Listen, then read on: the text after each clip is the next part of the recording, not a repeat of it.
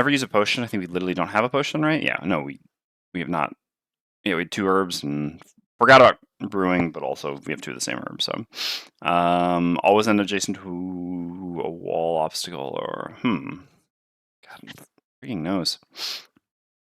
Like it's 2 seconds ago. So, I mean, Prohibitionist is literally free. Wallflower is pretty free here. Like, given how narrow the scenario is, it's pretty free. The worst problem with Wallflower is I just have to remember it. I can literally just take Prohibitionist now and just give myself a check mark and be done with it. Whereas, basically what I'm afraid of is the Mr. Battlegoals aspect of Wallflower.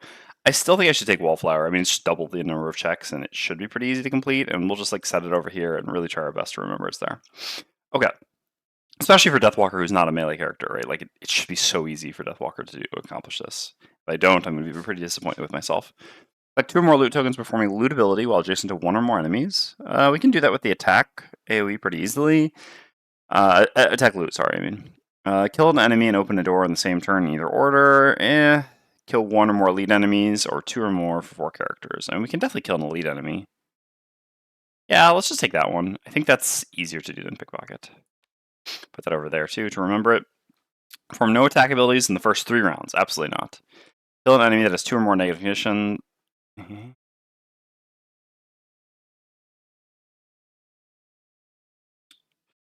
I'm probably not going to do any of these. I think the one that I could do, I don't know how to put this. If I were playing just the Bannerspear by myself in a 3-player party with 2 other people, I would probably take Beastmonger and I would do my best to do it, to accomplish it. I think probably I would accomplish it,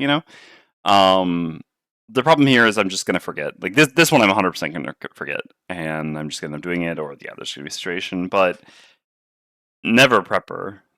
There's just not, yeah, there's nothing I can do, and we're in a scenario with Algox, right? Algox just hit too hard to do nothing for 3 turns. 2 or more negative conditions, I don't know. It's not very doable. My party's not very condition heavy. I am going to take Peacemonger, and I'm going to try to do it, but I'm most likely going to forget. And or just, be forced to abandon it. But we'll see. Alright. These go here. Do these pull these out in the same order? If I pull one out now, will it be one of the ones I just put back? I don't think so. I don't think we get Conservator. Okay, so it just auto shuffles. That's what I thought. Okay. So that's done. Take a look at cards. So, yeah, I'm just going to go look at the other 3 cards that we didn't bring for each of these classes. Again, we'll use the hand zones for the other stuff afterwards and see if I want them in the scenario. I didn't really miss any of these. I mean, there's a little bit of value in Lingering Rot, but even less here since we're going to be stuck to slightly more restrictive positioning. So there's 2 rooms rather than... there's 3 rooms rather than 2 rooms at this point, so an out-of-combat top is pretty tempting for the Drifter. So I wouldn't mind being able to take Relentless. Let's take a look at the 12 cards that we have.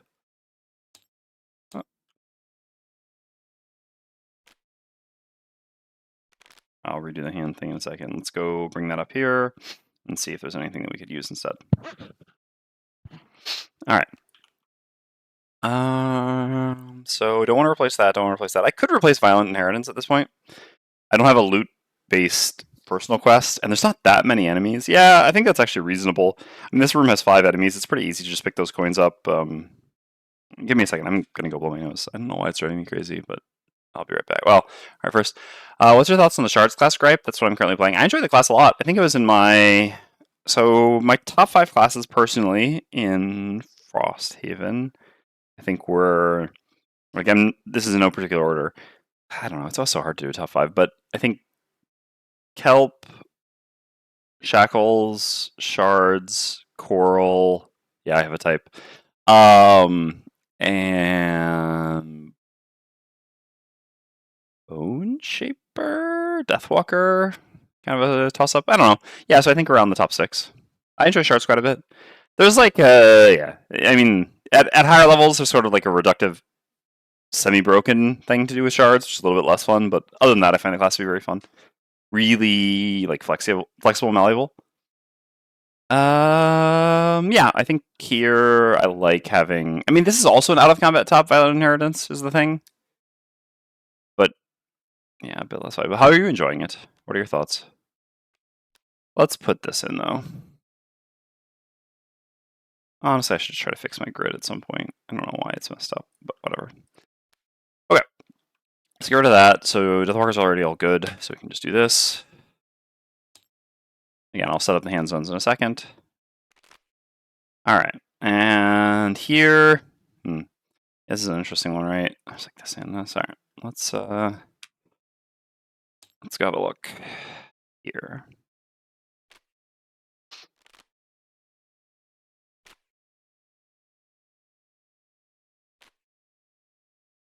Yep, only 3 scenarios in the shards. I'm enjoying it. Nice. Yeah, I mean, oops, don't need all 3 of these. Just need 2 of these. I mean, one thing to say about shards is certainly that it's kind of simpler class in some regards. Like it's not, which I don't consider that to be a bad thing. Again, it's pretty. There's a lot of complex classes in Frosthaven, and it's pretty hard to design simple classes. So yeah, shards, it has like a pretty simple gameplay loop. But yeah, I consider that to be a positive. And again, it's like simple but flexible. So I still think that's quite good. Okay. So yeah, there's a couple of ones here. Deflecting maneuver. So the monsters we're facing. Yeah, I mean, a little bit more range here. I don't really think I want deflecting maneuver still, even though I could use the wind and it's a good source of XP. I think that's certainly getting cut. But yeah, the one I'm more interested in here is incendiary throw, right? So incendiary throw, when you see a first room like this, let's actually we just set up this camera here. So this is control 1. What is that? Oh, I have to make the picture in picture. Put it back where it's supposed to be. It didn't save my previous one. That would have been too convenient, huh? Well, we'll do that in a second. So I guess, yeah, I need to make sure the camera looks reasonable with picture in picture. All right, so something like this. In ways it feels a bit more Gloomhaven than Frosthaven. Yeah, I can see that. Okay, so then what we want to do is to set up like a thing here. Sorry, it's a little bit of a shame. I guess next time I'll set this up in advance before I start streaming. To be honest, I really thought that it would kind of like keep these settings from last time, but it did not. Yes, that's good. It's gonna like very barely cut off the sides of the cards. I think that's fine. Even move this down a bit then to save some space. Okay. So then so what we need to do here is unlock that. Okay. Actually, one overhead view for this as well. Let's hide this for a second. This will have to be solo. So let's set this up appropriately as well. 12 cards. Okay. Control 2. Yeah, I mean, I guess some of these I would have need to reset it anyway. I thought the picture-in-picture at least would be saved. So yeah, the interesting thing here with Incendiary Throw is that it's so easy for us to get a 3-target wound on it, which I think is really worth doing. It's a little bit annoying because either we have to use the Banner of Strength, which again, I'm not really sold on using this party, or we have to use the bottom of Resolve Courage. I guess I can show the cards while talking about them. Or we have to use this bottom to do it, because we don't really want a -1 to ruin things for us. The downside of this, obviously, we don't get to play at all costs turn 1, but I think that's worth it. This gives us an attack 1 wound and 3 wounds. This represents a lot of damage, especially on these tanky Inox. Yeah. So I'd like Incendiary Throw, so what does that mean I'm going to cut here? I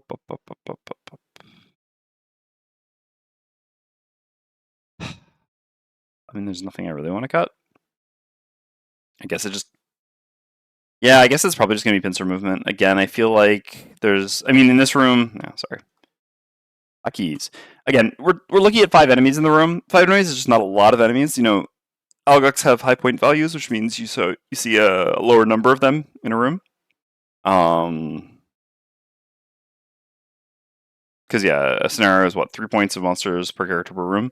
So basically, like here, you have 3, 6, 9 points of monsters and for 3 characters. But yeah, this just means a lot less loot tokens. So the need for an AoE loot ability, like an actual loot ability, is a lot lower when you're facing a small number of enemies, rather than when you have a large number of enemies or when you have loot tokens on the ground. So I think that's the most reasonable. It's just to cut that. Which yeah, I mean obviously, there's a cost to cutting loot cards when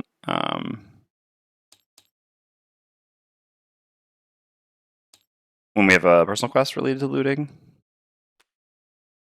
But I think this is going to be fine. I imagine we'll still be able to get most of the loot here. All right, throwing this back down here, and we should be more or less good to go. We've got the battle goals. We need to do the road event. Crap. Okay, well, let's do a road event. I will give a minute to vote on this. Chat did was very reasonable with voting last time. So, I mean, I know there's not many people here yet, but we can allow a small vote, and that'll give me the opportunity to go blow my nose. So this is summer road events. All right, new event.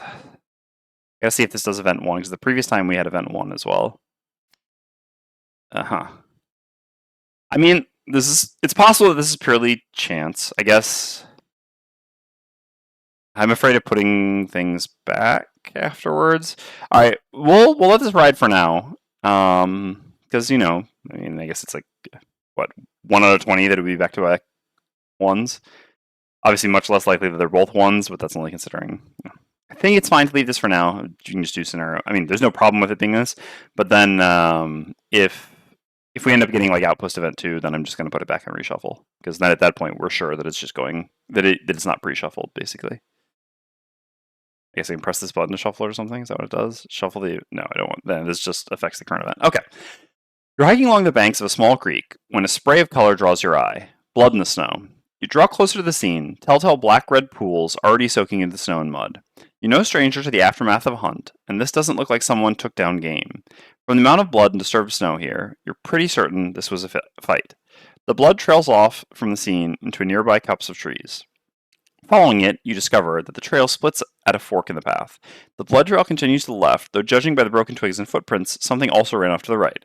Option A, follow the bloody trail to the left. Option B, follow the trail of broken twigs to the right. Okay, I will create a poll for this quickly. I guess I have to go to my channel, mute it before we get repeat. All right.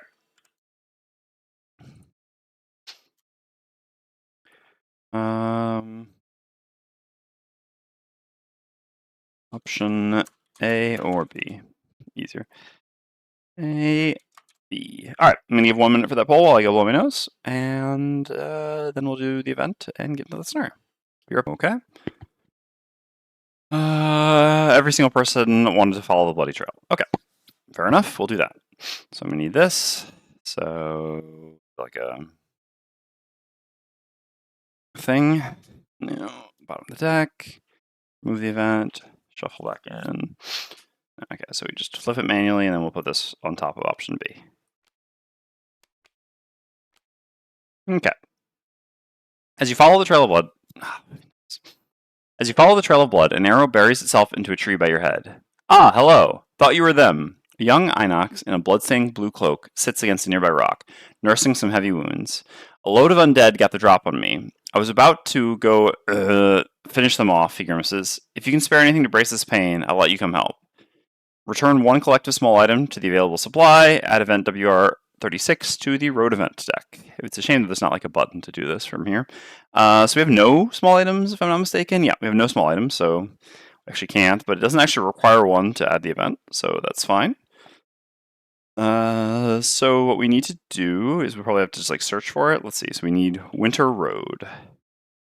Winter Road, yeah. So available. So we go search in here. And we want Winter Road 36. Okay. Let's put that here, and we put this here, and then we go shuffle the event back into the deck. All right, well, that'll at least shuffle that deck guaranteed. And so then this one, yeah, we're just gonna, I guess I can just like turn off the camera for a second while I do this so that people don't get spoiled on what the other thing would have been. Boom, and so this is remove the event. Because otherwise, when I remove my hidey thing, everyone would be spoiled. All right. It's annoying that this keeps trying to something I don't want it to do here. I'm trying to put this somewhere. And, hold on. All right, that's better. That's better. Sorry, just messing around with OBS a little bit. Okay, all good. So, where are we at? We've done our event, which didn't affect the scenario at all. We have our cards set up, so let's get going. We have our battle goals. Need enemy interface, and that's it. Oops. All right, so turn 1 for Bone Shaper, for Bannerspear is really obvious. Like I said, we took Incendiary Throw specifically to use it. So this is attack 1, range 3. If the target suffers damage from this attack, the target and all enemies adjacent to it, the target, gain wound. Obviously, this is very good with a clumping of 3 enemies in the beginning, and we're going to use this to not to guarantee it, but to significantly increase our odds of this working. Make it so that only a -2 or miss would fail. Hey, Mariel. I gotta move this a little bit against the glare. Maybe the shuffle back button shuffles the deck even if the card slot is empty. Yeah, it probably does. I'm curious to see if the decks are not shuffled, because then I can just report that as a bug, so we'll see when we draw our outpost event. Okay, so yeah, for Bannerspear, this and this, that's obvious. I feel like Deathwalker, we're kind of fine here, so we'll just do same thing we do every night. Trying to take over the world. Might as well go late. This and this. And Drifter. We're going to be doing also the usual. Pushing weight. And continuous health. So these Bannerspear is probably getting hit multiple times here. It's a little bit dangerous. Let's go take a look at how that. Yeah, we got to set ourselves up. I mean, 3 movement. Yeah, it'd be hard to avoid all of us getting hit. Anyway, so let's grab our standees. Grab the giant Bannerspear box, but we can't grab the standee there. Okay. So the Bannerspear has to be in one of these 2 spots. Thank you. Yeah, sorry, I'll explain in a second. So the Bannerspear has to be one of these 2 spots. I guess here is fine. I guess like kind of just splitting like this is fine. So what's that going to look like then? I mean, it's still going to be you go here, you go here, you go here. Yeah, it spreads the attacks a bit. That's okay, I guess. All right, sure. Yeah, so what I wanted to say, my wife just dropped off my phone because I'd forgotten to put it in here. I'll have to leave my phone on. Apologies if it rings or anything, or if I get texts while streaming. Probably shouldn't be much, but I actually have to accept a delivery for a neighbor today. Maybe have to, and I don't know exactly when that might be. So at some point I might get a call and have to step away for 10 minutes to take care of that. Just as a heads up. Okay. Sorry. Alright, let's start the round. Guards, just doing nothing special. Obviously, I would have preferred them to do a 15 or the 75 or whatever it is, the late initiative card. And the archer, are the archers even going to reach us? No way. Wow. Oh no, 2 movement. Oh, thank God. Okay. Whew. Alright, that's alright. So, Bannerspear is up, so we're going to use the bottom of Resolve Courage to add +1 to our next attack ability. And we're going to attack with Incendiary Throw. Adding +1 to only a single attack isn't the most impressive ever, but again, it's really important for the effect of Incendiary Throw. So this is going to be an attack 2, range 3 wound, targeting the Elite Guard here. Whew! Obviously, every time you do this, you're always a little bit scared of the possibility of the -2 or miss showing up. Oops, no, so these should just all be wounded. Yeah, so, which is a huge swing, right? Like, if we get a -2 or miss here, which is 1 out of 10, admittedly, it's the difference of, yeah, I mean, it's like, I don't know, 7-ish, maybe 8, 9, 10 even damage missed. Just a huge swing. Sorry, I wanted to take a look at the items I have again. So the only new items I have are on Deathwalker. Okay. So the archers go, they have 2 movement. I guess I shouldn't zoom in like that. So 1, 2, 1, 2. They just advance a bit. And the guards go, they all take 1 from their wounds. So yeah, I have to remember this. I'll put these like here. God, my nose. Okay. Is there like maybe a hair on this? Hold on.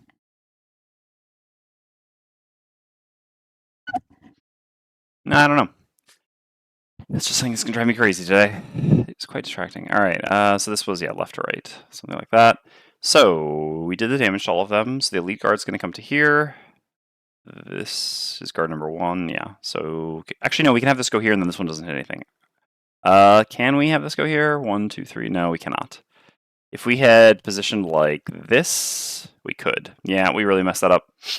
It was so obvious too, because we knew that. Yeah, that made a big difference. Oh well, too late now. Too late now. So basically, yeah, I just didn't pay enough attention to this because I'm a little bit distracted. If we position like this, then we could choose to have this guard go here, and then this guard wouldn't get to hit anyone. But by positioning like this, we actually don't have that choice. And I don't think I can have, no, let's go somewhere else either. Nope, so this, and this. Yeah, I mean, it's a pretty big difference, right? It's like 4 more health just by slightly better positioning to start. Okay, so we're gonna have attack 5, attack 4 on the Bannerspear, and then attack 4 on the Drifter. So here we go. Let's draw the cards. So the first one, okay, well, you know, paying off our good decision making. And then the next one, I'll use my heater shield on that to take 4, and then on the Drifter, all right.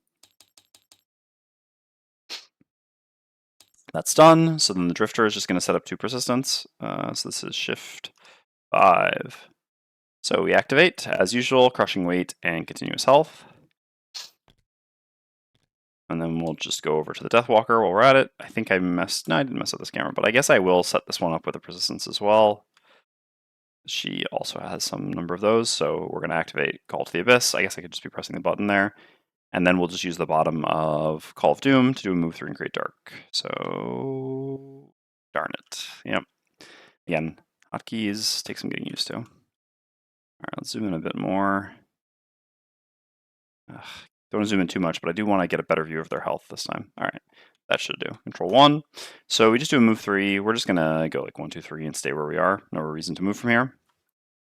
Hey, BG613. Good to see you. How are things? How's it going with Rove? I saw the Kickstarter went really well. It was really cool to see. So we just make dark. And so for those that don't know, BG613, I mean, probably most of you do, but BG613 is the creator of Crimson Scales and is now working on his own game, Rove, which is another dungeon crawler.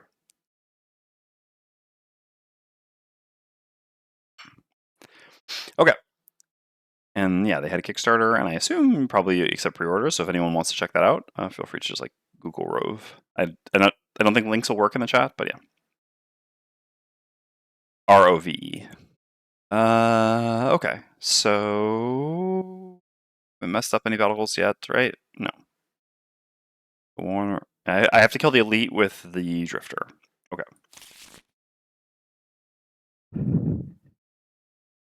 Ah, cool. Good to hear. All right, let's go over here. So what do we have to do this round? So as usual, we're going to do Forceful Spirits. No, skip. Thank you very much for the anonymous gifted sub, and congratulations, Singing Shark, for a tier 1 sub. Appreciate it. So yeah, we definitely want this. We don't have any shadows yet, so I don't need any of that stuff. I don't really know what I could do as a bottom action that would matter too much. No reason to use my best initiative. I mean, healing might be pretty important in this room, so I should probably just kind of like throw away a card that I don't really care about, which probably is just Wave of Anguish, to be honest. 34 initiative is good enough against guards. It's not like I'm necessarily killing it. Well, I mean, yeah, I think 34 initiative is fine, and I also have my boots to go 24 if I need to. And it's not like beating the 15s is that important for me on the Deathwalker. Other allies have to worry a bit more about those. Yeah, I mean, you're already in position to do healing. Like, we don't need to move to fight enemies, so we should definitely just do some healing. Worst case scenario, we can move, although we're kind of boxed in the corner already, so. And then, I actually wish I had that giant AoE. That'd be pretty tempting here. Let's take a look. Oh, wow. Okay. So, Unbreakable Wall here is incredible for the Bannerspear. We can actually hit all 3 targets. This is a little bit interesting, right? We would do on a bottom. I think I will actually just play Step for the Charge. This is actually such a huge deal if they get the 15 before me here. I don't actually need to move forward, and obviously this initiative will always be valuable. But yeah, the cost of the guards going before me on the Bannerspear here is really huge, to the point that, yeah, I mean, the 15 makes such a big difference for the Bannerspear in a way that it doesn't for the Deathwalker, especially this turn, with hitting 3 targets of this. So yeah, I think it really is just better to use the initiative now. Sing Sharp. Gripe Wave, been reading your Gloomhaven guides for over a year. Great to finally catch you online. Thank you. I'm glad you enjoyed the guides. Sorry I didn't do that many Frosthaven. I was working on Geminate Guide, which I plan on finishing at some point, but yeah. Well, was busy and then decided to do some streaming instead, which is a little bit more fun. Okay. So what are you doing with your top action? So if they're all going to be pushed away, I could hit all of them with draining arrows. It's kind of better, like, that's a respectable amount of damage, but I'm not finishing anything off, which I kind of need to be finishing things off. That being said, like, yeah, I guess. So if we push them all away, I mean, Deathwalker can like move to here and then shoot 2 of them. Yeah, honestly, I should just try to try to kill something here. Although I guess if they're all going to... Well, they're only all going to be pushed away if they flip a 15, right? Yeah, it's a little bit of an annoyance. So if they flip a 15, then the Bannerspear will actually use the push on Unbreakable Wall. If they don't flip a 15, then I won't use the push because it doesn't really matter, and then it's just kind of better for everyone else. So the problem is, if they do actually get pushed away for a 15, then it's much better for the Drifter if I just use the range attack, because then I can still hit all 3 of them there. And again, 3 models is also not insignificant if they are hitting this turn. But then the counterpoint is I kind of need the Drifter to be finishing enemies off since the Bannerspear doesn't want to kill enemies. I actually think that this is still the best thing to do. The other cost of this is that I use up 2 of my 3 fastest initiatives because I'm already playing the 14 here. I got to get out of the habit of flipping over cards. I'm already playing the 14 here, and then I would also use the 23. I could just use Fortitude. I actually think that's probably the best middle ground here. I mean, the disadvantage on the 3 enemies if they all hit this turn is pretty big. How likely are we to kill an enemy, though? If we, let's say, okay, so we do a 3 here, and a 5 here. Yeah, I mean, that does kill, right? That's 6, and they have 11 health plus a wound. Yeah, let's just use Fortitude. So the reason we're using Fortitude here, there's no enemies with shield in this room anyway. Technically, if they flip a 15, they could have shield, but we're going before that anyway, so that doesn't matter. But, so basically, because there are no shielded enemies anyway, this is always just going to be an attack 5. You know, attack 5 is perfectly acceptable for a level 1 card. And the advantage of using this here is that if they do flip a 15 and we have to push them away with the Bannerspear, then we can still just convert this into a ranged attack while doing our bottom non-move heal and still get to hit for 3. So actually, I think this is the highest upside. Obviously, with the odds of killing something, like Bloodletting would be better. Like, if we knew exactly what the monsters would do, there's a world where Bloodletting's better. Like, Bloodletting or Draining Arrows would be better. If we know we have to push them away, Draining Arrows would be better. If we know we don't push them away, Bloodletting would be better. But again, we don't have perfect information. And thus, the value of a Diviner in your party. All right. Let's go. Guards are at 15. Okay. Excellent. That is still very good for us, and we played around it perfectly. Obviously, we'd rather have 15 turn 1, but, you know, what can you do? So, let's see. Look, I think the archers are not moving, right? Yeah. 1, 2, 3, 4, 5. Beautiful. Beautiful, beautiful, beautiful. Okay. This is a really good round for us. So, again, we need to always try to pay attention to our battle goals. Chat, try to remind me if ever I'm about to do something that breaks a battle goal, please. This isn't farming engagement. This is my nickname, Mr. Battle Goals. Okay, so we're going to start by using the top of Unbreakable Wall. So we gain 1 experience on the Bannerspear, and we get to do an attack 3, push 1 on all these enemies. I'll actually show the thing. So they're doing shield retaliate this round. So I'm going to go bottom to top, and I guess I don't actually have to push them. No, I guess I don't actually have to push them for this, huh? Yeah, because I had to push them if they were doing the melee poison attack, but they're not actually doing the melee poison attack. The shield retaliate doesn't really matter, and not pushing them, allows the Drifter still to hit harder. So actually, never mind. I will not push. But again, this played around the other 15. So we will not push, and we'll do attack 3s across the board, bottom to top. 4, 3, 5. Wow, nice. 4, 1, 2, 3. 1, 2, 3, 4, 5. Okay. That was correct, right? Yeah, because there were 11. All right. A perfectly respectable turn. So then the Drifter's up next. So on the Drifter, I will use the top of Fortitude just as an attack 5 melee. I will attack the normal guard who's up here with 6 life, because again, a +0 plus the wound kills it.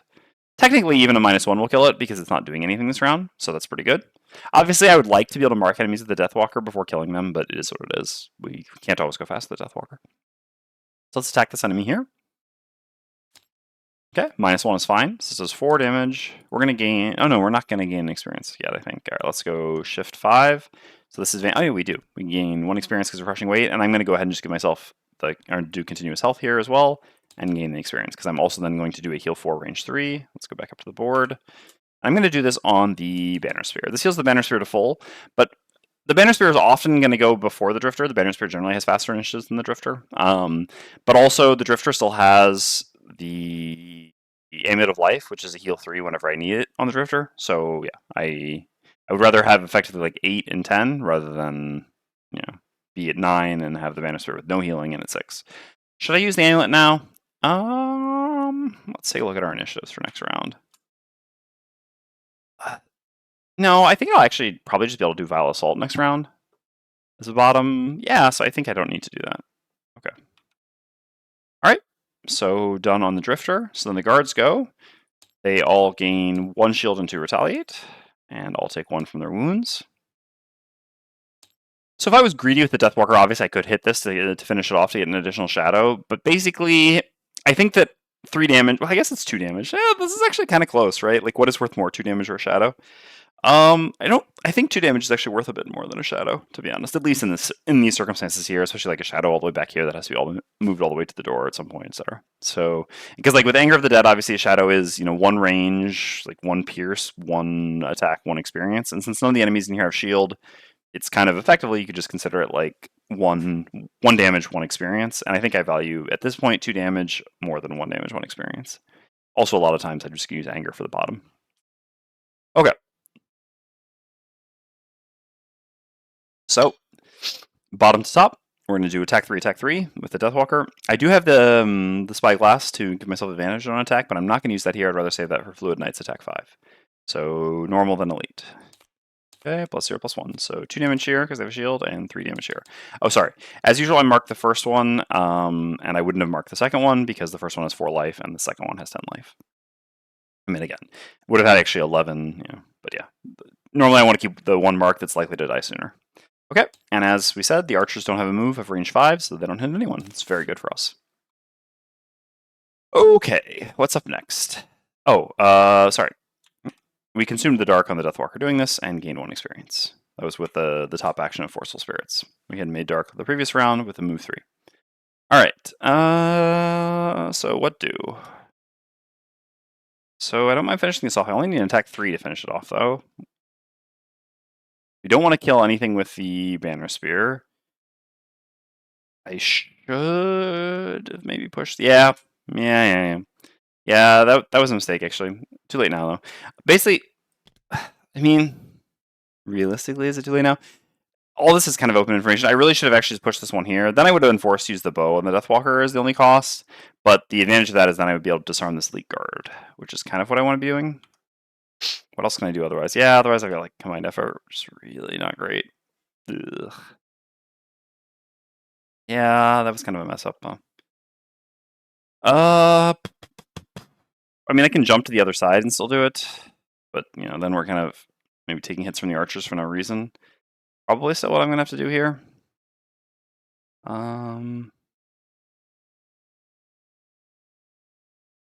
Yeah, that was a pretty big mistake, to be honest.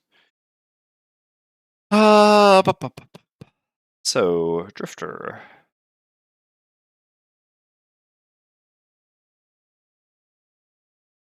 So I just want to go down here and bloodletting you, I would say. Yeah, just a safe bet. Can you disarm Mr. Elite? That's the plan. So I can't. So basically, if I'd pushed this here last turn, because I had the ability to push any of these, I should have just pushed this one. Then I could go here and disarm this with the Bannerspear. But because I didn't push it, I actually can't. But I can technically because I have the wing shoes, so I can just do any move to jump to here and then still disarm it. Which is, yeah, kind of what we're going to be aiming to do. But obviously this is a lot worse than going here, because this puts me 1 hex closer to the archers than I would otherwise be. Which, I don't know, I mean, I guess most of the time I'm going to get hit by them anyway. Also just has to use the jump boots for nothing. Okay. So yeah, I definitely want to do bloodletting on you. Bloodletting top. And my bottom, like, Draining Arrows actually does work. I can move down here and hit you with that. Yeah. I mean, that gets me a token back, so that seems fine. Alright, so I want to go before the guards attack. This is really going to be 21 or 25. I like Javelin bottom a lot. I think I'd rather keep that. I would like regroup, but basically, I think we're going to be fighting the enemies for my entire rest cycle here, essentially. So the top of I don't bring regroup for the bottom. I really just bring it for the top in like with the current way that I'm playing my build on the Bannerspear. So I only want the top, generally speaking, out of combat, and I don't think we're going to be out of combat this rest cycle. So accordingly, I think it just makes sense to use this as the default move too. Because on +2 difficulty, Algox being pretty beefy and a full room of enemies is usually going to take slightly longer than a rest cycle, unless we get, really lucky or we're a bit stronger than we are with level 1 cards.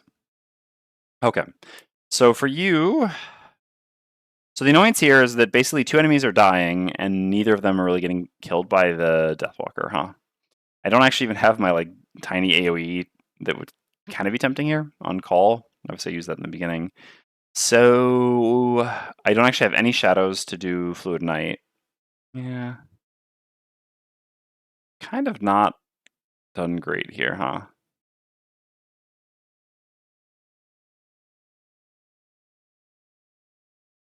Yeah.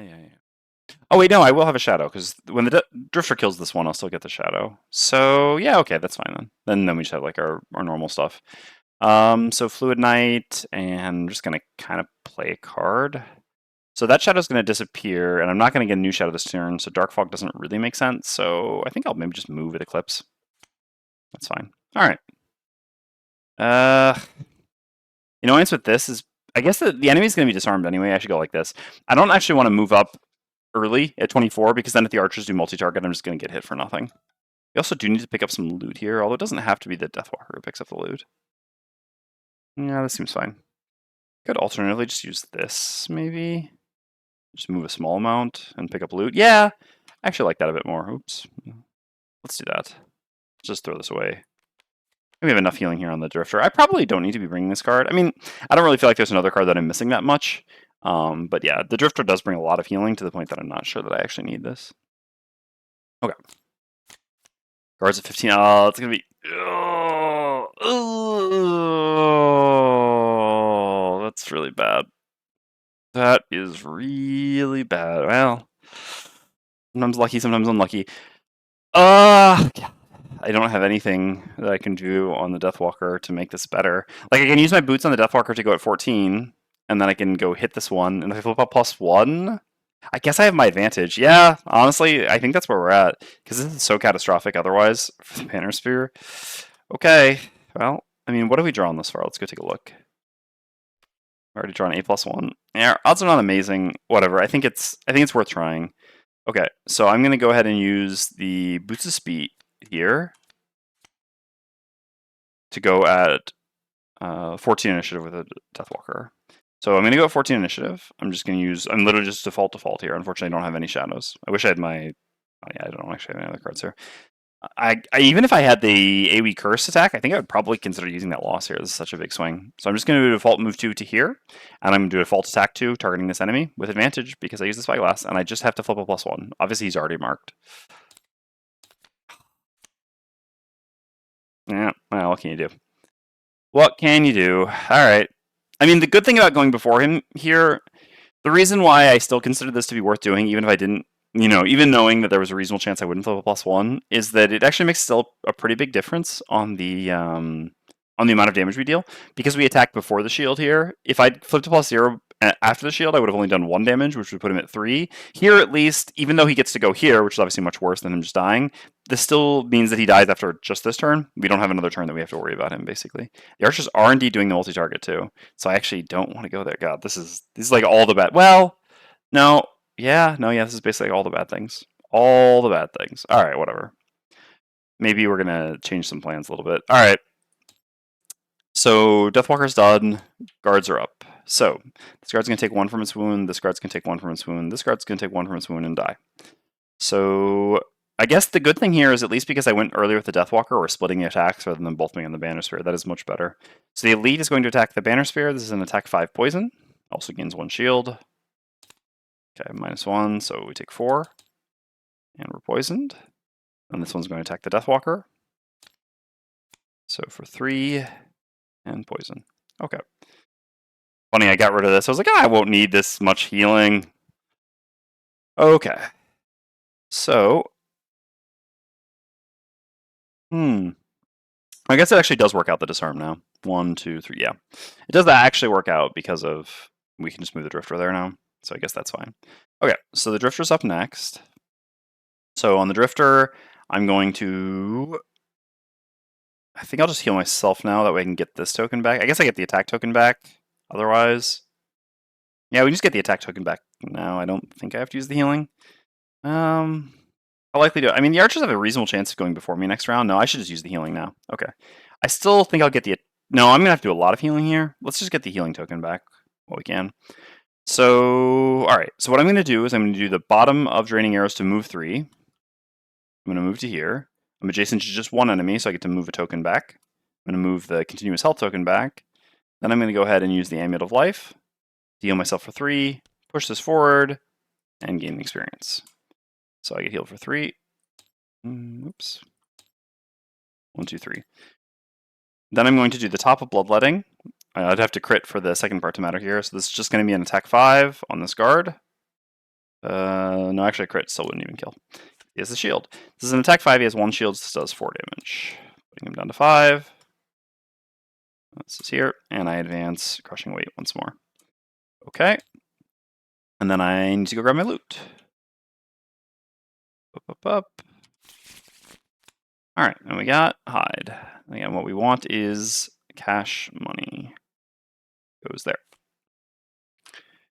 Alright, so the Bannerspear is up next. So for the Bannerspear, I'm going to use the bottom of Rallying Cry. This is very unlikely to kill. At least I'll be wounded and disarmed now, so there's that. Hey. Alright, we're going to use Rallying Cry, so we're going to do attack 3 disarm, targeting the Elite Guard. -1, so 2, he has 1 shields, this only does 1 damage, and disarms the guard.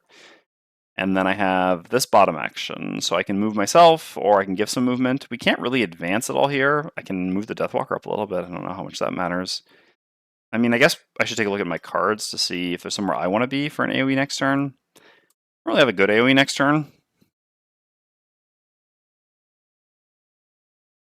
I guess I have, like, the old Tip of the Spear, but I don't even want a Tip of the Spear because I don't want to kill this enemy.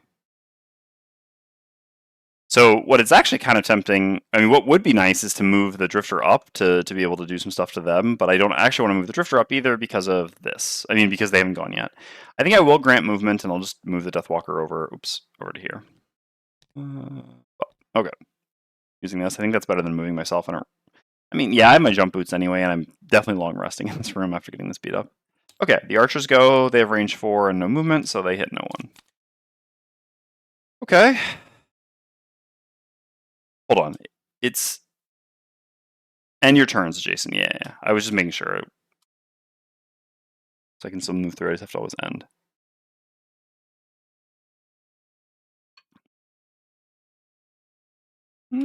Hold on. If I were to have gone here, no, then I could move... No, it doesn't quite work. Yeah, if I went... I could have jumped here last turn instead of moving the Deathwalker. But yeah, there's still too much that would need to work out. I would need to then move here, so I'd basically have to have a +1 move on Javelin bottom that I could pull this here and do the thing, but yeah. Does not work. Alright. So we definitely want to leave this enemy behind. Drifter.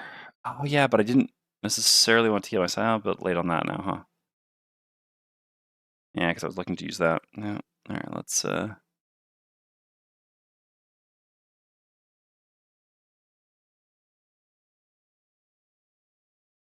we go. Sorry about that. How do I close the viewing of their name now? Oh, there. Okay.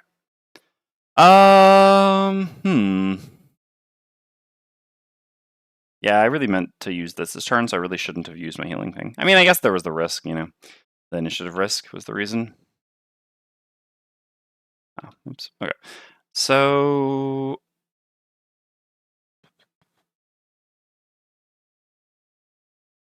just go whack? Yeah, I mean, I guess going to go whack is... This initiative is not great, but that's okay, I guess. We have the health now, so... Yeah. Alright, this gets me over there, and I'll just hit with basically the best attack that I have left at this point, which is Sustained Momentum, being an attack 4 that gives me my token back. And then for you, yeah, I'm pretty much just, I think I was doing this. I don't think I can get in range, so like, yeah. With jump, I can go 1, 2, 3, 4 at most, so I can go to there or something. I could otherwise just not jump and go to go to here and just do a range attack on the same one. And our attack 3 plus attack 4 normally should be enough to kill, so I think that's fine.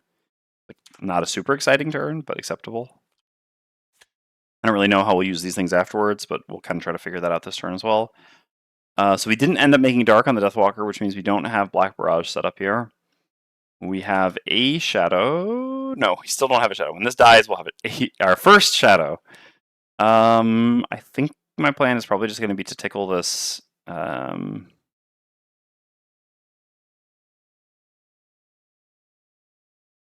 Yeah. Well, actually, I can probably do better than that. Yeah, this seems like a reasonable line here. Yeah, I like this actually. So basically what I'm going to do is I'm just going to go after the guard dies to wound, get my shadow, and then I'm going to use the shadow to immediately summon the Sunless Apparition, which can then finish off the guard the following round and just mark it. Because I can go at 14 the following round, I can go guaranteed go before it, and then I'm pretty sure that the Sunless can just kill the guard. Yeah, that seems good. And I'm just going to use Eclipse to move over here because basically, yeah, that puts me in a good spot to advance a bit while also still picking up turning the shadow into a summon. I'll put there, and then after that I have just like a move too, but that's okay. It's not the biggest. Deathwalker can afford to be further back. All right, this looks good. Oh, I need to kill the elite enemy on Drifter though. I am messing up. I mean, there's got to be at least one more elite enemy in the scenario. We're kind of in a bad spot with these two characters beat up and poisoned, so I think here I'm going to play for effectiveness. All right. Oh, but also we're. Oh no, the Bannerspear goes before the Drifter. Okay. Well, is it okay? I mean, whatever. We pitch a card, right? We haven't played a loss in this room. That's kind of what's going to happen here. We don't pitch 2 cards. I mean, it would take 2 +1s for us to have to, +1s are better to have to pitch 2 cards. I mean, I don't love it, but basically, yeah, the problem is that I don't want to hit this with a Bannerspear anyway. I mean, then the Drifter would end up kind of pitching a card. I think this is fine. Is it the Frosthaven Enhanced from the workshop? It is indeed. Check it out. It's excellent. It's a very good mod. Big fan. Very happy with it. Yeah, I mean, I think we're just going to accept our fate here. I mean, someone has to tank these hits. So we're going to use the move 4 from Tip of the Sphere. So I need to actually, I guess if I'm pitching a card, then I'm just long resting next turn anyway. So, well, in that case, I might as well use the boots, right? So we'll go ahead and let's go down here, use our wing shoes to add jump to our move 4 from Tip of the Sphere. So 1, 2, 3, 4 to here. And then we're going to use the top of Javelin, making wind, and attacking the nearest Algox Archer for an attack 3. Okay, which does 3 damage. So then the archers are going to just go ham on us. We're going to have 2 attack 5s incoming. So the first one, wow. Okay, no +1. Wow, okay. So that's 4 damage. Yeah, we've gotten pretty lucky in this room. Not gonna lie. I mean, we did have the really bad monster ability card flip from the guards, which I guess kind of swung things a bit against us, but yeah, we've had 2 nulls as well, so that's really nice. And this null literally saved a lost card. Okay, Drifter's up next. So Drifter's going to use the bottom deadly shot to move 4. I think that's so much better than. I mean, yeah, I could guarantee my battle goal by just hitting this here, but I'd rather just go kill this. This is basically, going to be dead to the Deathwalker summon, plus it's bleeding out with wound and disarm. 1, 2, 3, 4 to here with the bottom deadly shot, and then I'm going to use the top of sustained momentum. So let's go down here. So we're going to advance this once, and then we're going to just move it back with sustained momentum afterwards. And this is how we gain an experience. Great Vandal. Indeed, Amario. All right, so this is going to be attack 4 on this archer. Nice. All right, so it's dead. And that's our turn. So then the guards are going to go. So this one's going to die, which drops a shadow. Oops. I do that almost every time. I guess I can actually. Oh no. Yeah. I was going to say I could put the shadow. I mean, I guess, yeah, I can put the shadow here because that allows the Deathwalker to move up to there, which is a bit better. Oh, but I need to grab this loot anyway. Oh, this loot. Oh no. That's a mistake. Because I can't ever get that with the. I mean, I can with the loot teleport, but I can't actually. I don't plan on using that because I have the. I'm going to summon. Yeah, I messed up a little bit here thinking about loot, huh? Oh well. Yeah, I think I'm just going to go here. This advances me 2x's less, but like I said, that's not the end of the world with the Deathwalker. I can just teleport to a shadow later, and I do want to grab loot. Okay, sorry. So the guard went. Lost its wound, lost its disarm, and took 1 from its wound. Then the Deathwalker goes, so I'm going to use Eclipse just to move over here onto this loot. I'll grab it in a second. And then I'm going to gain 1 experience and summon Sunless Apparition. So again, I remove an adjacent shadow to summon. And I'll put the Sunless Apparition, or the Shadow Beast, right here. All right. Delete this. And that's the round. Just got to go grab our loot. We got Arrowvine. I mean, getting herbs is nice, but I really want them on the Bannerspear, not on my other characters. Alright. So, where are we at? Playing this for initiative. I think I actually want to move a shadow a lot. Like, basically, I want to kill this enemy and then move the shadow a bunch so that I can teleport to it afterwards from where I'm at. So, yeah, I might even just bring the summon back just to be able to grab that loot. It's a little bit greedy, but you know, we'll see. Anyway, we're gonna play these 2 cards. That's a given. So what's our current situation here? Yeah, using a giant heal on the Bannerspear really sucks. I mean, whatever. I mean, the Bannerspear's playing these 2 cards. I'm just gonna play for initiative no matter what. Well, that's not really true. If anything, I would rather the Drifter get hit first and then get to self-heal with this. So let's just play like this and this here, and we'll see what we do. I think I might actually just move 2 things back for the top. We'll see. But I'm just gonna kind of try to heal tank here. Yeah, it's a scary attack, but okay. So Deathwalker's up first. Our summon goes. Whenever our summon attacks, we can also mark. We will indeed mark this enemy. We make an attack 3 on it with our summon. +1, so that kills. Get a shadow. Not again. Get a shadow. Place it here. Then it's our actual turn. So I'm just going to use this to move this. I'm just going to use the bottom of Dark Fog to move 1 shadow up to 5 hexes. 1, 2, 3, 4, 5 to here. And now I can just teleport to there later when I want to. I can even, like I said, if I dismiss this, I can grab this loot and teleport there, which is pretty beautiful. Okay. Guard doesn't have a turn. Bannerspear's up next. Oh, no. Well, yeah, the problem is it wouldn't have actually mattered even if I went at 60. But yeah, the whole heal tanking with the Drifter thing, because I needed the Drifter to go after the Archer, so the Drifter would get hit and then be able to heal back up, because we're only missing 2 currently. But yeah, now this just means the Drifter, or the Bannister can't do anything. The Bannister couldn't do that much anyway. So basically my options here, I can use at all costs to heal the Drifter for 2 and remove the poison from the Deathwalker. This will only cost me 1 health because removing a poison doesn't count as decreasing or increasing a hit point value, so it doesn't actually hurt me. But I don't know, healing the poison off the Deathwalker is pretty useless anyway. I'm just going to end up long resting with her. She doesn't take a lot of hits typically. And 2 life here is also pretty insignificant and not really worth 1 to me. I think I'd rather just summon the reinforcements. Summon Sean Bean for 1 experience. So that's what we're going to do. Let's go down to here. No! Darn it. All right. Oh, yeah. Then I press shift. I was like, no! I poorly set the hotkey. And then, all right, I'm actually going to get the items into this camera. I think that's a bit better because we use the items a fair amount. Oh, wow. I did forget to use this. I meant to use it, right? No, I'm pretty sure I did use it. I'm pretty positive I said I used it, and I just forgot to tap it. Pretty sure. Okay. Yeah. So I guess I didn't even need to come down here and do this. All I kind of do because I need to activate this, and I can't do that through the picture-in-picture. Okay, grab this. Nope, darn it. Again, these hotkeys, I'll get there eventually. Let's get the correct angle. Something like this for now. Control 1. Okay, so we're summoning Sean Bean here. Not the most useful spot. Unlikely to do anything, but it's 1 free experience. Don't believe I gave myself the experience. No, yeah, because I've done 2 AoEs. Did the disarm 1 and the attack 3 push 1. Okay, so that goes there. So then the Archer is going to attack the Drifter for 5. Nice 2. Okay, beautiful. 3. And then it's the Drifter's turn. So the Drifter, I'm certainly going to do this. Let's go down here. So we're always doing a move to heal for self. So that's going to advance this by 1. So I could push both of these back 1 instead of, or just do a default attack 4. I actually like pushing both back 1 here. I think that's pretty good. I'll also get an XP for it. So yeah, so first I'm going to use the top of Relentless, which is move the character token on 2 of your persistent abilities backward 1 slot. So we're going to move this back and this back. And then that'll allow us to gain 1 experience when we play Vile Assault. Doing a move 2, I am just going to move 1 onto this loot because I need to pick up loot as the Drifter. Go there. And heal for 4. Boom. Alright, and then we need to go to the loot. For the Drifter, we want money. That's metal. Oh well, I mean, we still need things for the outpost, so any loot is useful. Okay, and that's the round. So let's take a look at what we have here. So only Drifter has cards left, so yeah, I think long rest makes a lot of sense. And play 2 cards makes a lot of sense. Probably just doing like a default stack here, essentially.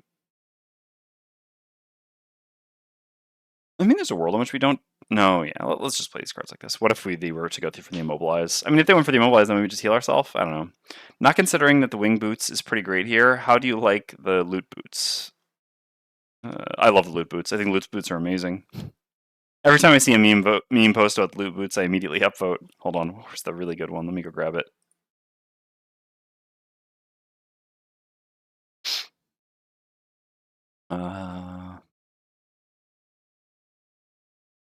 In case you hadn't seen this one.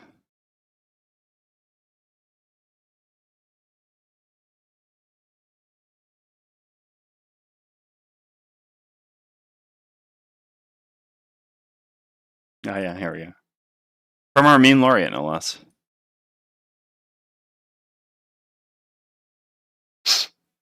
Okay.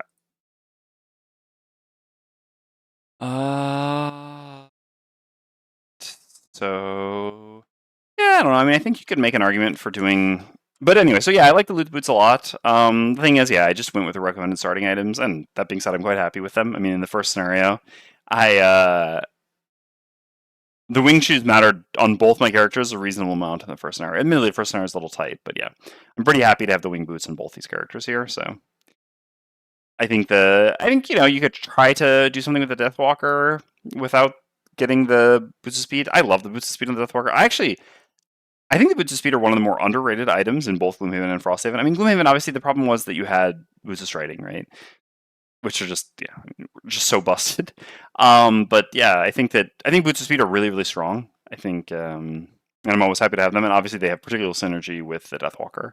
I mean, in this scenario already, that turn where we had the 15 from the guards, any of my characters who had boots of speed there would have been able to have a really big impact on the outcome of the scenario by changing from their 24-25 to a 14-15.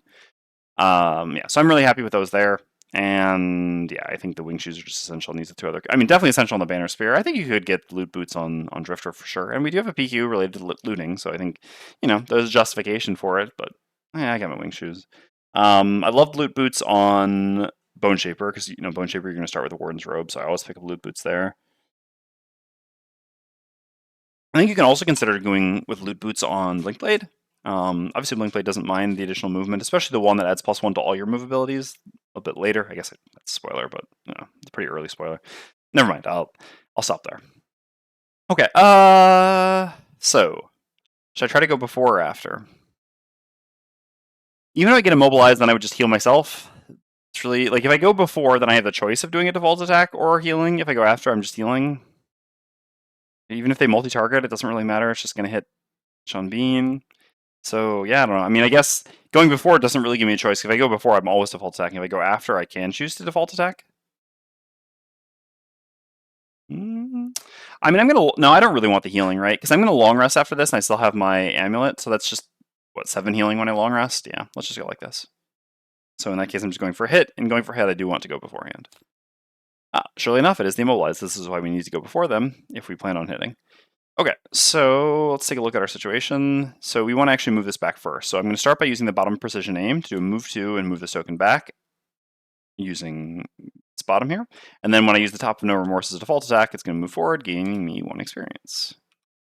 So I'll just move to here, I guess. I don't actually want to stand on the shadow because the Deathwalker wants to teleport there. And I guess I could just stay. No, I mean, I guess this just frees up more space and allows Bannerspear to maybe do some things. Okay, sure. So I go here and I do its default attack 4. I don't have any advantage granting item or anything like that, so we just do 4 damage. Okay, so then the archer goes, actually this works out pretty well too, because then the archer can go here or here. Here lets us more easily pick up the loot, I guess, on our path. And then the Shadow Beast will actually be able to come and kill the archer, and then we can dismiss it and do everything. Beautiful. Okay, so the archer goes there to lose disadvantage, and then attacks for 3 immobilize on the drifter. Okay, 1, 2, 3, 4. And we are immobilized, not impaired, immobilized. And then we have long rest, long rest. Okay, so we'll just do the Bannerspear long rest first. So do I want to keep the reinforcements? No, I'm going to pull them back this time, I think, because I'm going to move up a bunch and then maybe I can resummon them, but I really don't want them this far back. I mean, I guess if the Deathwalker goes before the Bannersphere, I could still have them go here, and then they're pretty far up. No, okay, I'm actually on board with keeping them. If we keep them again and we end up regretting it, then we'll learn our lesson. But this is a little bit different circumstances than the last scenario. Okay, so we'll go first to the Deathwalker. So the Shadow Beast goes before us. We'll move to here. Obviously, we'll have it mark this archer. I would really love a +0 or better here. That'd be very good. That does it. So this kills, and that gives us a shadow. Not again. Problem is we just like need the shadow icon there, you know. Otherwise the Deathwalker icon just reminds me of the shadow. Then, during my turn, I'm going to dismiss my active persistent. Oh, technically it was actually supposed to be there. I guess I already dismissed it. I forgot to put it active, but yeah, that's fine. Okay, so I'm going to dismiss that so that I can recover it because I really want that bottom action. Otherwise, I actually would keep it around. With 3 movement, it easily gets into the next room, and it's it attacks for 3. It's a very strong summon. But yeah, in order to pick up this loot left behind, I actually need the bottom action. So sadly, I do have to dismiss it. And then we'll get a long rest, and then the Bannerspear also gets her long rest. Let's go over there, refresh this, refresh this. And so for long rest healing, well, so yeah, then we're going to the reinforcements move here. We'll keep that active. We don't actually lose a turn by keeping it active because we didn't lose a card. And our long rest heals, just move that and that off. Okay. So then we just need to do the cards.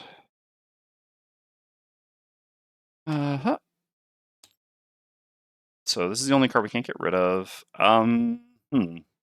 So here, I could certainly do the multi-target heal. That wouldn't be terrible. So Drifter really doesn't need it. Bannerspear could use it. Like I would heal myself and heal the Bannerspear. Yeah, and it's just a reasonable thing to do this turn while moving up, right? Oops. Oh, yeah, I just haven't put the cards here. So I actually think I do want to keep that. I want to keep Rest and Shade here. Doesn't I get rid of this? Could get rid of Eclipse. Could get rid of Wave of Anguish. These are kind of like the 2 usual candidates. I think I'll get rid of Wave of Anguish here. I think I want the movement from Eclipse. Okay. So put this where it belongs. I mean, I guess I can just grab the cards. Well, I guess I need to fix this first. All right. There we go. And then we need to do the Bannerspear cards as well. 9. Sort them here. And for us, definitely not getting rid of... Oh yeah, just getting... Incendiary Throw is the obvious choice. Incendiary Throw, like, I took it for the first room. It was very good there, obviously. Very, very good. I didn't pay attention to how much damage it did. But yeah, I suspect it did 9 to 10 damage, which obviously is incredible. So no regrets bringing it there, but pretty easy cut at this point because we don't know what the next room is going to look like, so we have no reason. And it requires a fair amount of setup since we kind of have to use a bottom action, already be in place and use a bottom action to boost it to make it work. Yeah. Okay, and we already removed the reinforcements. So this turn I'm certainly, so like, yeah, my turn for the Deathwalker is extremely planned out. I want to go later such that to make sure the Bannerspear is in place. So these are my 2 cards. I gotta get back to doing the things now. All right. Let's reset these a little bit. This a bit further down, this a bit further down. This right? Yeah. Guess I can move this up slightly, move this up slightly. Okay, so I gotta remember not to flip these over. So I want to go later to make sure the Bannerspear has time to move into position. So the Bannerspear is certainly doing this as a top action on self. Otherwise, I mean, I could go earlier accordingly, but that's fine. And then what else? So how much do I need to move? So basically, I don't actually want the loot on the Deathwalker. I want the loot on the Bannerspear. So that being said, the Deathwalker needs to move. The Bannerspear needs to move more than the Deathwalker does in general. But the Bannerspear has only move 2s or move 4s here, no move 3. So basically, I can just use a move 2 here and then save a move 4 rather than using a move 4 just to go to here. So this still works out fine. Okay. So in that case, do I need to gift anyone movement? Not really.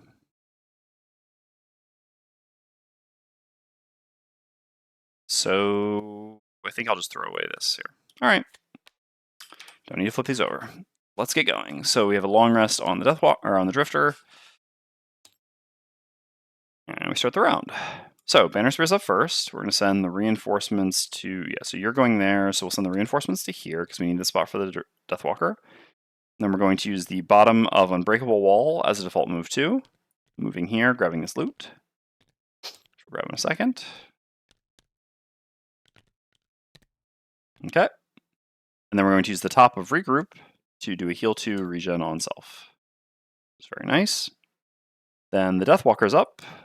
So the Deathwalker, I'm going to use the bottom of Sunless Apparition to do a loot 1, grabbing this loot. So I'll grab both people's loot in a second. I can just delete this. It doesn't actually matter. Oh, well, I went to the wrong pouch, so it doesn't matter. And then I teleport to this shadow. And then I'm going to use the top of Rest and Shade to do heal 2, target all allies occupying hexes with shadows and self. So this does heal 2 on me and heal 2 on you, which, it's pretty nice. Okay, so let's go do that loot. So it was Bannerspear and then Deathwalker. Come on, herb. No, not herb. I mean, lumber is obviously fine. And Deathwalker, money. Sure, I mean, we need money to buy the resources and to build things, so that's also fine. Okay, so that was both of your turns, and then the Drifter gets a long rest. So here's a little funny thing with the Drifter, right? So we actually... Oh, I already used the Amulet of Life. Ah, never mind. Well, it doesn't matter. What I was going to say is I would actually not want to use the Amulet of Life because it would overheal and waste a use slot, but that actually doesn't matter. So I get my heal for my long rest, which is actually heal 4 thanks to this. Let's go back up here. 1, 2, 3, 4, and I lose the Immobilize, and I just have to choose a card to lose. Boom. And this is refreshed. That was a pretty clean first room. And yeah, we're still all good on all the battle goals, right? I mean, we still have to kill an elite on the Drifter at one point. We did miss out on our opportunity there, but I feel like there should be at least one more elite in the scenario. And thus far, we have maintained our requirements for our 2 other characters. All right, what do we want to lose here? So we're definitely going in this turn. We can't afford to dawdle anymore. So I should really get rid of one of my non-move tops on the Drifter. What am I doing in use slots? We're doing pretty well. The healing's advancing a bit, but it's fine. So we're missing 3 use slots currently. Because basically it's just a decision of No Remorse versus Relentless. And basically, I think the early initiative of No Remorse is just going to give it a slight edge over Relentless here. So we'll choose to lose Relentless. Okay. So let's see what our cards are going to be. I guess I need to see where I'm at. So Drifter can just move to here. Bannerspear, Walker. So I've got these shadows. I really like to advance the shadows a bit. I guess the safest thing to do is honestly just like Dark Fog plus Fluid Night. I move 1 shadow 5 hexes, and then I attack from it, and then I have Dark to either do Black Barrage or Forceful Spirits the following round. Yeah, that makes a lot of sense. You can see which initiative we want to use shortly.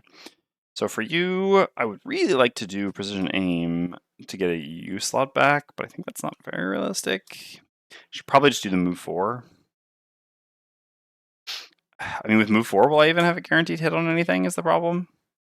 I guess we'll just do our usual, right? Yeah, that makes sense. I mean, we know there are priests in the setup, and there weren't any in the first room, so there's likely to be in the second room. So maybe it's not great to use Fortitude. I definitely don't want to go in with Prudent Preparation. On +2 difficulty without any other persistent shields, this is really just not going to be enough to be better than attacking. So I'm just afraid of using a melee attack and not having anything in range to attack. I mean, I guess this was an argument to keep Relentless, because I could literally just like run in and use it this turn. But I really want to be fighting. Let's see.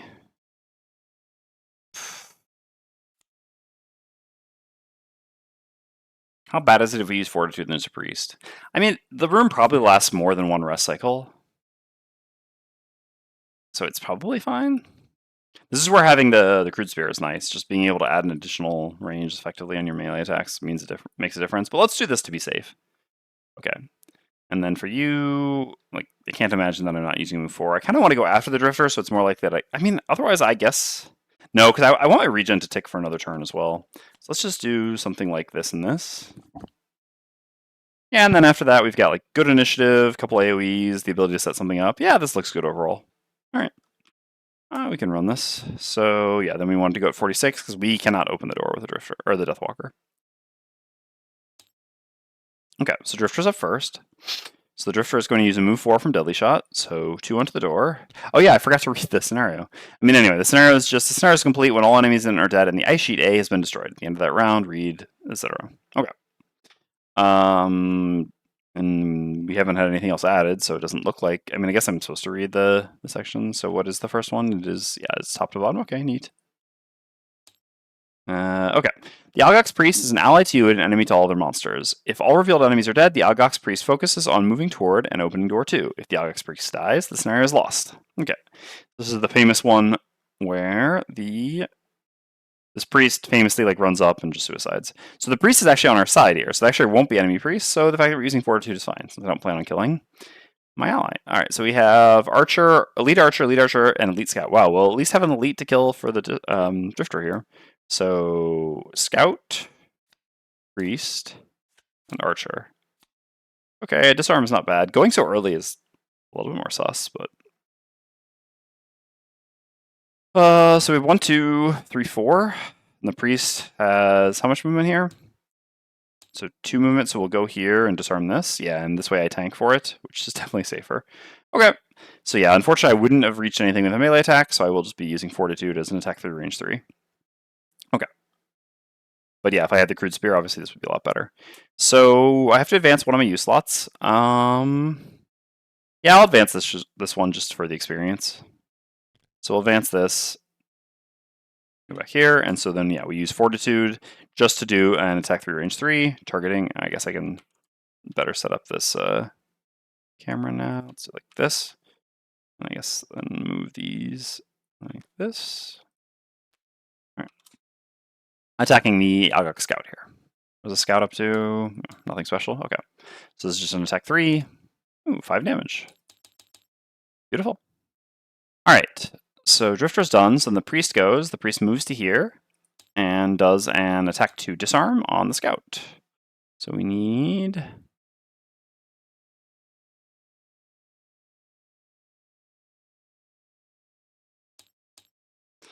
At least there's not an ally interface. All right. So the ally draws a +1. Beautiful. So this was -1 if I'm not mistaken. Yeah. So that does 3 damage and disarms.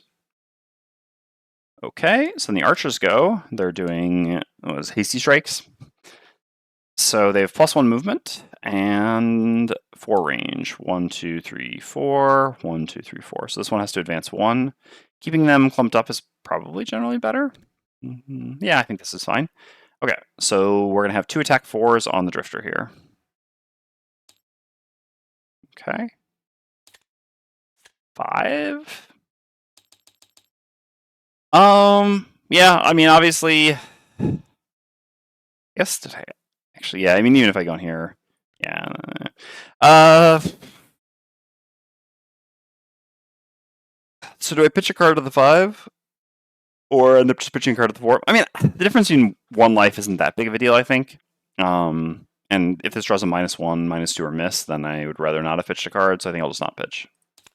No, okay. So here, yes, it was slightly better to pitch, but I think that the EV of pitching was a bit lower than just not pitching.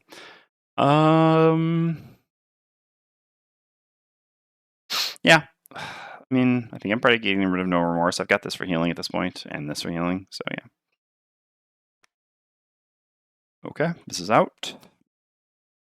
And this for healing, obviously. So the archers are done.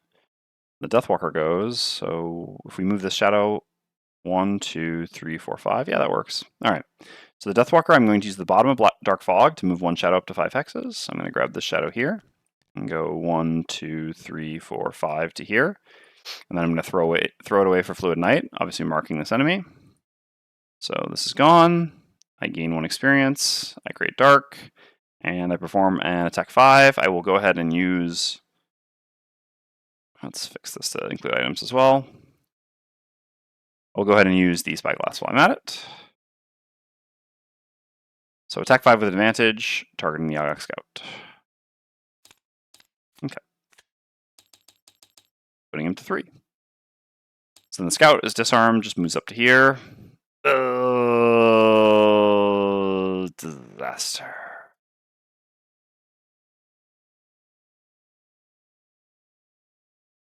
All right, well, anyway. I'll show you what that means in a second. So the reinforcements go here. I heal 1 for my regen. 2 check marks.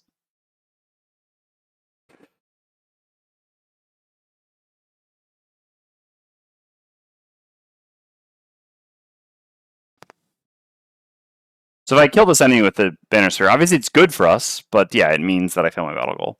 All right, I'm going to do the bottom of Tip of the Spheres and move 4 no matter what. 1, 2, 3, 4, I think. Unfortunately, yeah, I can't reach the archers to hit them. Maybe I could have positioned this better. Anyway, I'm just going to do a default attack 2 here. If I flip a +1, I fail the battle goal, so be it. Obviously, I would rather not flip a +1 here. I think the damage does matter a little bit, because the next turn the Deathwalker is going to have to attack this with disadvantage. So, yeah, here we go. Attack 2. Of course. Of course. Mr. Battle Goals. Alright, well, Peacemonger failed. This is dead. And we get a shadow that I'll just put further up. I guess I could teleport to the shadow. No, I don't have that card anymore, right? Because I played it already this first cycle. Yeah, I mean, I can teleport with this, but I don't want to teleport with this because this is what I'm attacking with. Oh, what a shame. Anyway, it is what it is. Alright.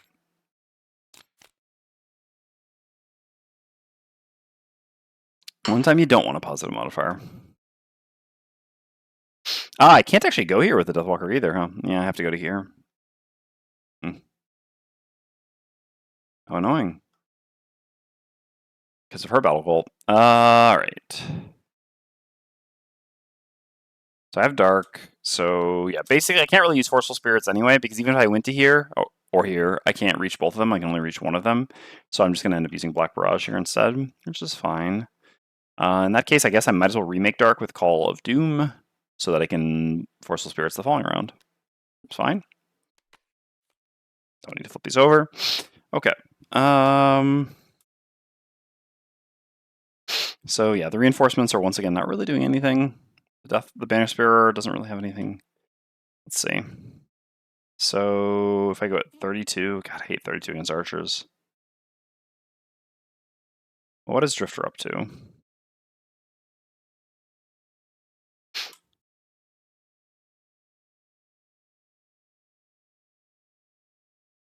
These enemies hit so hard, it's scary.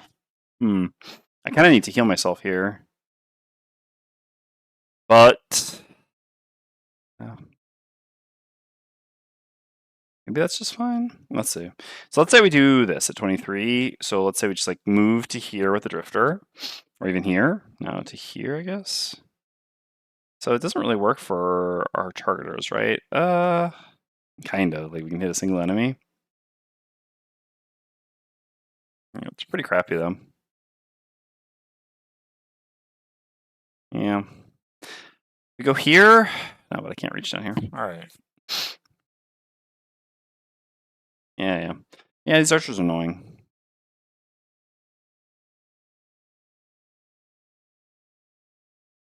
If I go here... No, I can't. Ugh. Ugh. Yeah, this is annoying. Hey, Volaclaw. Yeah, there's not really any way to get like a good thing here with the Bannerspear. I wish I hadn't used Javelin last turn, obviously. Best I can do is like combined effort at 32. If Drifter goes at 27.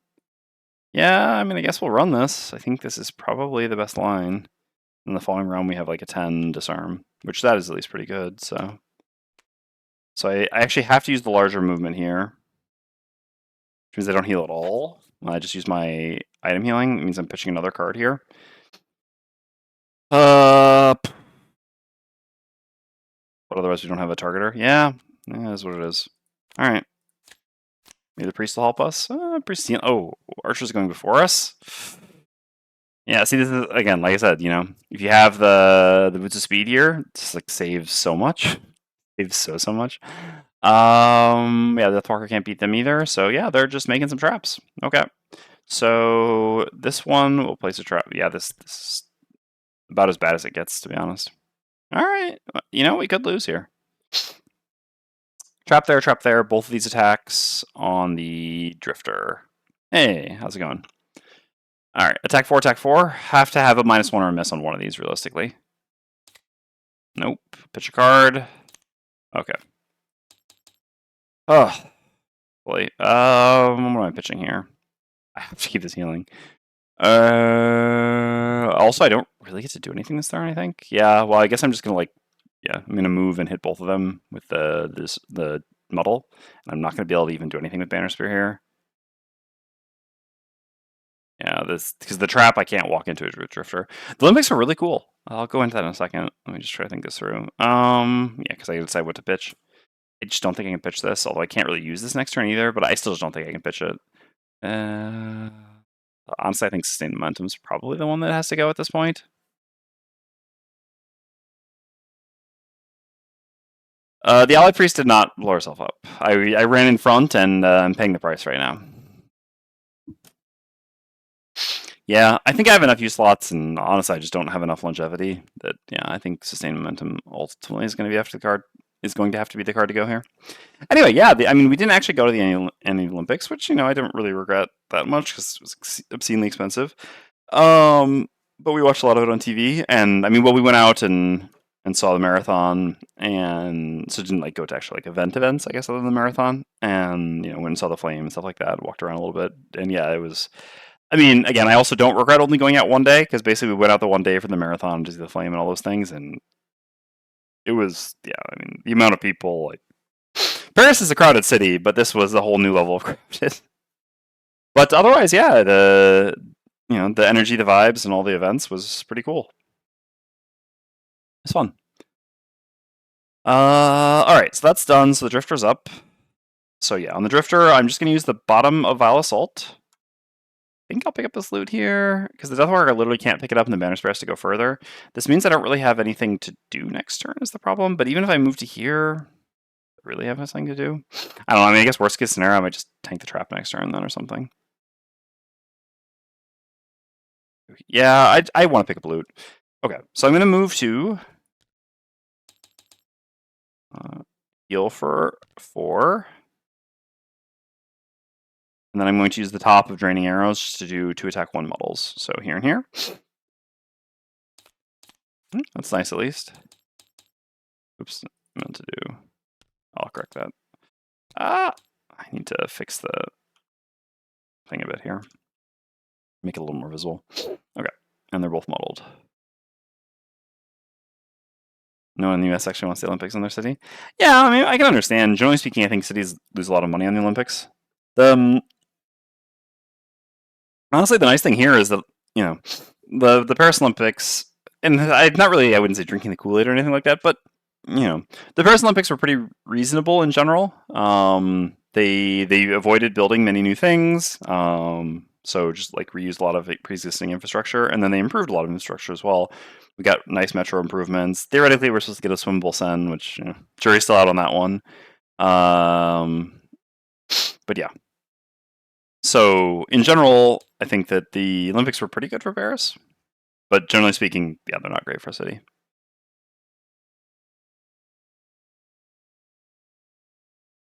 Oh yeah, God.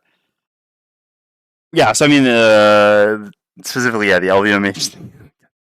When we saw that, first of all, I thought the opening ceremony was really good. I enjoyed it a lot, which is saying something because normally I'm not a big opening ceremony person. Now, obviously, I'm a little bit biased because I love Paris, like seeing Paris. But yeah, I really enjoyed it. The closing ceremony, on the other hand, was we stayed up for that, and that I filled with regret.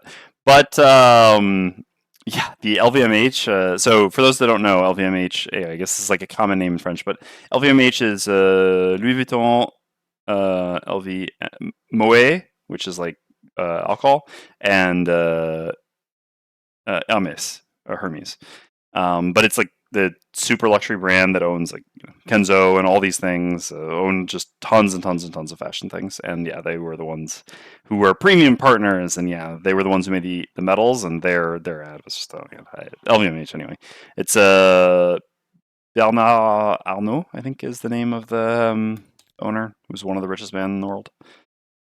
Yeah. Anyway, all right, Drifter gets some loot. Money. No, I should have channeled LVMH on that one. All right. So the priest moves to 1, 2, 3, 4, 5. 1, 2, 3, 4, 5. Yeah. So this is actually the shortest path. So we'll just go here. This doesn't actually bring it closer because it's still 2 X's away from there. Overall, yeah, the Olympics went really well. Personally, basically only watched the climbing competitions mostly, but the vibe was very good. Yeah, we watched more like, we watched the things that the French are good at, and then I watched obviously a number of the things. Like, I mean, I wanted to watch, some famous U.S. athletes. I mean, specifically people who are kind of like the best of all time at their sort of things. Like Simone Biles and Katie Ledecky, those things. But otherwise, yeah, watch some French stuff, which is generally judo. Obviously, Teddy Riner is like one of the best of all time. and yeah, other stuff like that. Also watch some fencing. Usually hang out with quizzers, trivia people. So for a second, I was like, wait, there are people who don't know what LVMH is. I would say that most of the people from my hometown in the U.S. Probably don't know what LVMH is, to be honest. But yeah, I mean, I can understand how, like, to anyone who knows what it is, like, obviously it's a huge global brand, so yeah, I could certainly understand how it would be tough to think that people could actually not know what it is. Okay, so the priest does do a heal 3, which actually heals the drifter up some more, which is nice. Oh, for climbing, there's a goat for the female competition, so you can add that to your goat watching. Yeah, the Polish female climber, right? Who I remember watching that in the comments. Someone said that watching her climb, not Polish, was it? Why was she? She was that Polish? It was like Estonian then. Slovenian. Ah, okay. Dang it. Yeah, I remember seeing the comments. Someone saying that watching her climb vertically, you could be convinced that someone's actually just crawling on the ground, and even then, it would be very fast. Yeah, I guarantee around here, no one has any idea what LVMH is. There you go. Okay, so we get a nice heal on the drifter there. The Deathwalker's up next. So for Deathwalker, we have just a move 3. Unfortunately, Bannerspear is still in our spot. I actually should have managed this a bit better. No, I couldn't. I mean, I could use my boots, but that's not worth it. Just for move 1, basically. So we're going to do a move 3 on the bottom of Call of Doom, going to here. We're going to consume the old dark, but then make new dark, using the top of Black Barrage to do an attack 3 range 5. 1, 2, 3, 4, 5. We'll attack the archer who's more likely to die sooner. Again, getting shadow sooner. So we gain 1 experience and perform an attack 3. Oops. Double clicked, but that's fine. It's a shuffle anyway. Also nice. First crit of the scenario. So that does 6 damage. Okay.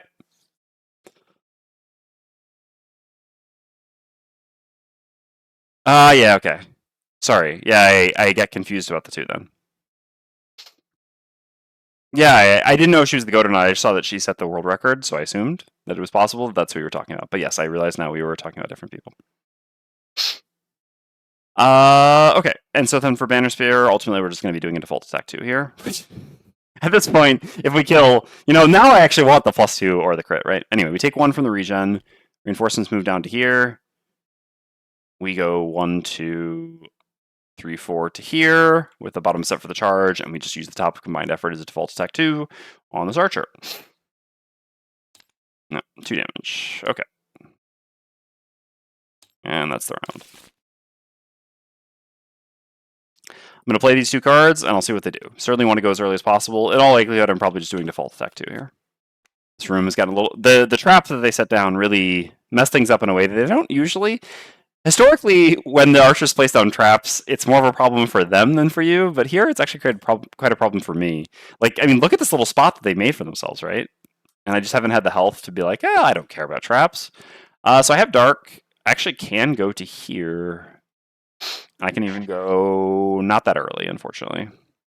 That's a bit of a shame. I mean, I could with anger, but that doesn't really make as much sense. No. Well, here, eat this, eat this. Hold on. So within range 3, right? Yeah. So if I were to move here and I eat this shadow and this shadow, then I could do a range 4 attack.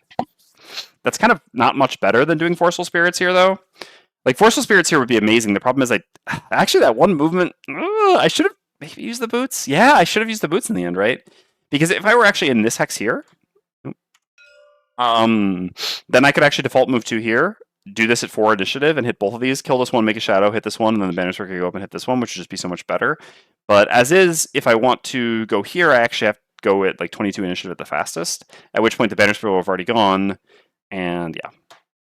And like I can't go hit the other one with the Bannerspear anyway, and it's not like I really... I mean, hold on. Itchy nose all day. Yeah, I don't have the Spyglass, so it'd be pretty frustrating. I mean, I could go at 32 and then have that be at 22, and then this only gets beat by 2 archer cards. Let's take a look here. They've already flipped this one. No, they actually have... They cannot go before 22. Okay. All right. So basically, We can make this work. The only downside is if we flip a -2 or a miss. Even then, they're still muddled, though. I actually think that's worth it. I mean, I guess I'm being a little bit greedy, kind of for nothing. I just don't think that going and using Anger of the Dead is that valuable. The biggest thing is that it gets me 2 experience rather than 1, but it only... Like, if this ends up only hitting 1 enemy, well, the version of this that it's only 1 enemy, it would still only be 1 more than that, and if I hit both enemies, this is an attack 6 versus an attack 4 that doesn't spend any shadows. The shadows here don't matter that much, they're kind of far back, but I still just think this is so much higher upside. Okay. So, yeah, basically at that point we need to switch the cards for the Bannerspear. Ah, it is NSC, not Amis. Okay. My bad. Good thing trap damage for archers doesn't scale if you do end up walking through them. That's true. That is true. Alright, and so here for the Drifter, there's not really anything I'm going to be able to do. I'm just going to do a move 2. I actually wish that it's the same momentum still, because at least I would have a top action that does something. I guess I'll just play this. There's no way that I can get close enough to hit someone. I'm most likely just using precision aim to get a U slot back. And I'm just going to play this in case, I don't know, they multi-target or something and they're alive. I don't know. Okay. Here we go. Yeah, archers at 29. That's fine. I have my boots on the Deathwalker. So I'm going to use my boots on the Deathwalker to change my initiative from 34 to 24, which again I knew would be faster than the archers here. Drifter's actually technically first. So let's see what the Drifter's up to. So the Drifter is going to just do, a move to here and move back a U slot. And I think that U slot, so let's see, I still have my Amulet of Life, but I'm at 8 life now. Oops. I mean, I've got so many attack ones left, let's just move the heal one back. And I'm doing nothing here. Okay, so then the Deathwalker at 24. So I'm going to use the bottom eclipse as a move 4, going 1, 2, 3 to here. I could go here instead because I have the bow to increase range. I'm almost certainly long resting after this, but I think this is fine. Like, I'm most likely just going to teleport. I'm going to move a shadow forward and then teleport to it. It doesn't really matter that I'm, that this is actually one further. And again, I can also just walk through the trap. Deathwalker's health isn't that important, I think. Okay, so we go here. We consume the dark. We'll attack, obviously, the low health one first so that we can kill it, make a shadow by marking it, and then attack the other one. So obviously we will mark. So attack 3 here. Whatever. I mean, obviously we don't really want to get a crit on an attack where we only needed a -1, but making sure that we don't get a -2 or miss is still a pretty big deal. So that kills. We get a shadow.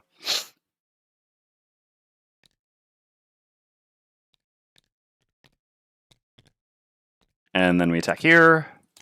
Yeah. Other way around would have been beautiful, but obviously this was actually forced ordering, so this wasn't like one of those things where like, pick the wrong order. This was actually the correct order.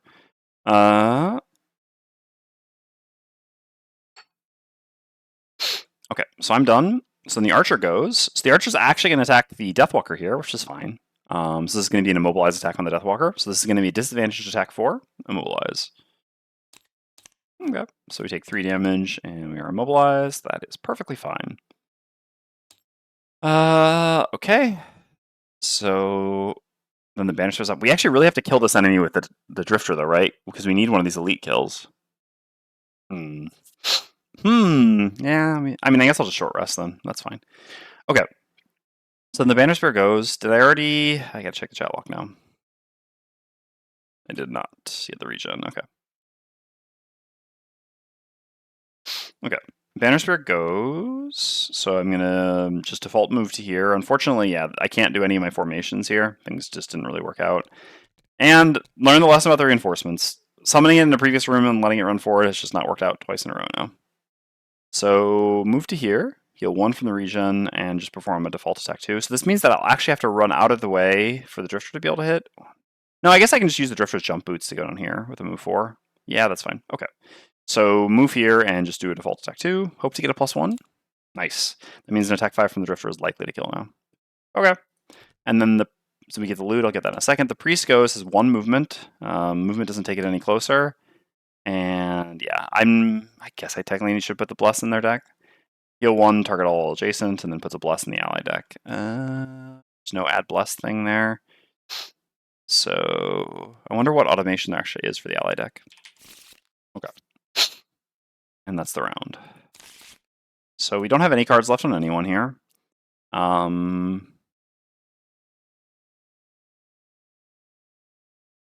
So I have all my items still on the Bannerspear, but I'd like taking a long rest here, I think. I'm not really in a rush, and Drifter kills on a +0, which I think is fine to just count on. Even if the Bannerspear gets hit once, we'll long rest. We have the shield. This is all fine. I think Deathwalker can also take a long rest. We get 2 items. Actually, you can get like 3 items back. No, 2 items back. We never had to use the bow. And then, yeah, short rest on the Drifter. Hey, Lord Bulb! How's it going? It does bring me joy to see familiar faces, or familiar names, I guess. Alright, let's do our short rest. Yeah, losing fortitude is fine. Can't really afford to lose my bigger moves. Oops. Not what I wanted to do, that's fine. I think I accidentally messed up something over there, but that's fine. Alright, so yeah, I mean, my turn here is pretty obvious. It's just this and this. I know that the arch is likely to go before me. Yeah, especially since they reshuffled, but these are the cards that I have. I guess, how big of a problem is it if it... No, then I can just jump to there. Yep, okay, sorry. Let's get back to doing these things. All right, here we go. Surely enough, the archer goes before me. He's going to go for an immobilize. No, it's going to make another trap. Oh my god.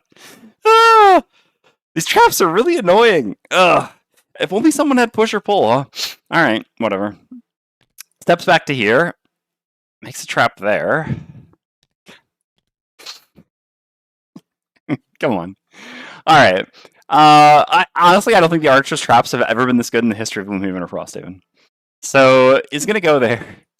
And yeah, this is an attack 4 on the Bannerspear. I'm certainly going to use the shield. Oh, wow. 8, so 7? Okay. Well, that's unfortunate. Not really just like, oh, no big deal, but whatever. Okay. And then the priest goes. Priest has 2 movement, goes to here. We'll at least heal the Bannerspear for 3, because this is a heal card. And Helm, we're going to get the defensive item on Bannerspear regardless once we can. We don't have any perks yet, unfortunately. Okay, so then the Drifter is going to do a move 4. We don't even use our jump boots in the end. 1, 2, 3, 4 to here. And then we're going to use the top of Bloodletting to do an attack 5. Come on, +0. Oh my god. That's annoying. So we expend a use slot and do not kill, so we do not recover 1. I mean, we can still kill now this coming turn, but more work. All right, then we get long rest, long rest. You're gone, reinforcements. Sorry, Sean Beam. All right, boom, boom. Let's refresh our items. Let's just do this. Yeah, this is supposed to be control 3, right? To see all the items. Okay. And that's the round. Did I forget to grab a loot? I guess we can count. So I've gained every loot thus far, and there were 5, 6, 7 that I've picked up thus far. Yes, I did indeed forget one. I think it was on the character who moved here, which was the Bannerspear. Yeah, pretty positive. Because, yeah, there were 5 in the first room. I picked up all those. And then there's 2 that I've gotten thus far in this room, right? Or no, 3 that I've gotten this. Hold on. We've killed... Because I've picked up every single loot thus far. How many did I forget? Did I forget? 5 enemies in the first room, picked up all the loot. And then there were 4 enemies in this room. I've killed 3 of them and picked up the loot. So I should actually have 8 loot cards. All right, let's make sure that there's not like the bug where things stack on top of things and don't show. Okay. 4. Yeah, that's a bit annoying.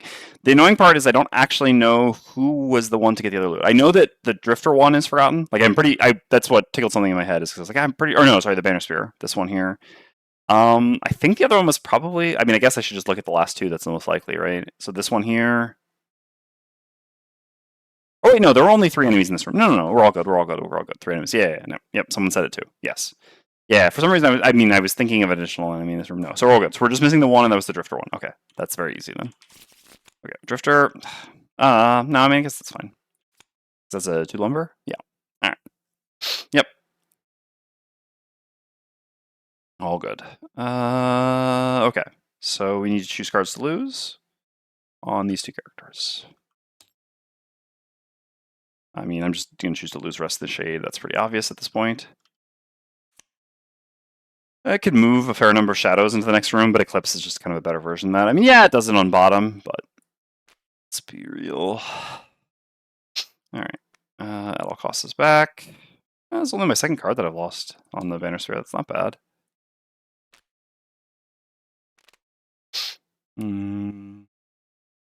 Probably Unbreakable Wall. Let's grab some water. Because basically what's going to happen here is, I don't know, these characters just, I mean, we could, no, I can't really go into the room. Yeah, I think I'll just like move around to here or something, and, or actually maybe even just jump onto the loot and heal myself. So I don't want to get rid of regroup. I want to keep this. Yeah, I think Unbreakable Wall is probably the one. Alright. There we go. Looks good. Okay, so what are we up to this turn? So you have to kill this enemy, and I'm going to use this for initiative. And I guess I'll just use this to maybe like advance to here first and get a use slot back. And then what? Then if when I go into the room, I don't really have anything to do, and that's not great. I go, otherwise if I like default attack with this and then move on to the loot, and then I can do a move 3 into the room, or move 2 into the room. Hey, Disorder. Yep. Yeah, I plan on trying to stream all the week. I really need to go refill my water. Oh, my nose. Yeah, I think this makes sense. So just initiative, and this gives me use slot as well, while saving me a better initiative and more movement and more flexible top action. Okay, looks good. Oops. All right, I'm getting a little bit distracted here. Let's reset this. Okay, so for you, I'll just use the later initiative, large move, and I'm going to use this. Are you coming to Essen again this year? I am. I am indeed. I think I'll be there the entire time. And maybe, hopefully, we can have a like a white box copy of second edition. Okay. Set this a little bit better like that. 1. Yeah, I was at Essen. I wasn't working at the Self-Repair booth. This year, I guess I will be. I don't know how much. Since they're accommodating me this time, it's a little bit different. Last time I just went there with my wife. It was my first Essen. This time, yeah, I guess I'm going with Self-Repair, so I guess I'll be at the booth a bit more. I don't know exactly how that's going to work. We'll see. All right. Yeah, if you're there, come stop by. Say hi. No, I chose my card to lose here. Yeah. Summon doesn't really work. It's going to be blocked off. Okay, cool.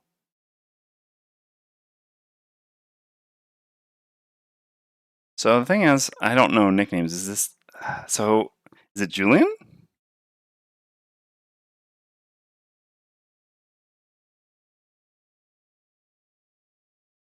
Ah, Jen. Oh, Jan. Ah, okay. Okay, cool. Yep. Yeah, I remember. Cool. Well, it'll be cool to see you again. So what do I do here? I mean, if no one's going in, I guess I'm just kind of... Moving up is so bad here, though, right? Perhaps.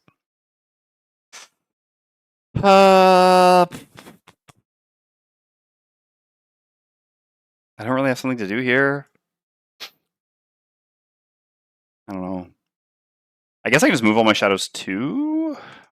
Is honestly the best thing? Yeah, let's just do this, and... Maybe I should just keep the heal? Like, yeah, maybe the heal is good. Maybe the heal is good. Alright, you know what? Let's get rid of this instead. And let's keep the heal. I just really have nothing else to do here. The value of non-combat top actions. Let's make sure our initiative is before you go. Yeah. So that means we need to be like this. Alright, perfect. That works. That gives us some things. That gives us some things. Yeah. Okay. I really need to go grab my water. I'm just keeping like, well, just one more game action, then I'll get the water. It's like the Civ curse. All right, I really should get the water, and then I'll get into this. All right, I'm back. Sorry about that. So where are we? Drifter's up first. So Drifter, I'm just going to do a default attack 2 at the top of Prudent Preparation. This is obviously an attack 4. because of our persistent, which advances this one and gives us 1 experience. All right, back to here. So anything but a miss. All right, that does it. That's a kill, and that is our battle goal. So, oops. Now I'm going to use the bottom of precision aim to do a move to here. Get this loot, and move this back. And we're going to get the loot now, so that we don't forget. 1 medal, not that impressive. All right. All right. So then the priest goes. So the priest focuses on the door now. So it goes to here. No, actually, it always heals the Bannerspear. Well, finally our heal for the Deathwalker is not going to be that impressive, but that's okay. This priest has been a very good healer. All right, Deathwalker's up next. So Deathwalker, I'm going to move all my shadows up to 2 hexes. I do have 1 back here. Technically, I guess I can move it. You never know, but yeah. Let me move this one to here, and this one to here. And then I will just heal the Drifter for 2. Okay, yeah, there is actually going to be an advantage of this, how this all works out. Archer's dead, and so the Bannerspear goes. So I didn't actually need to use such a large move on the Bannerspear, which is a bit of a shame, but that's okay. So I'm actually just going to run into this trap here on the Bannerspear, because I can just heal it off, basically. So I'll run here, take 3, but then I'm going to heal myself at the top of regroup. Oops, healing myself back up to 9, and with regen, so effectively 10. Alright, and that trap is gone. Oh. The delete thing doesn't work on this trap. There we go. Alright, and that's the round. So, what are we up to now? Make this smaller so it doesn't get in the way.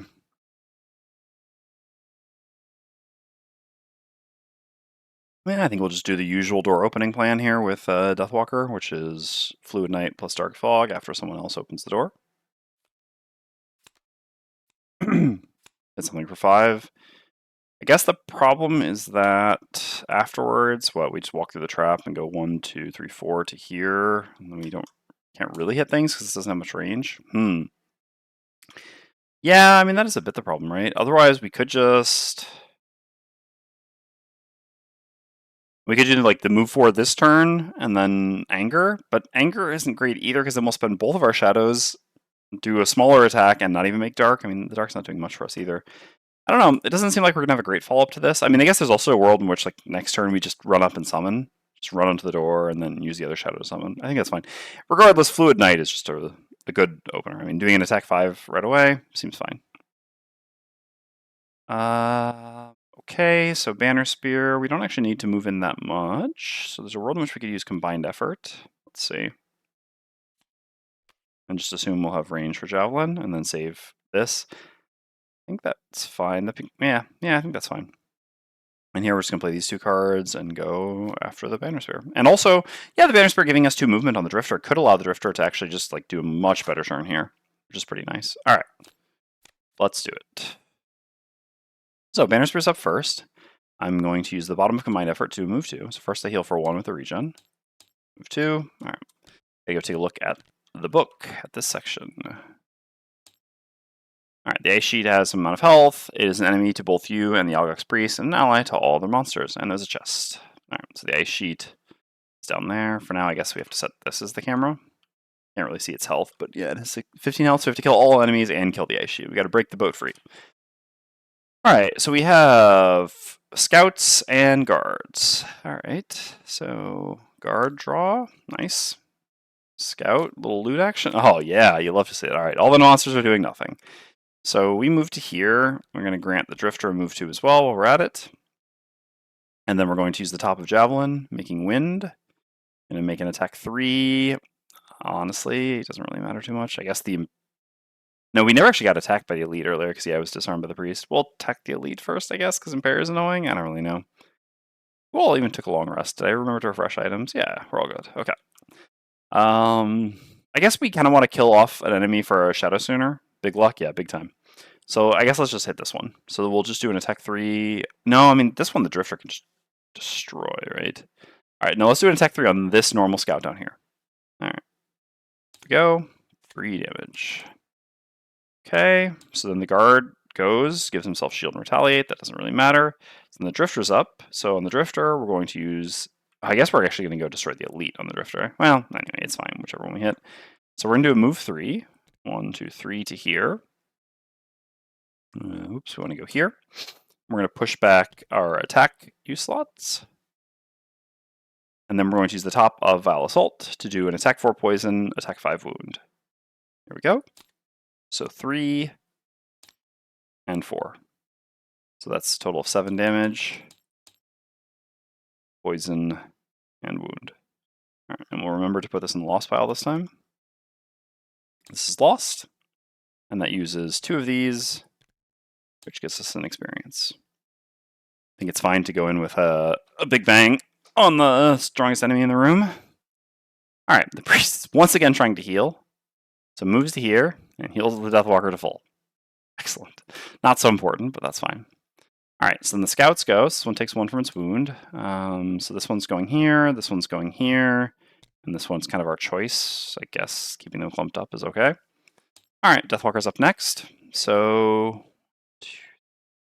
yeah, no, we have to move one of these shadows, right? Yeah. There's no Dark Fog top either because they're not next to each other. Oh, Frosthaven on tabletop so now? Yes, it is. I should actually have a link for this. Let me go grab it.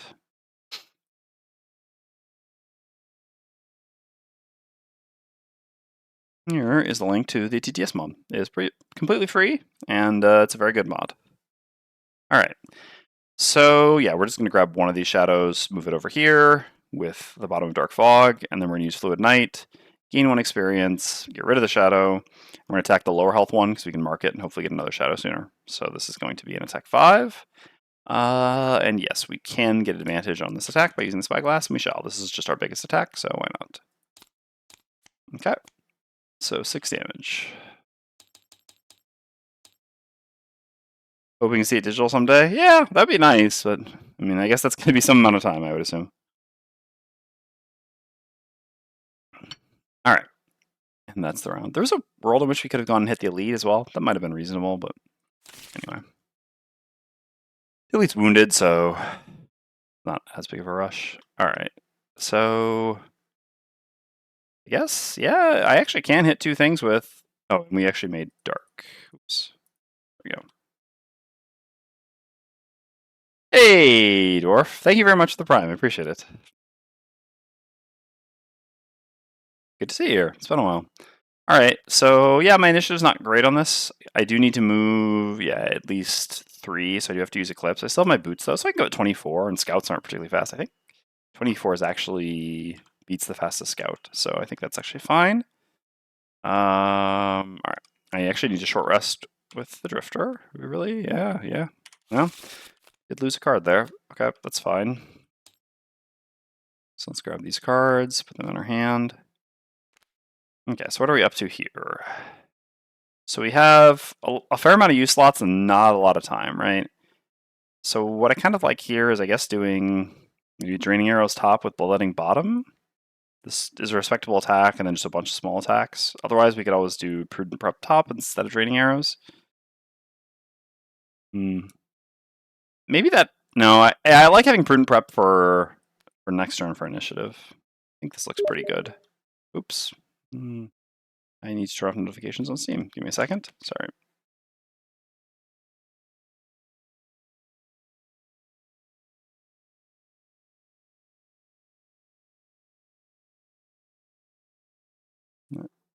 Putting it to away should solve it. Sorry about that. All right. Let's go back here. We've already chosen our cards there. So what is the situation for the Bannerspear? Let me look at the map. So I have like this and this. So yeah, basically I can disarm either of these enemies realistically. Which seems fine. Yeah, seems pretty good. Otherwise, no, there's no real, like, yeah. There's no good AoEs for the other thing. Yeah, that's fine. Attack 3 disarm, you know. I'm not going to complain. And we actually have the combo next turn as well. summoning this and then using this attack in the same turn. It's really easy to set up, and yeah, we got that here. So, or we got that after this, so that looks good. All right, let's go. So Bannerspear at 6, Drifter. So the scouts are going to go before the Deathwalker if we don't use our boots. So we're definitely going to use our boots. So we're going to go to 24 using the boots on the Deathwalker. God, I love boots of speed. As I was saying. Okay, so Bannerspear's up first. So we're going to use the bottom of set for the charge and move 4. Yeah, I mean, I guess disarming the elite makes the most sense. So we'll go 1, 2, 3. I guess being here... Yeah, it's going to be better for what I want to do next turn. Although I guess they're doing range attacks anyway.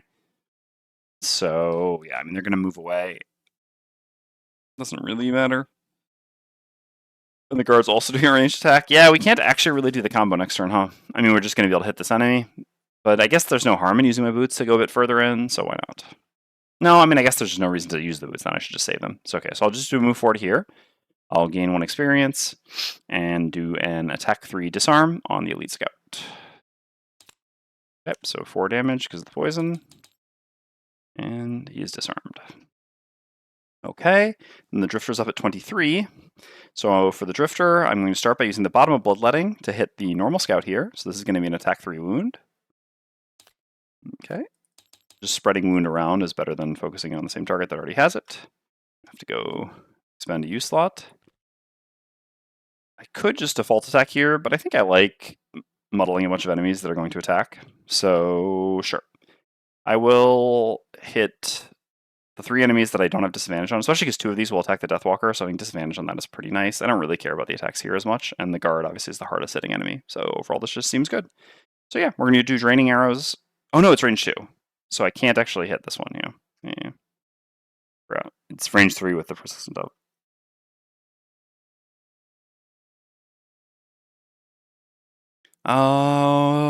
Okay, so in that case, I'd have to make 1 disadvantaged, so I guess I should muddle the one that's going to attack this turn rather than the one that's not. So sure. So we'll go here, here, and then here, basically for our attacks. So these are all attack 1s. So here first. Okay, 1 damage, and then there. Amazing crit. 2 damage, and then there, 2 damage. Those are still very good flips. So muddle, muddle, muddle. All right, looks good. Draining arrows with the persistence seems like it's such a token waster, though. Yeah, I mean, you're not wrong, for sure. It definitely costs a lot of tokens. I mean, like, you can think of it like this, that... How to put it? So, draining arrows... I mean, I guess the other one, the attack 2 range 2, also has 2 range, but basically, like... So, the persistent does 2 things. It increases range and increases attack by 1. If you... At least until you get to level 3, each token for the range is never giving you more than 1 attack anyway. So if you use 3 tokens on draining arrows or you use 3 tokens on single target things, it's still the same amount of damage. Draining arrows just does a lot faster. Now, yeah, the other point is their range, but draining arrows also only has 2 range. So honestly, like it feels a bit like a token waster, but at the same time, it's actually just kind of like a faster delivery system for the tokens if you think about it. That being said, yeah, plenty of times you can't afford it. Okay, Drifter's done, so Deathwalker's at 24. So on the Deathwalker, I'm going to use the bottom of Eclipse. Okay, especially since I have to take damage from a trap to get here this turn. Yeah, muddling this was definitely good. Stupid itchy nose. Alright, so yeah, delete button doesn't work for that, but that's fine. I take 3 damage going through that trap. 1, 2, 3, 4 to here. I suppose that's true. I was thinking of having level 3 up as well there, which would make it like 4 charges. Yeah, certainly with level 3, things get a lot different, right? At that point, draining arrows becomes quite poor. Okay, so then we use the top of Forceful Spirits, Consuming the Dark. Range before level 3 sound a little sad. Yeah, absolutely. Although level 3 is tough because you have 2 really good options either way. So we attack 3 here first, because obviously we want to kill this to make a shadow, and then we attack here. So here and then here. Oh, that's such a bad -1, because now it's going to hit me. And then here. Yeah. As before, bad order, but again... It was the correct order. There's no way to do it in the other order, or no reason to do it in the other order. That wouldn't make a lot of sense. Okay. So now the scouts go. So this one's disarmed. So loses the disarm, takes 1 from its wound.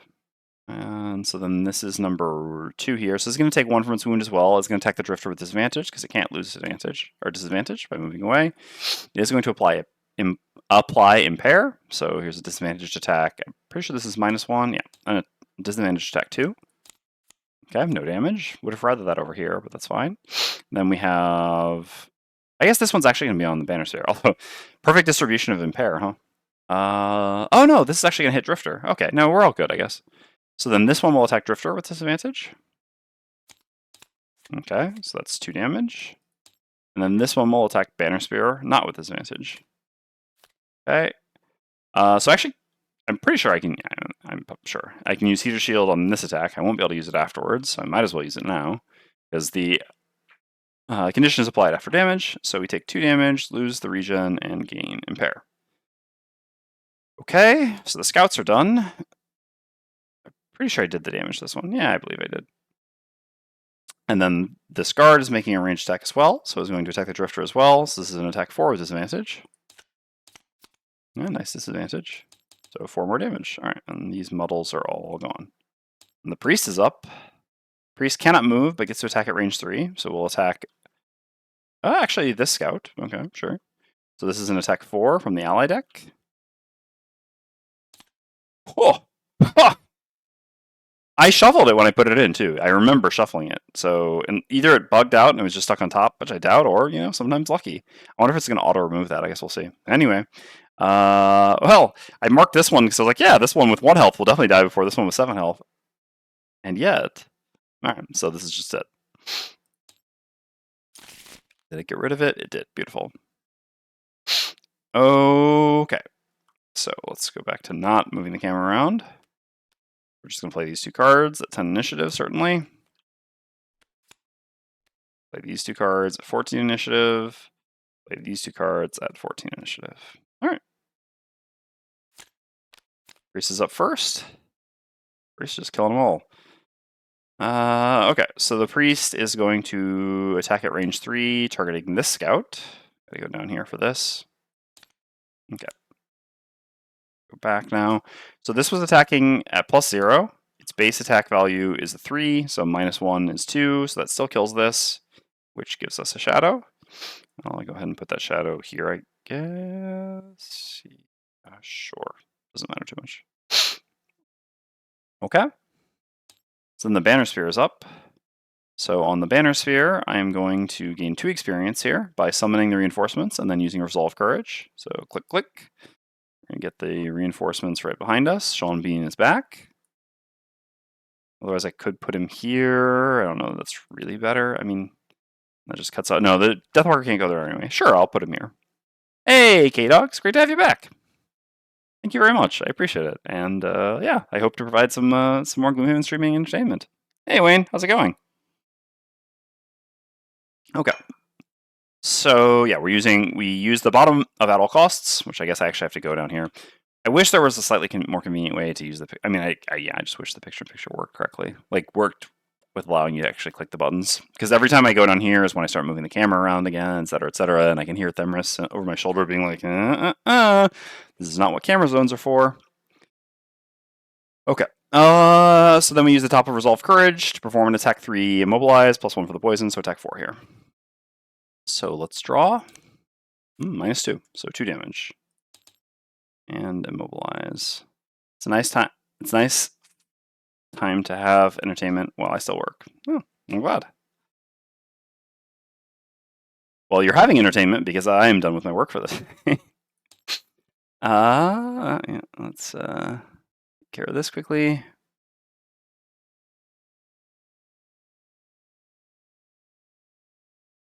What's that? Can you click using the picture-in-picture? No, sadly, the picture-in-picture doesn't work for clicking. If it did, that'd be so nice, because yeah, then I would really never have to go down there. But unfortunately, you can't, like, so it's really weird, right? You can actually pick things up from the picture-in-picture and move things into the picture-in-picture. Like, yeah. But buttons don't work in the picture-in-picture. Also, last Frosthaven session was so long ago, everyone's having kids and vacations to do stuff that isn't board games. Yeah, I know the feeling. Jessica and I, we played a lot of Frosthaven right when we got it, and then didn't play for almost a year, and then played for a couple weeks, and yeah, since then I haven't been able to get her back into it, so not really because we like got burnt out or anything like that, but it's just, yeah, it's difficult to convince her to sit down like for a day of Frosthaven. Usually we end up playing Spirit Island or something that we can play a bit faster. Okay, Bannerspear's done, so then Drifter's up. So Drifter definitely want to heal myself and just default attack something here. The scouts are looting again, which means killing is bad. And guards is hitting. Okay, sure. So I'm gonna use the bottom of prudent prep to heal myself for 4, and I'm gonna use the top of precision aim just as a default attack 2. So thus default attack 4. Go the mine's weakness. The drifter's weakness. All right. The wild's weakness. So attack 4 on the normal Algok scout. 4 damage. Let me go to here. This one. And we advance both of these 1, this 1 by 1, and this 1 by 1, which gains us an experience, because again, we healed ourselves for 4 with Prudent Prep. And Impera's gone for us. Impera's already gone here. Okay. And then the Deathwalker's up. So, yeah. I actually really don't want to...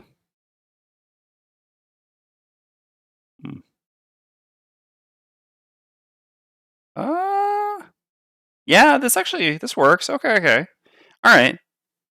So on the Deathwalker, I'm going to use the bottom of Sunless Apparition as a default move 2. I'm going to go to here. And then I'm going to use the top of Anger of the Dead, and I'm actually going to eat some shadows here. So the thing is, I really don't want to kill the Elite Scout, because then the normal Scout would loot its token. I could kill the normal Scout, but I actually can just hit the Guard, I believe. 1, 2... Oh, no, I can't, because I didn't move all the way to there. Yeah, so I actually am... I guess I'm just going to hit the normal Scout. This is so wasteful, because... basically, like, he's just dead anyway, right? He's wounded, he's at 2 life, and what he does this turn doesn't do anything. Ugh. Otherwise, I could go here and hit the guard. Maybe that's fine. Then the Bannerspear just goes to pick up that, and I'm making my way towards the treasure. Yeah, that actually seems fine. All right, yeah, let's just do that. Okay, so I'll go there. I will use the top of Anger of the Dead. This is the first time we're using it, so I'll read it. So it's attack 2, range 2. We can remove any number of shadows within range 3 of ourselves. For each shadow removed, we get +1 attack, +1 range, pierce 1, and 1 experience. But you get a shadow next to the guard. Yeah, I mean, that is a good point, and then I get to Fluid Knight him afterwards. Whereas here, I won't really have much to do. That being said, I think my likely 2-turn play here for Deathwalker is then just like play Eclipse next, top, and then play Anger of the Dead again just for 3 more experience. So I don't know. I think this is probably fine anyway.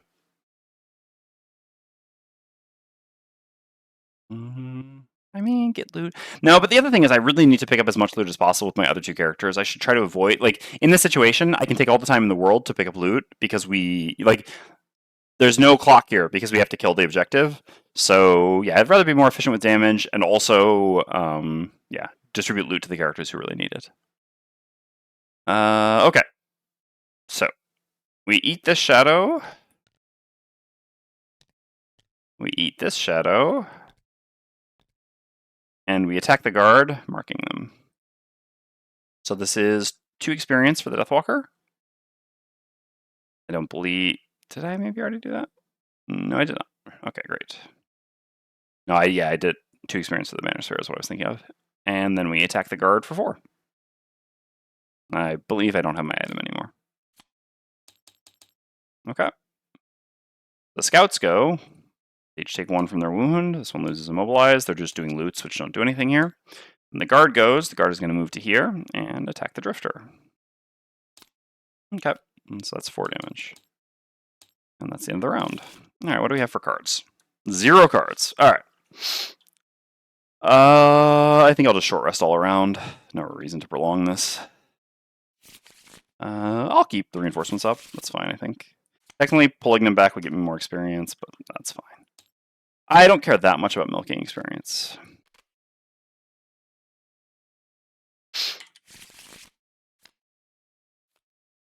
Do I have some cards that can do some stuff here? Yeah, we got some cards. I mean, I do really like this initiative, but I guess if I reroll Bloodletting, I'm kind of unhappy. Yeah, let's reroll. I actually think reroll's fine here. Okay. Yeah, that's definitely better. Because this and this are basically the same here. The only difference is that this is much better initiative, which allows me to pair it with Bloodletting, which is nicer. Okay. I actually had the crude bow. I could have gone to the loot and still hit the guard with the range attack. But anyway, this is fine. Because like I said, I don't mind not taking the loot on the Deathwalker. All right, let's center these again. So the Eclipse thing might be a little bit preemptive, because basically I do actually still have to kill that block of ice. I have to remember that. I mean, regardless, I'm playing these two cards for Drifter. Oops. All right, stop moving the camera around. So this goes here, this goes here.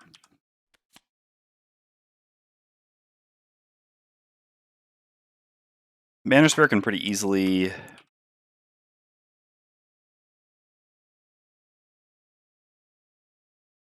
Oh. Basically, I would like both of these characters to pick up loot. Doesn't have to be this turn. Probably should be, though.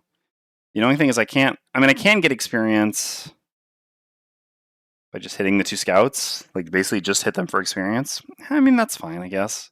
But then I can use both the big moves. Is that okay? And we do still have to kill this, right? Like, there's 15 health there. I don't want to lose because there's this stupid block of ice. I mean, the Deathwalker can probably kill it by herself if I just get the summon out. Someone can just whittle it down. There's also the priest that still hits things. Gain 7 experience. No, how much experience have I gained on the Bannerspear thus far? 6? I wouldn't mind gaining a little bit more.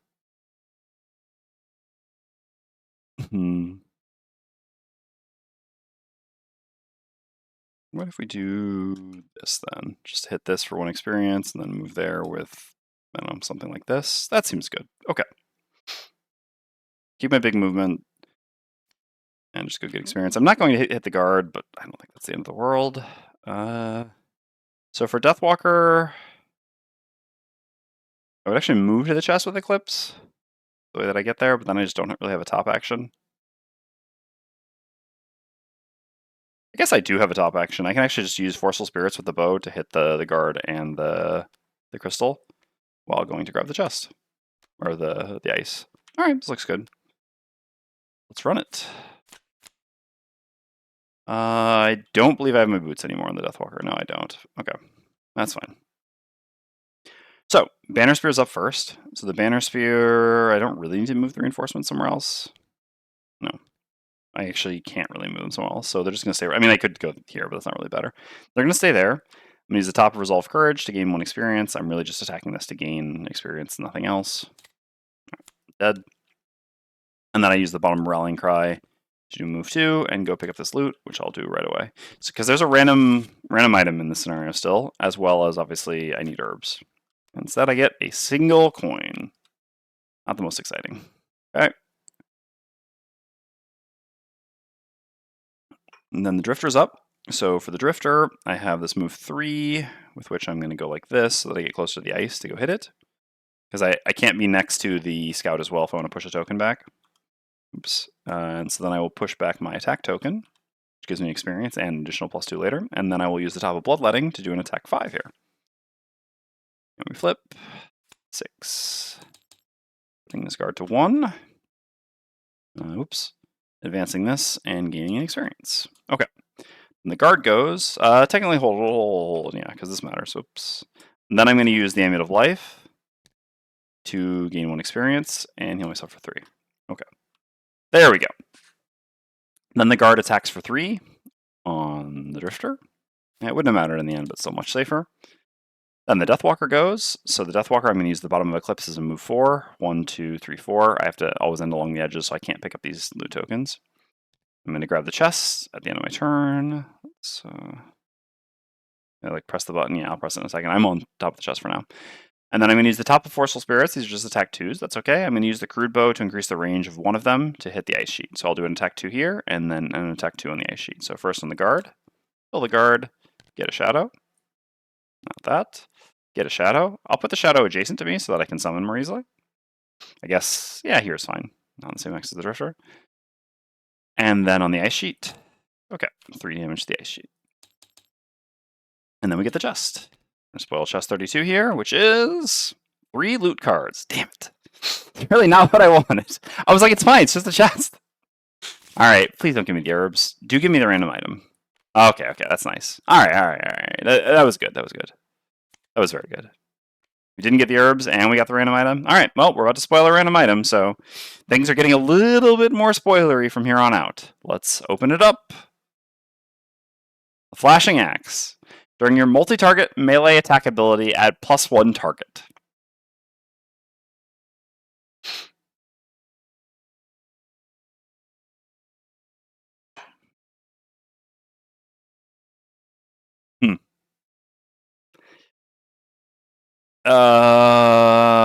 Yeah. I don't believe it does work with the Bannerspear, does it? I guess no. Yeah, those are multi. Yeah, I guess that does work for the Bannerspear. So unfortunately, I have to sell it, and then the Bannerspear has to buy. Can we even do that though? Isn't that the problem? No. AOE is multi-target. Yeah, but does this work? I mean, no, that doesn't work. Can I even get it to the Bannerspear currently? I'm so unfamiliar with how the outpost works. Again, it's been a long time since I played through the beginning before having the buying and selling, basically. Can I actually? I guess. No, I'm not even sure. Like, are buying and selling even in the rulebook for now? Before something? I mean, whatever. All right, I'm going to put this on the Deathwalker for now because I can't. Best house rules for random items to be given to a chosen character. Certainly at the end of the scenario. And I agree with this as well, because, yeah, like, I'm pretty sure our rules is written. Currently, this is just going to be on the Deathwalker, and I think if I sell it, I don't think I can get it to the Bannerspear, at least until we have the trading post, right? Maybe someone else can correct me if I'm wrong. Where's Dwarf when I need him? Dwarf! But can I actually sell it and buy it? Can I buy item? I mean, I know I can sell it. With rules is written in Slex? Yeah, I'm pretty sure that is. I mean, Dwarf! All right, I'm going to actually message him. To be sure. But I'm pretty sure that is indeed how it works.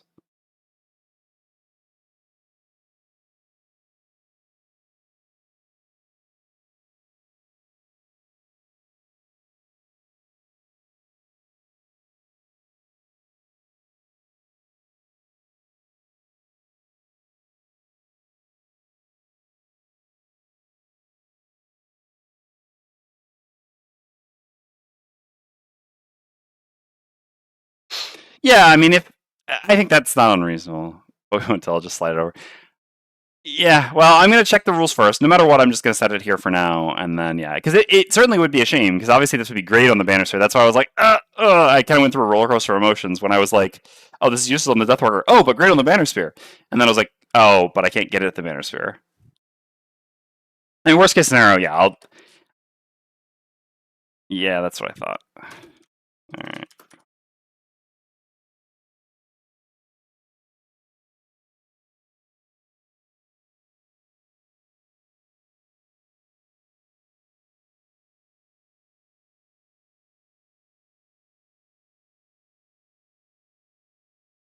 No, I checked with Dwarf. Indeed, you cannot buy item. It's yeah, that's not great, right? Like there would be nothing worse than like here. Obviously, I'm playing solo, and also like I'm not that I'm not that committed to this, right? But certainly, yeah. Imagine like being in a 3-player party with like 2 other human beings, and you're playing the Bannersphere, and you see your ally get this, and you're like, oh my god, that would be amazing for me. I'd love that. And look, I have an open hand slot, and that's one-handed. The dream. And then your ally's like, oh yeah, okay, I'll just get it to you, And then you realize there's no way to do that.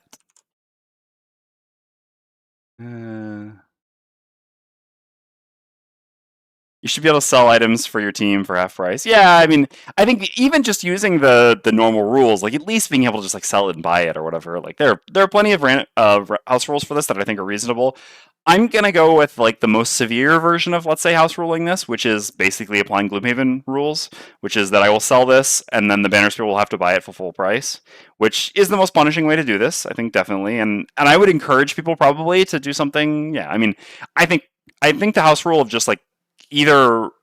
I mean, I think the best version of the house rule, in my opinion, personally, is that the person who opens it gets it right away, right? Like, because this is sort of, let's call this a thematic house rule, right? So the person who opens it gets it, and then at the end of the scenario, that one scenario, you can choose to give it to someone else in the party, right? I think that'd be the most reasonable. There's a bit in the rulebook which says, if a looting character gains another copy of an item they already own, they must give it to another character or sell it immediately. So it seems harsh that you can't just give something to another character. Yeah. Anyway, so I would encourage people to play without house rule. I think that's the most reasonable because I'm trying to avoid asterisks on this campaign. I'll just play with Gloomhaven, like base Gloomhaven rules. I would argue that random items found in a scenario that for you can do a one-time trade for no cost. Yeah, I mean, again, I think all those things are very reasonable. That being said, I'll punish myself, while still transferring it to the Bannerspear. So I've got to build up some gold on the Bannerspear, which is tough because obviously we have a lot to spend gold on early on with building buildings, but we should get there eventually. Now we have a reason to loot gold on 2 characters, both the Drifter and the Bannersphere. All right, so we can get to the 20 gold to buy it. All right, so that was cool. That was a very good chest. So then the priest goes. The priest is doing a ranged attack. Goes to here, attacks the scout for a completely meaningless attack. We'll draw it anyway. There you go. Show them how strong you are, priest. And that's that. I mean, the priest ultimately will start beating on the ice sheet as well, so that's nice. All right.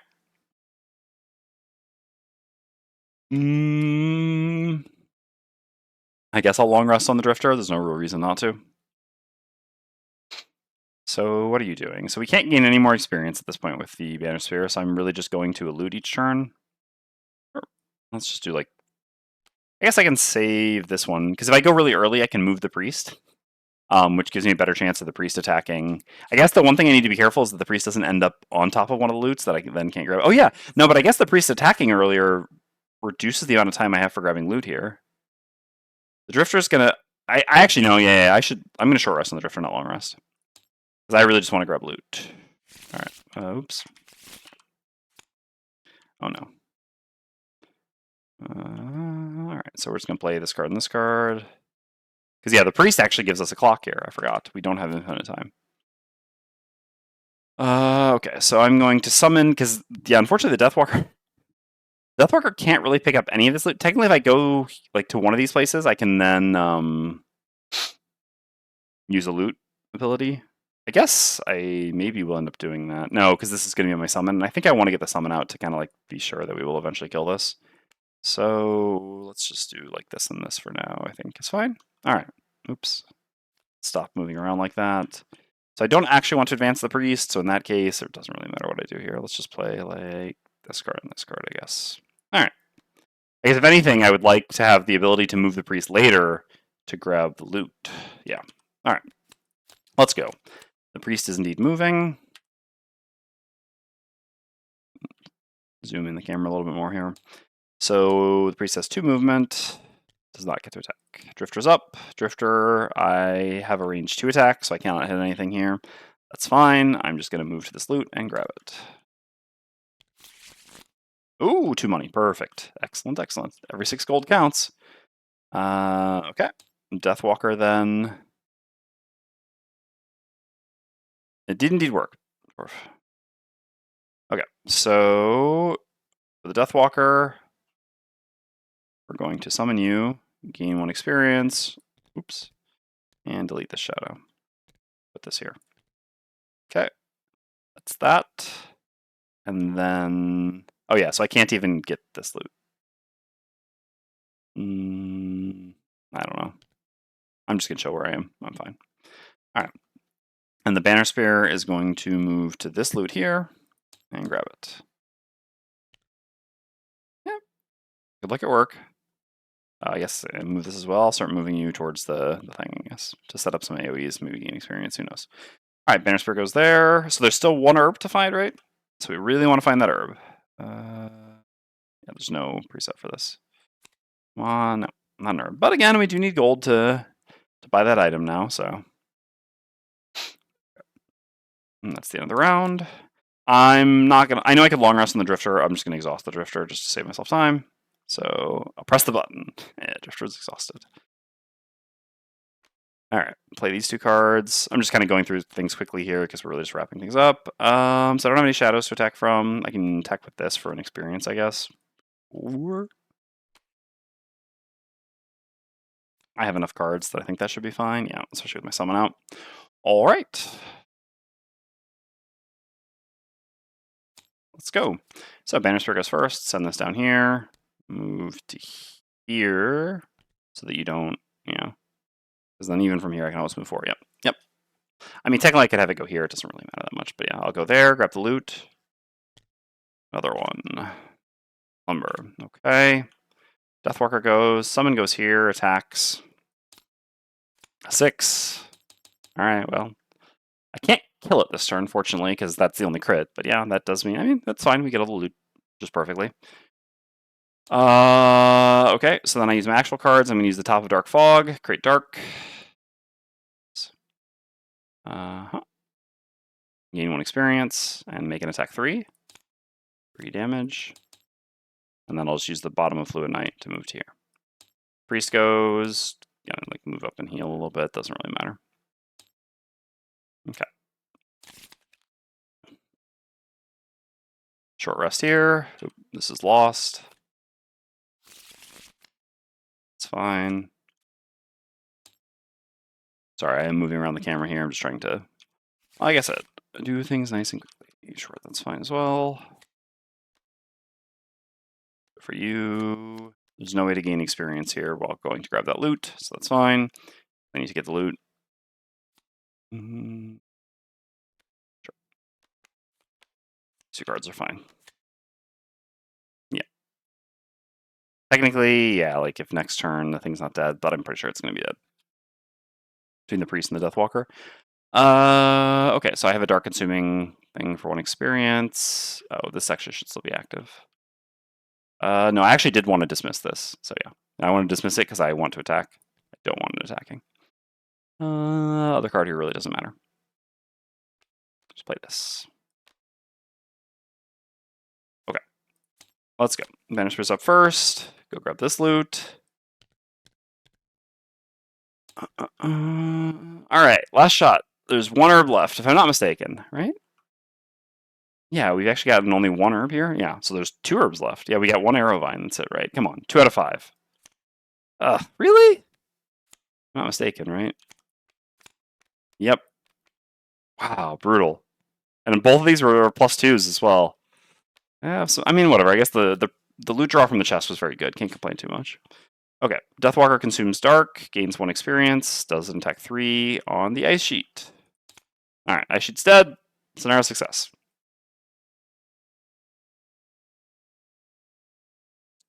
Let's gather up all our cards and do these things before it deletes anything. So this goes back in here. Not successful. So this and this we succeeded. So 2 checks for the Deathwalker and 1 check for the Drifter. Boom. I'm gonna move around a bit here now. I apologize for that. Oh, we forgot to put the check mark on the Drifter last turn, or last scenario. They were the only one who successfully completed a battle goal previously. Okay. Just doing some cleanup. I want to make sure I have all my cards not in the area, or not in the zone that's going to get deleted.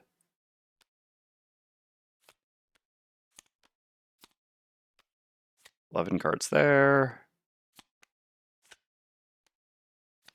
12 cards there. Hey, dwarf. You know, scenario 2 was a tough one, let me tell you. All right. Not there. The loot will be done by me manually afterwards. All right. So let us do the thing. Game setup. Scenario 1.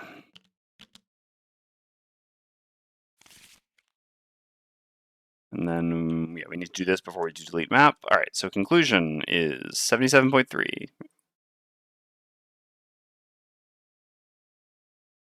Now, you got the 1 spot where if you go in blind surprise. Yeah, that is true. That is true. All right. Game 1 check mark each. Going to be 2 perks. Beautiful. Place an overlay tile. I assume it automatically does this. New scenario, Heart of Ice. Locked out, Ogok's Offensive. So I know locking out doesn't actually work. So we... I did this automatically. Neat. So click that. It's done. Open this. Check. So lockout doesn't work. We can like decal it, I guess. Boom. Locked out. Okay. So let's take a look at the map then. So did this put the thing there? Yeah, it did. We got the big sticker. So it's not actually marking off the ones we've completed. That I don't love. But anyway. you know, there's satisfaction of seeing the map with a bunch of stuff completed. Okay, so that's done. We got to get our check marks, and that's it. All right, and we have a force link scenario, so we don't get to go back to town, but we will still add all our post scenario stuff. So, and again, we can get perks in between. So I will hang on to this. I mean, technically, yeah, this is going to go into like my reserve items on the Deathwalker for now.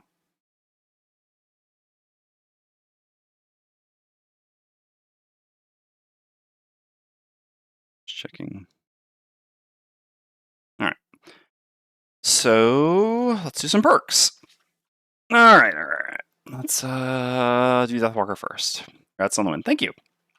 So Deathwalker perks. Basically, I would say that I'm really well. All right. I'm pretty sure I'm going to do a. My intention is to do a ranged Deathwalker in this party, not a melee Deathwalker. So accordingly, I'm not really interested in like this. This is fine, but that's not really like basically there. To me, there's really kind of two choices right now. Well, three, which is this. I think this is stronger than this. So basically, it's remove 2 -1s, or whenever I long rest, I can move a shadow up to 3x's. Both of these are very good. Thank you, Dwarf. I think I'm just gonna remove the 2 -1s. I think basically my plan here. It's so tough though, because once you go down the rabbit hole of removing -1s, it's so hard to go back for this. This is just so good too. Maybe I should take this first. I mean, I guess I'm metagaming a bit, but in this next scenario, this probably won't be amazing. I guess we actually know, looking at the map, right? We know boss fight, right? I'm pretty sure that is indicated. Yeah, boss fight. So we know it's a boss fight, so we've got to imagine that long resting is not going to be something we do a ton of. Accordingly, yeah, let's just do this. So if I imagine if I pack and unpack, like, yeah. All right, hold on. Let's save quickly before we do this.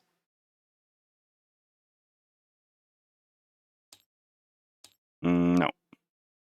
Oh yeah, because I don't have a hand, so packing it doesn't work. Okay, well, never mind. Never mind. So we have to do this manually. That's fine. Just like the olden days. All right, let's get some of the stuff out of the way. So we get 2 -1s out. I don't know where these are supposed to go. We'll put them down here. Okay. 2 -1s removed from the deck. Drifter, on the other hand, yeah, we have a looting-based personal quest. I mean, all right. Here's the thing, right? That ultimately being able to reroll 2 loot each time. Yeah, scenario 4 was an exciting first encounter. Yeah, it's a cool scenario. Being able to reroll 2 loot each time,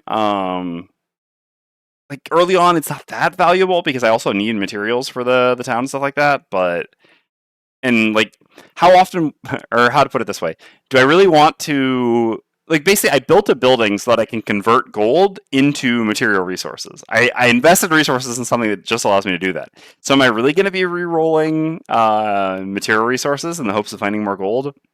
I don't know. That being said, I mean, you can always just re-roll 1 coins and hope to get bigger coins, and re-roll 1 resources and hope to get 2 resources. So I think it's. I mean, I still want this. I still want this. This still makes sense for me, and I just love getting this in the beginning. So yep.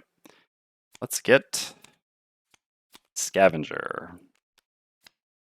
We'll put that here. So this doesn't apply yet. We have to apply our old loot first. Okay, let's do that. So we have, here we gain 6 gold, 1 arrow vine, 2 hide, and 2 metal. Okay, neat. These get deleted. And here we have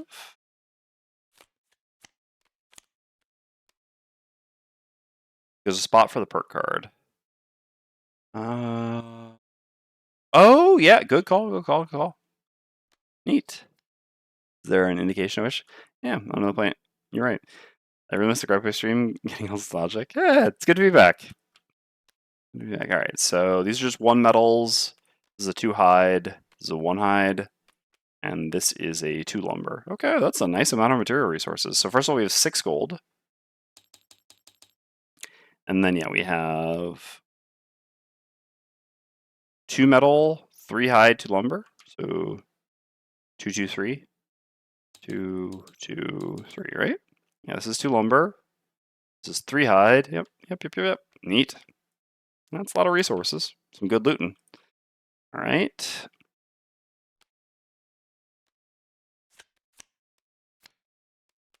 So we also have 6 gold. Well, on our way to 20. And then we have 3 lumber and 1 metal. Okay. Oops. Oh, and we also did gain a check mark. Oops. From the reward. 3 lumber and 1 metal. Okay.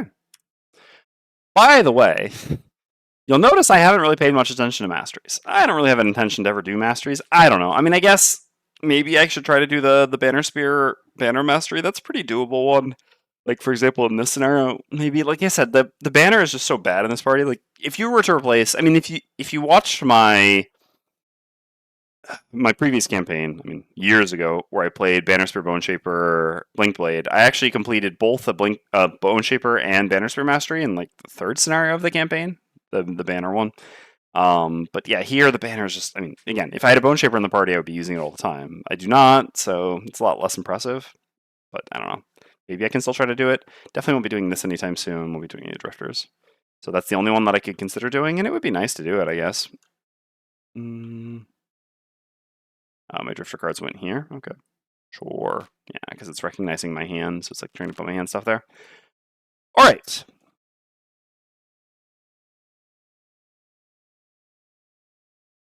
Time to set up the next scenario. I think we did everything there we needed to, so we can now do delete map. Time is it? Yeah, 4. Oh, yeah, we're definitely doing another scenario today. Delete map. Yeah, well, that's fine. And then refresh scenario list. And then revealed rooms. Okay, Heart of Ice. Cool, cool, cool. All right, here we go. So let's take a look at the scenario. Didn't remember to do that last time. Scenario is complete when only one boss is dead, and characters and character summons have collectively dealt damage to that boss equal to half its maximum hit point value rounded up. At the end of that round, if the Snow Dancer is dead, read this. If the Frozen Fist is dead, read this. I guess I should change my title now. All right.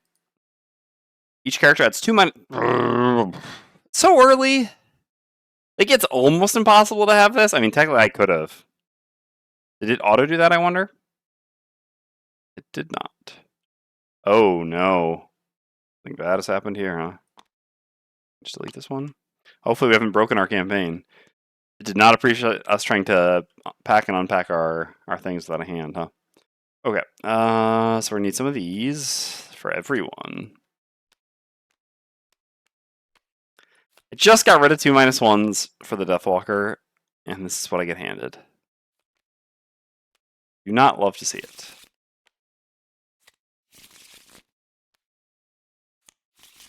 Okay.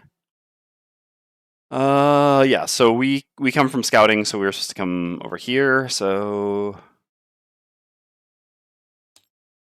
yeah, it's gonna be like here. Yeah, if scouting is B, okay. So we have it here. Do not set up the other thing. Door 1 is locked and will unlock when all revealed enemies are dead. Yep. Okay. So I'm gonna go take a few minute break just to stretch my back and stuff. First though, I guess we can set up our hands. So where will that be this time? I guess here still works.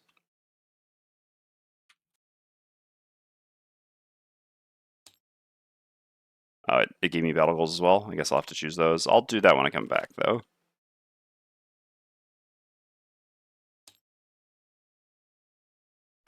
Okay.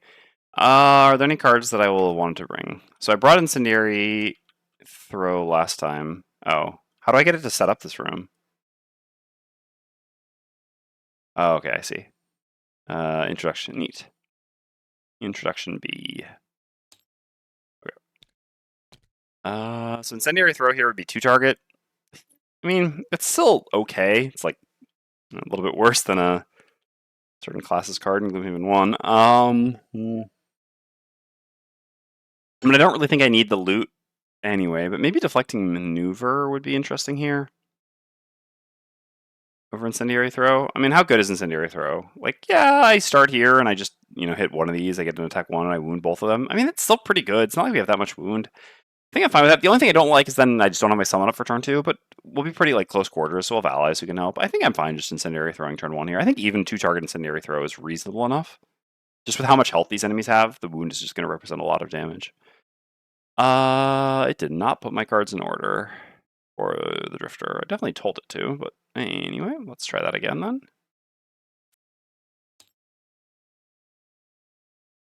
It didn't. Okay. Oh no. It's like one of these cards that's gridded somehow or something. No. It's like the snap points on the U slots that's messing with things. Because they're a little bit too tight. Yeah. It's because they're too close together because the battle goals are in there as well. Like, so the hand isn't quite big enough anymore, and then they're getting stuck on each other's snap points. That's what is happening. Alright, this is fine. So do I want to sub Relentless back out? What was my card? Val Inheritance. I guess I should look at battle goals before this, but I think probably not. Alright, well, I said I'm going to take a break before I get into battle goals. Let's just draw them, set them here, and then I can draw 6 here, and it's like 3 and 3.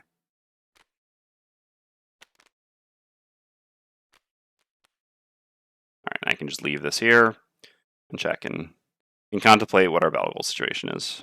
Obviously, it's like Deathwalker, Drifter, Bannerspear. Alright, like I said, are you planning a preferred scenario outcome, or are you just winging it? Just winging it. So when when Jessica and I played this, we came in obviously on the side of the Snow Dancer, and so we're like, okay, we'll help the Snow Dancer. And turn 1 of Room 2 changed our plans there. We were like, all right, so we're really big fans of you, but anyway, so no, I have no plans for a preferred outcome here. I'm just gonna see. I'm gonna play it where it lies. Okay, so like I said, I'm gonna take a 5-minute break, refill my water, go to the bathroom, and just stretch my back a little bit, and then we'll get into scenario number 2. So, all right, I'm back. By the way, boss, you'd be happy to know I've already uploaded the first VOD to YouTube, and I actually am just gonna try to do it every day rather than every week. I haven't actually made it public yet though, because I have to like cut the front out, and then here, for example, this VOD, I'll need to actually cut in 2. And obviously, since I'm not actually downloading it, I can't like edit it and then send it. Excuse me. But yeah. So there will be VODs. All right, what are we looking at for battle goals here? Recluse. Never end your turn adjacent to any other character. Pretty doable. Kill the first enemy to die in the scenario. Pretty doable. Never exit.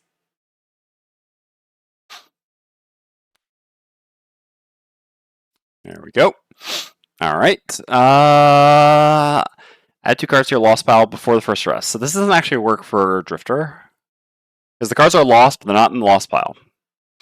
Perform long rest while at maximum HP. After having suffered damage, never attack an enemy that has already acted in the round. I mean, this is just impossible. This is a boss scenario. And this is pretty realistically impossible, so I guess we'll take Sluggard. So I have to long rest at full HP. I mean, that's definitely doable. And no more than 3 of your turns in the hex in which you started the turn, except when long resting. Doable. Suffer damage from an attack the same round you long rest. Never enter hex occupied by an ally, enemy, objective, or obstacle. Huh.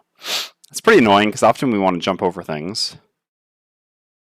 Yeah, or move through things. Yeah, let's try Rambler. So basically, we have to move every turn except 3 of the scenario, with the exception of when we long rest. All right. We'll have to try to keep track of that. Let's put that up. I mean, let's put them up here as usual. Yeah, let's put them all up there so that we remember. Look at me, Mr. Battleholes. All right. It must be this mic.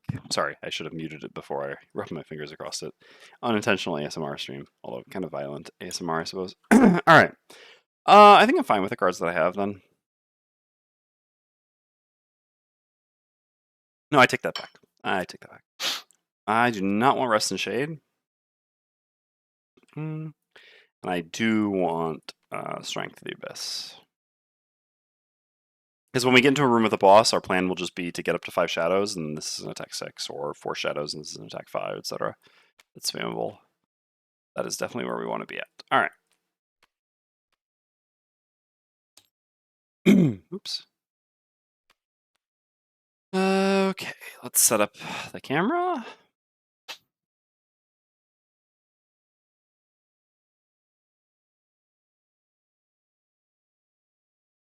Should be good enough. Control 2. And this is Control 1. All right, let's grab the standees, and we'll be good to go.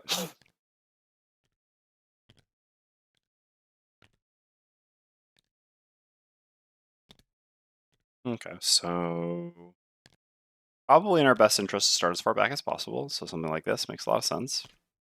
From here, I can still do the Bannerspear thing I want to. I guess, should I try to use the Banner of Strength in this scenario? I wouldn't mind getting the Mastery. It's a 2-room scenario. It's a boss fight, so it's shorter. You know what?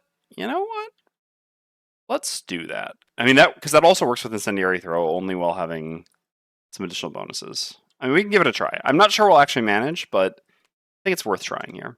Okay, so the Mastery, this is range 2. The Mastery is range 3, if I'm not mistaken, right?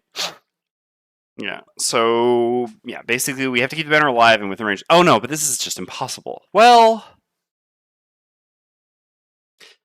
the banner is so unlikely to survive in the second room of the scenario. The bosses are just so likely to kill it because there's so much AoE and stuff. But I guess whatever, we'll see. You never know. I guess we can like try to keep it by the door or something. Sorry, I really should blow my nose. 1 second. I wonder if my old muting hotkey works. It does not.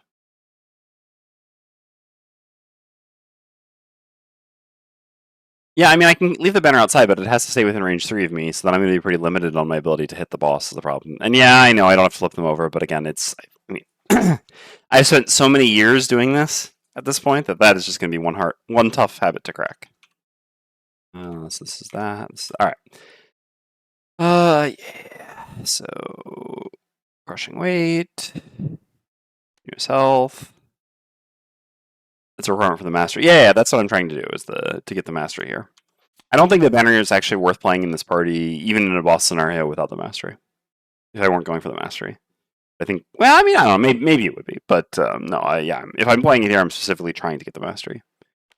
All right. Same thing we do every night. Here we go.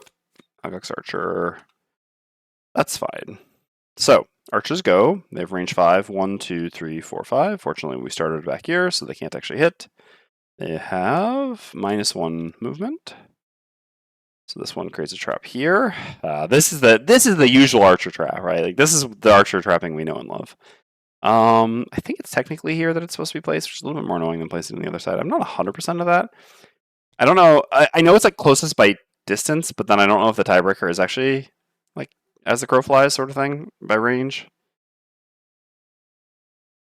Anyway, this is fine.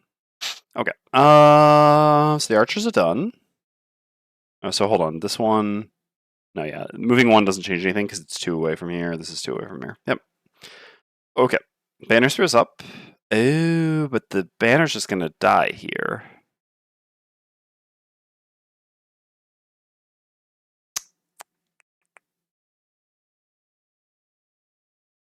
I need... Hold on.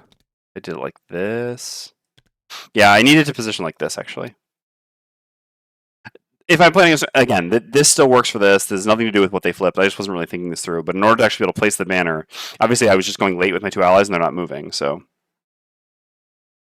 This is the only way to do this. This still works. Again, this doesn't actually change anything in terms of my interaction with the monsters at all. I was just kind of forgetting about the banner. Okay, so let's go. So we're going to do the banner of strength. It's curious. Oh, because I guess it's just like considering the cards that we have. Interesting. Okay, so we'll summon the banner of strength. This gives us 2 experience. What is our battle goal again? Oh yeah, so well, this is already counting.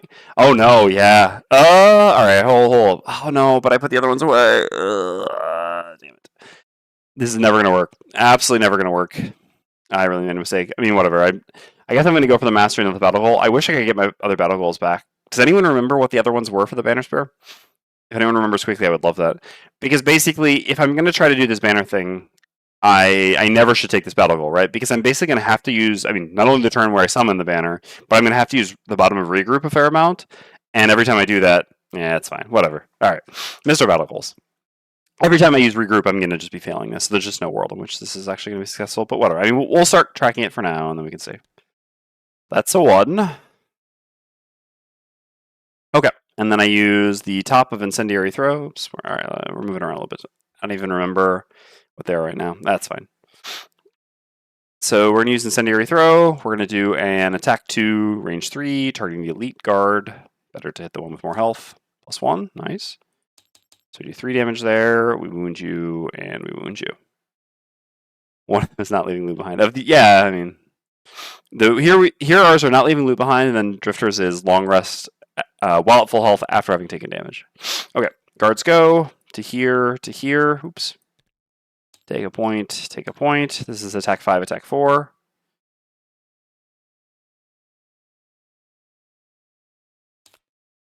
Wow, again. That's very lucky. We'll use the shield as last time. And take 4. Okay. Drifter activates 2 persistence. Activate, activate. As usual. Deathwalker activates a persistent and plays Call of Doom to do a move through Creating Dark. Or I'll just basically stay where I am. I guess, no, yeah, I just don't want to move forward. Well, I guess I could ultimately go here and then just run back if I need to. Run to here or something. That's fine. Yeah, and that actually even works for the thing, and this way I lose disadvantage. Okay, yeah, that's fine. All right, so I'll use Call of Doom to do a move through here, making dark. Okay, so guards done, done, done. All right. So, round 2. Same thing we always do. Anger of the Dead for initiative here to run away before the archers hit me, and consume the dark to do to target forceful spirits. Don't need to flip. For you, I mean,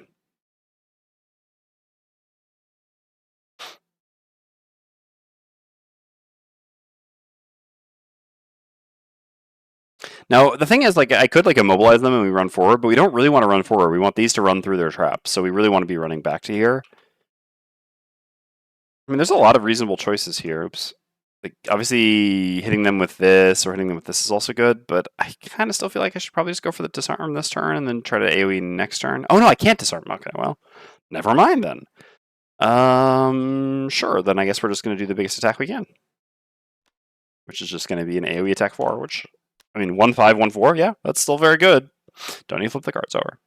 All right, and as for you, Drifter, oops, I'm going to heal the Bannerspear and whack for a bunch of damage.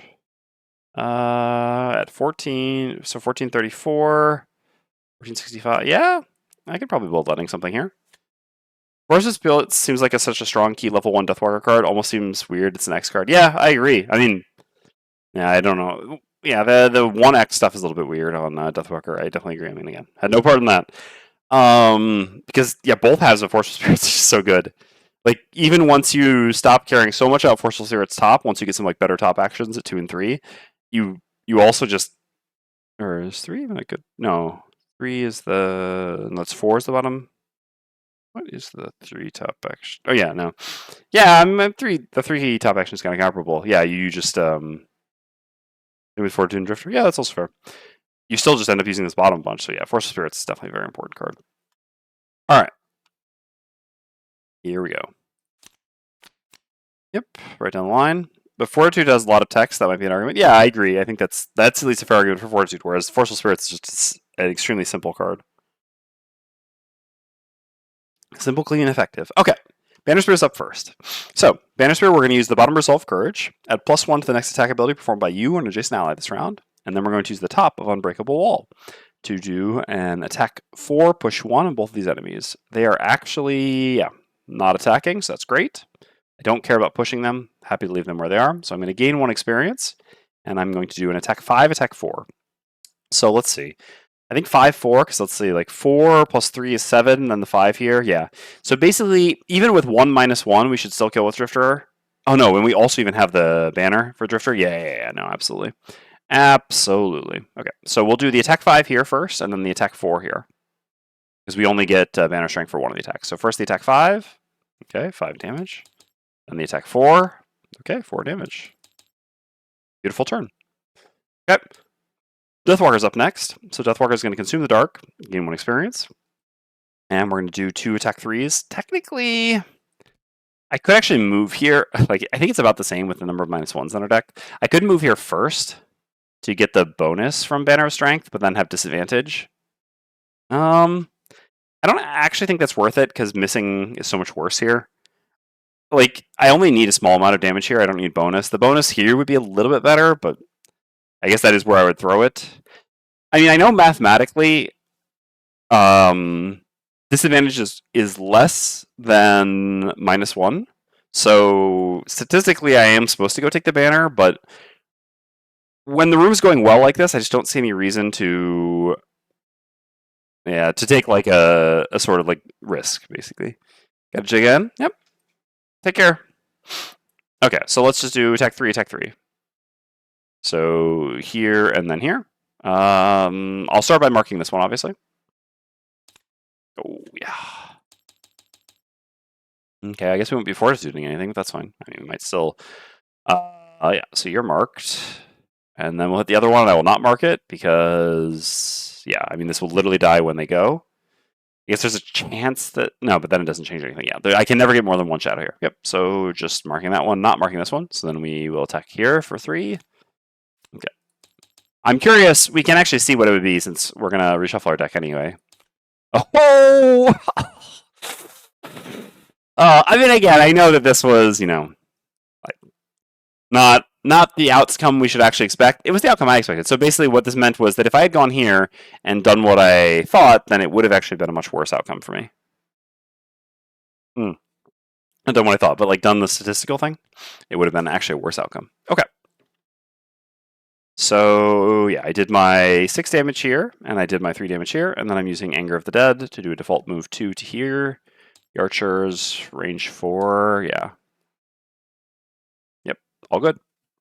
Perfect. Okay, Drifter's up next. So Drifter, I really wanted to heal the Bannerspear, but I don't want to hit this one with my attack 5, so I'm actually just not going to heal the Bannerspear here. The 14 initiative was still useful because it let me get under their 15.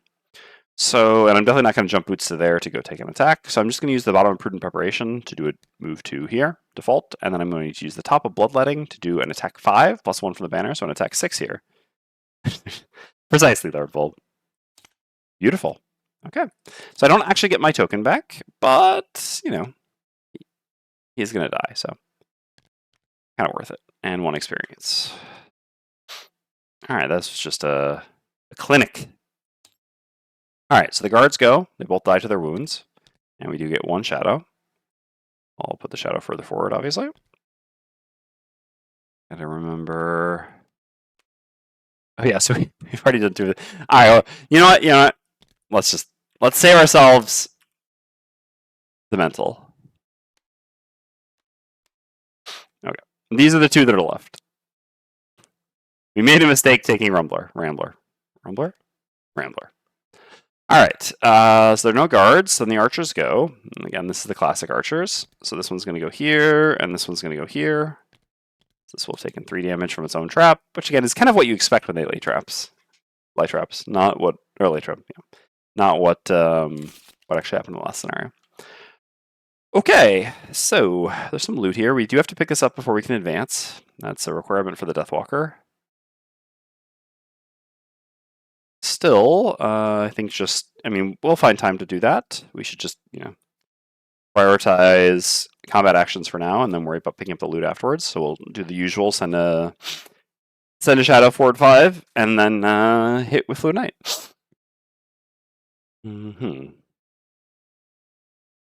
So, hold on. Yeah, so if I remember correctly, even though it's a little weird, I actually will not benefit from the banner with the Deathwalker, because when I perform the attack, the banner would have to be within the area of where I perform it, which is weird because you don't get retaliate, but whatever. I understand that the retaliate's just like that would just be frustrating sort of thing, but anyway, okay. So, is there a world in which I could like send the banner? No. No, because the shadow will be there. Nope. I do have to be moving the banner, though. Unfortunately, I also would like to, I kind of don't have... If I send it forward first with this, then I like advance with this, I don't know.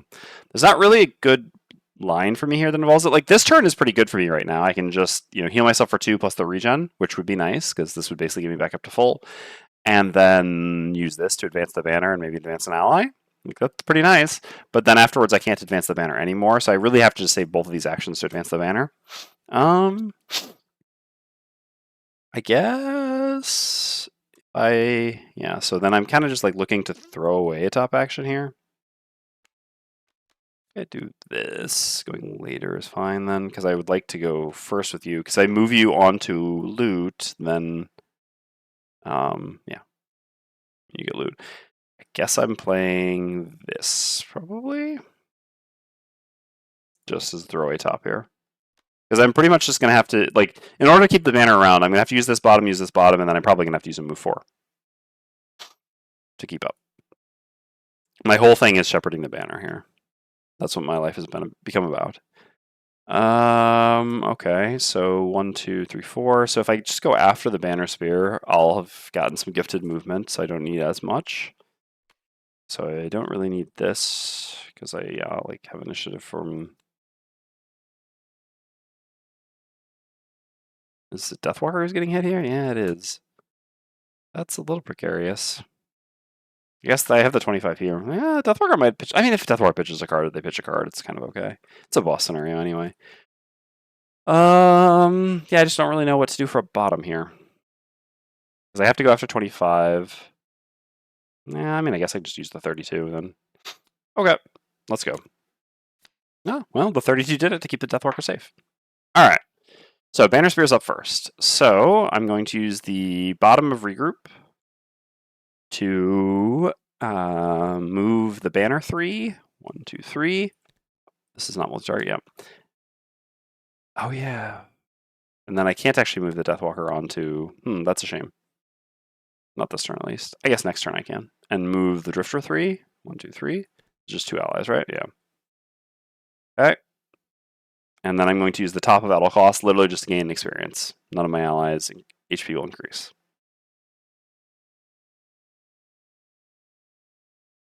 Yeah, that's a good point. I can do that, I guess. I'm afraid it's gonna like break something by moving it. What is even inside of it still? A bag? Okay. Oh, it's the summon bag. Yeah, it actually might break something, because it's gonna try to pull the summons from the bag next time I summon. I mean, I guess we'll see. Okay, so that's my turn. So then the Drifter's up. So I didn't actually need to move 4. But yeah, there was just no way. The Drifter was here. Yeah. I was just don't have enough movement. Alright. I mean...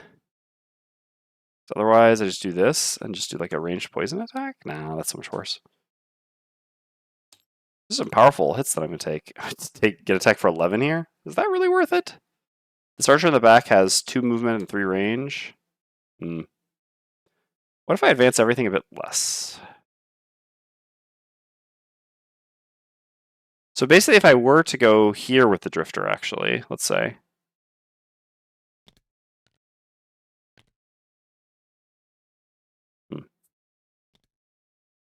Trying to think this through. So what if we put the Deathwalker here, and we put like, yeah. We should put the banner here instead. Okay. I think that works. Because, yeah, I don't want the banner getting attacked. I want the Drifter getting attacked, yeah. Okay, this works. All right. So we'll do that instead. This is a little bit worse, but this is okay. So then the Drifter, I'm just going to use the bottom of Sustained Momentum, actually, as a default move 2, going to here. Yeah, because I need this to have enough range. And then this will go to here to hit me, and then this won't be able to hit me. Yes, perfect. Okay. So I'll do a default move 2, and then I'm going to use the top of Deadly Shot to do an attack 2, range 4 poison. So 1, 2, 3, 4. Attack 2 because of the banner. So here we go. Okay. 2 damage and poison. I think this is better. I don't really want to get attack for 11 here. Alright, so then this archer comes here and hits me for 6. 7. Alright. And this archer moves here. Archers are tough. Okay. Unfortunately, the banner's still not quite close enough to affect the shadow the way we would want, but that's okay. So yeah, we're just gonna eat this shadow at them, but again, use it for Fluid Night. So we gain 1 experience, we create dark, and we do an attack 5, plus 1 for the poison, so attack 6, targeting the archer. I will go ahead and use my Spyglass to make this an attack 6 with advantage. I will be marking the enemy, obviously. Come on, plus 1. Nice. Oh, that's really big. That makes a big difference. So that's actually 7. That kills, and we get a new shadow. Which, I think I'm just fine with putting there. This way I can just tell... Well, I guess someone will probably always go to the front. So maybe... Oh, no, but yeah, putting it there isn't any better. Yeah, I'll put it there. Okay. Nice turn.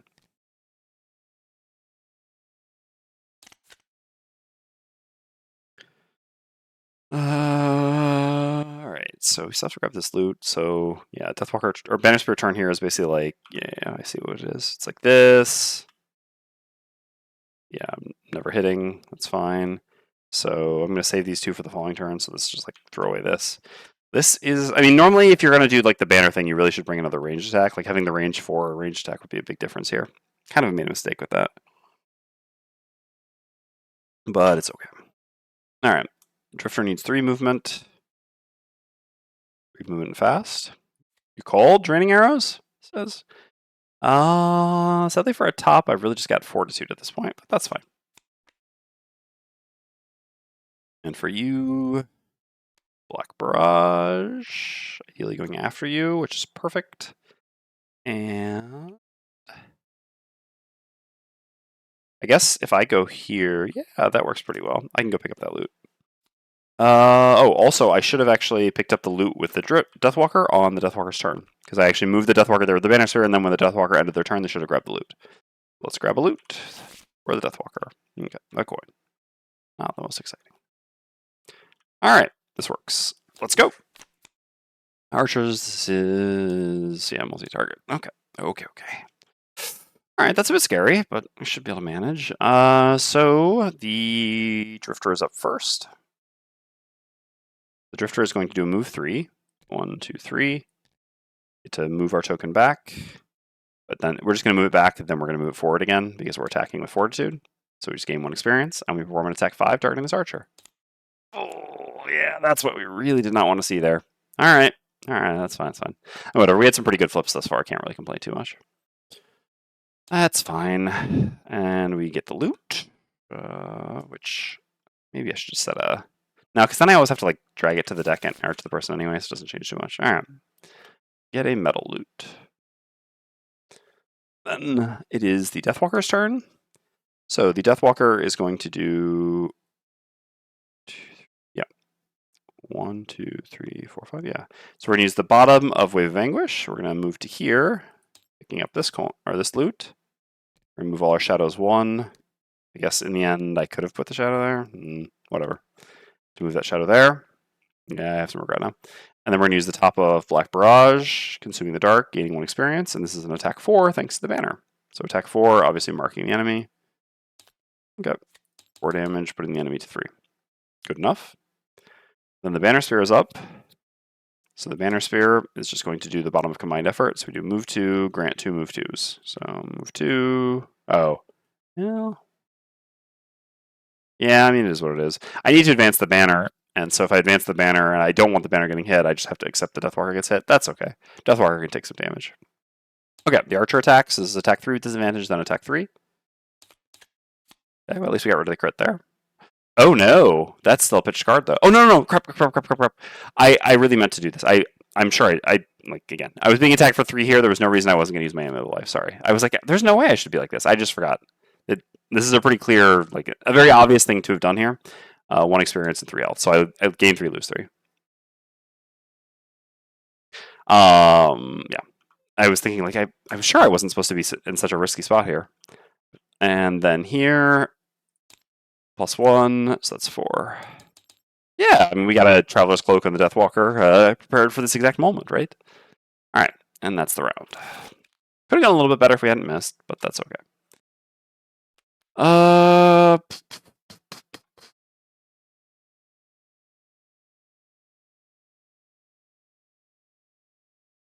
don't mind trying to get the summon out here. Yeah, I mean, I think I'm just going to always play these 2 cards. I don't really want to do an attack 2 here. That's not really where we're at. So we're going to play this and this, and hopefully just do a bit of cleanup. Stop flipping the cards. All right, we're going to play this and this, going very fast. And here, we're going to, I mean, all right. Normally we should be able to do some healing here, but I guess we also kind of have an off turn next turn.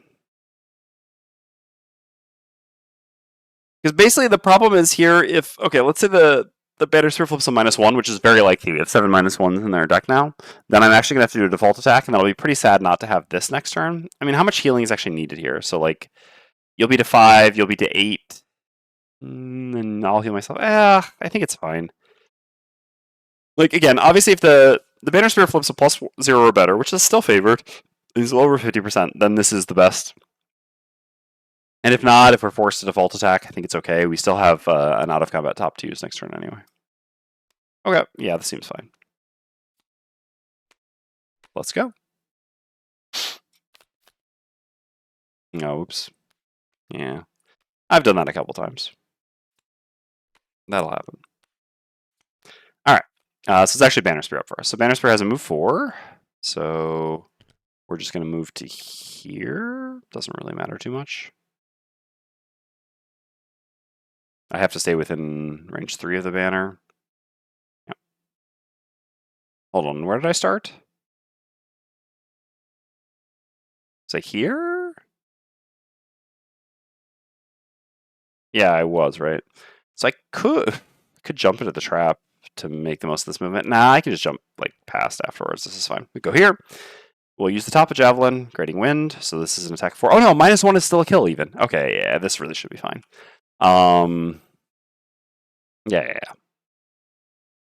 Yeah, -1 still a kill because of the banner. Beautiful. Look at that banner go. All right, so attack 4, range 3, targeting the archer. Easy. Kill, shadow. Put there. Okay, so Bannerspear is done. I mean, whatever. Yeah.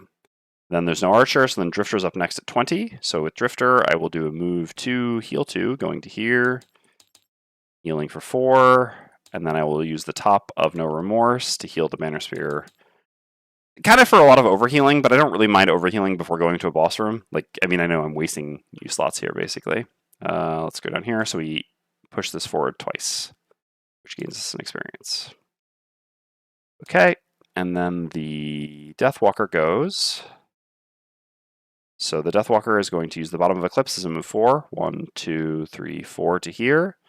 And then I'm going to use the top of Sunless Apparition. Let's go down to our area. So we're going to activate this and summon it. And we get rid of this one because it's an adjacent hex. And we gain an experience. All right, and that's the round. So Drifter is just going to play 2 cards while everyone else long rests.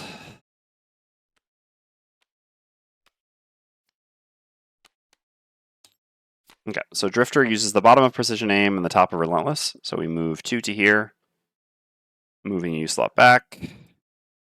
We're going to move this one back, and then the top of Relentless moves 2 back. So we move this one back and this one back, putting us in a pretty good spot going into the next room. And everyone else takes their long rest. Which is just going to heal the Deathwalker for 2. Okay.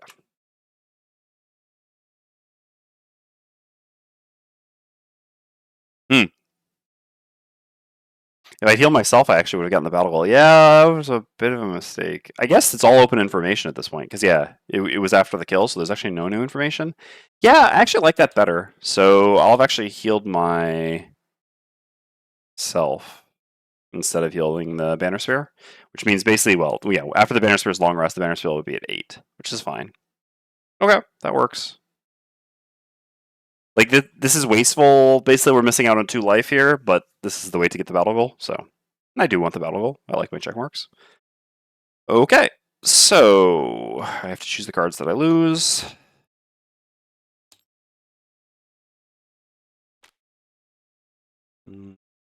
Probably a pretty easy unbreakable wall loss here. I could consider... Oh wait, this should be active? I could consider playing the persistent loss on it, but I don't think that matters that much. We're about to go face a boss, so... Yeah, I would rather have... Yeah, the bigger moves, etc, etc. Okay. That's lost there. These 2 are persistent. Yep.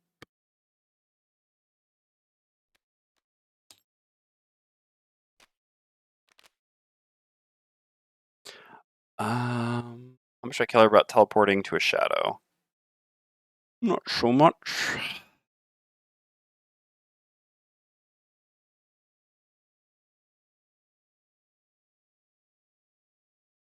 I mean, Fluid Knight is arguably not very good. Like, basically, what is my plan here going to be?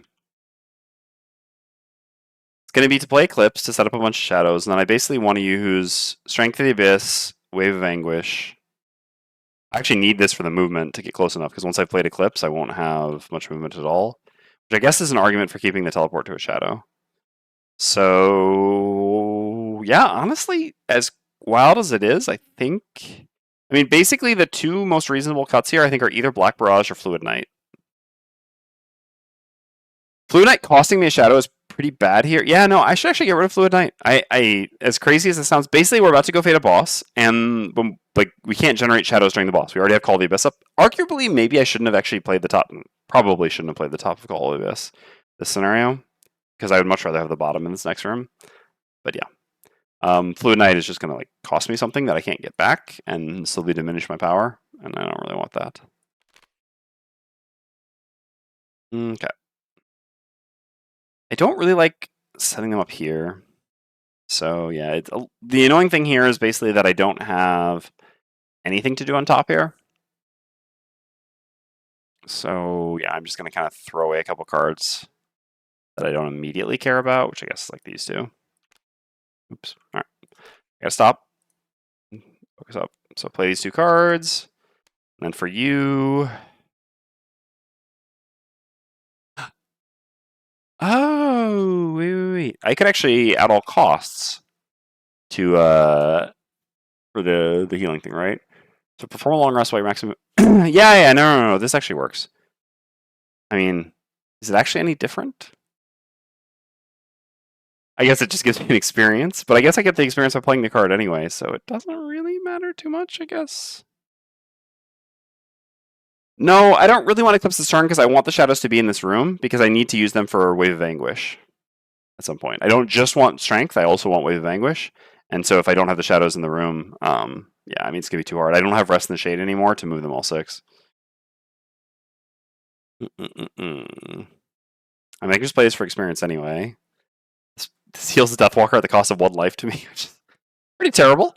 Yeah, the thing is, like, I can't use Regroup top, right? Because I have to use Regroup bottom. What does the Regroup here even look like? Yeah, it looks like I'm sending this here. Oh, God, that's so bad, though. Otherwise, I go here, and then I move this to here, and then afterwards. Man, this is going to be... Trying to do this banner mastery here is really costing me turns here. All right, well, let's throw this away. Let's actually use this here, I think, and then regroup afterwards. Oops. Okay. Oh, man, just taking a long rest. There we go. Okay, so Bannerspear's up first. I'm going to use the bottom of Combined Effort. I move to here, moving the banner to here, and moving the Deathwalker to here, because why not? I mean, I guess... Yeah. No, let's actually move the summon to here. To here. I mean, the summon almost has more movement than the Deathwalker. No, it's not. Whatever. The Deathwalker is going here regardless. And that's everything I do. And then the Deathwalker goes, and yeah, I literally can't do anything here. I guess I can just advance this shadow to here. That's it. Otherwise, just throw away 2 cards. Drifter takes a long rest, and successfully completes battle goal at least. Hey, King Whipsy. How's it going? I'm doing well. All right, so if you choose a card to lose here, get to refresh this. So we also should refresh this and refresh this on a long rest.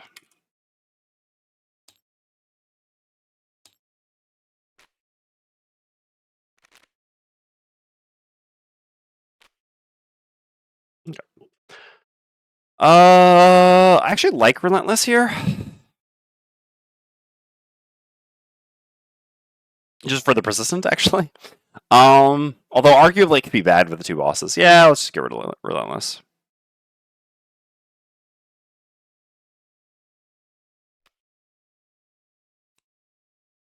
I do wonder if to like delete something for all the cards since it's a lost pile, that would actually be kind of convenient. But up to anything good or fun? Not particularly. I mean, working on Gloomhaven products. I think it's pretty fun and hopefully good. And yeah, I watched the farm on the Olympics. Didn't actually go really to it except the marathon. And yeah, looking forward to going to Essen in the beginning of October. Okay, so what are we up to here?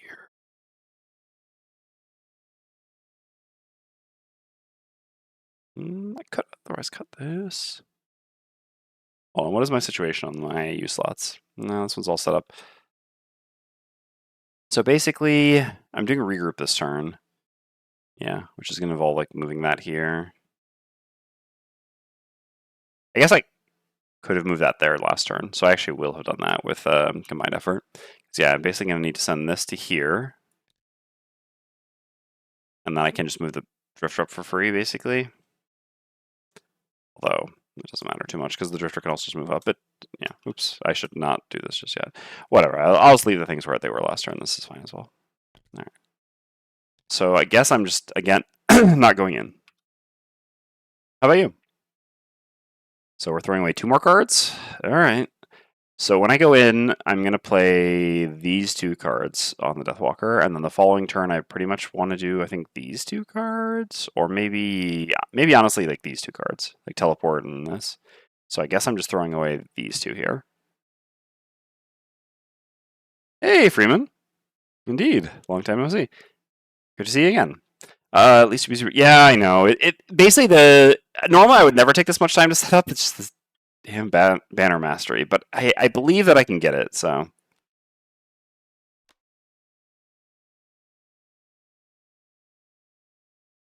Ah, cool. Yeah, I hope you're able to find some people to play with as well. I'm a little bit sad that my physical campaign is sold out. But the positive for you all is that that's part of what pushed me to do this. All right, so regroup, and I guess yeah, I can do this for experience, which is fine. Okay, that works. So I'd like to get healed by the drifter after I go, which basically involves using this and yeah, using this. All right. All right. So prepared. Again, we're really just doing this because we desperately want to get the banner in position so that we can complete the mastery. So Deathwalker goes and once again does absolutely nothing. Then the Bannerspear goes. So I'm going to use the bottom of regroup. Grant 2 allies within range 3, move 3. So I'm going to move this to here and this to here. That's it. And then the Drifter is going to go. Oh yeah, and then I'm going to use the top of at all costs to heal the Deathwalker for 2, which costs me 1 life and gains me 1 experience. Then on the Drifter, I'm going to yeah, unfortunately, I don't get experience with where it's positioned. I'm going to heal and then move because I actually wouldn't be in range of the Bannerspear otherwise. And then I go here and basically just heal the Bannerspear to full by doing this as a heal 5 and then this to recover the U slot. Okay, that's the round. It would have been reasonable to set up Relentlessness bottom here. That's what I was considering. In a different boss fight, I would have, but here it could actually be kind of detrimental, which for reasons that'll be seen once we get in there. All right, speaking of getting in there, it's time. Eclipse. Full of Doom.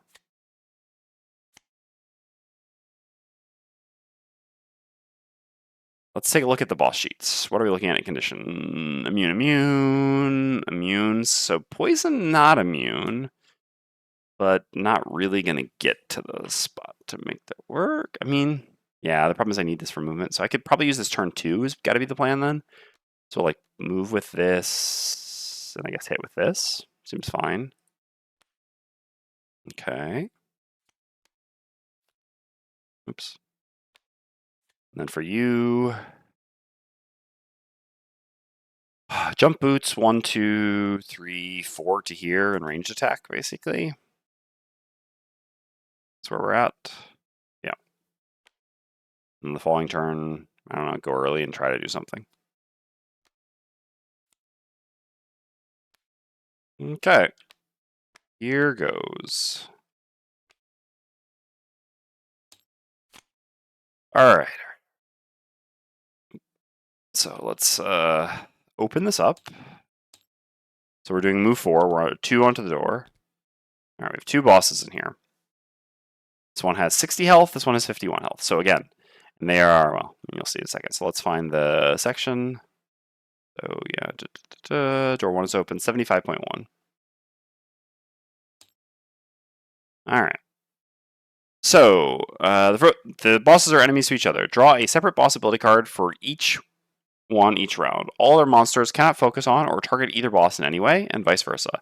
Either boss dies, the scenario goal is not fulfilled, the scenario is lost. So again, the scenario goal is that basically, well, I have to go back to show this, but one of them has to die, and we have to, our characters and summons combined have to have done at least half of its maximum hit point value in damage. So we're going to get a tracker out, unless there's maybe one that auto spawns, which there is not. All right, so let's go objects, components, tools, counter.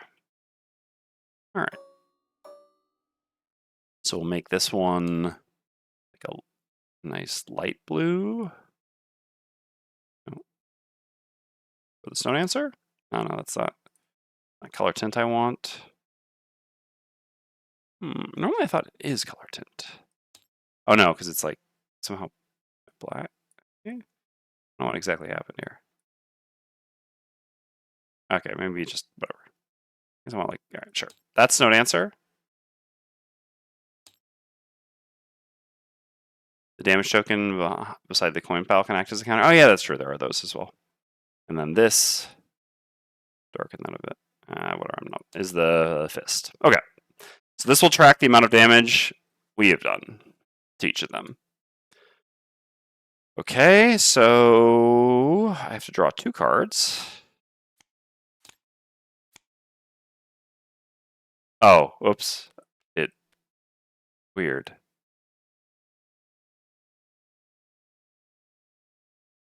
I drew the 85 first. This is not how this is supposed to work. Yeah, okay. Anyway, I drew the 85 first. No, wait, I drew the 17 first, because yeah, it was on bottom, right? Yeah, so I drew the 17 first and then the 85. Sure. So 17. Oh, I guess I don't know which should be which though. I mean, whatever. I guess we'll go nearest to furthest. So 17 will be Snow Dancer, and 85 will be Frozen Fist. So like that. All right.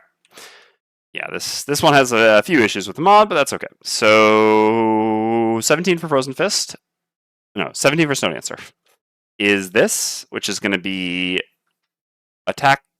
Yeah, I guess we could just see it up here. No, just a special 2. Now we cannot. All right. So it's going to be attack +1, target 2, range 4, push 2, and there's no ice currently. And this can make ice, and this will be doing, yeah, the 85, which makes ice, so it could have ice next turn, and this is going to be a move stun. Move attack stun, and this moves 4, attacks 10, and then this, yeah, okay. Okay. So, still a Drifter's turn. All right, we got a lot to think about here. This is going to involve a fair amount of camera movement. So this does not move. That's interesting. So I won't get immobilized. Will push me away. This will run up and hit. I don't really want to get stunned. So an answer will be targeted anyway, right? I actually don't remember how this works. No, because it goes after. No. So actually, I would, because it focuses based on not initiative number, but initiative order. So I actually would be targeted on the Drifter rather than the Stone Dancer. The only thing is the stun, basically, right? So yeah, this is what happened to us basically in our first. I mean, I guess I also just have the Stone Dancer to hit here, though. I feel like everyone always ends up with the Stone Dancer buddy, so I kind of like to, or with the Frozen Fist buddy, so I kind of like to get the Stone Dancer buddy, but at the same time, it just seems easy to murder the Stone Dancer from here.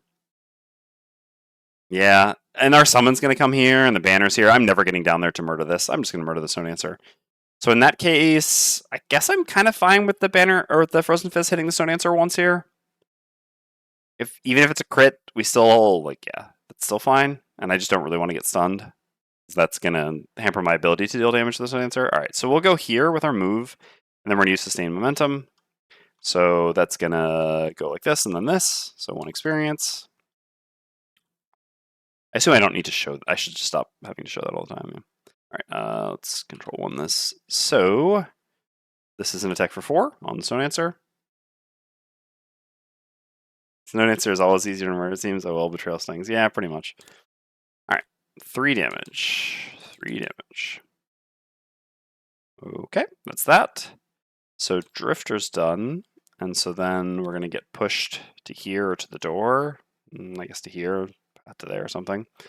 So this actually is going to be an attack with disadvantage. Yeah, so I have to go down here each time, right? Because it doesn't show up there.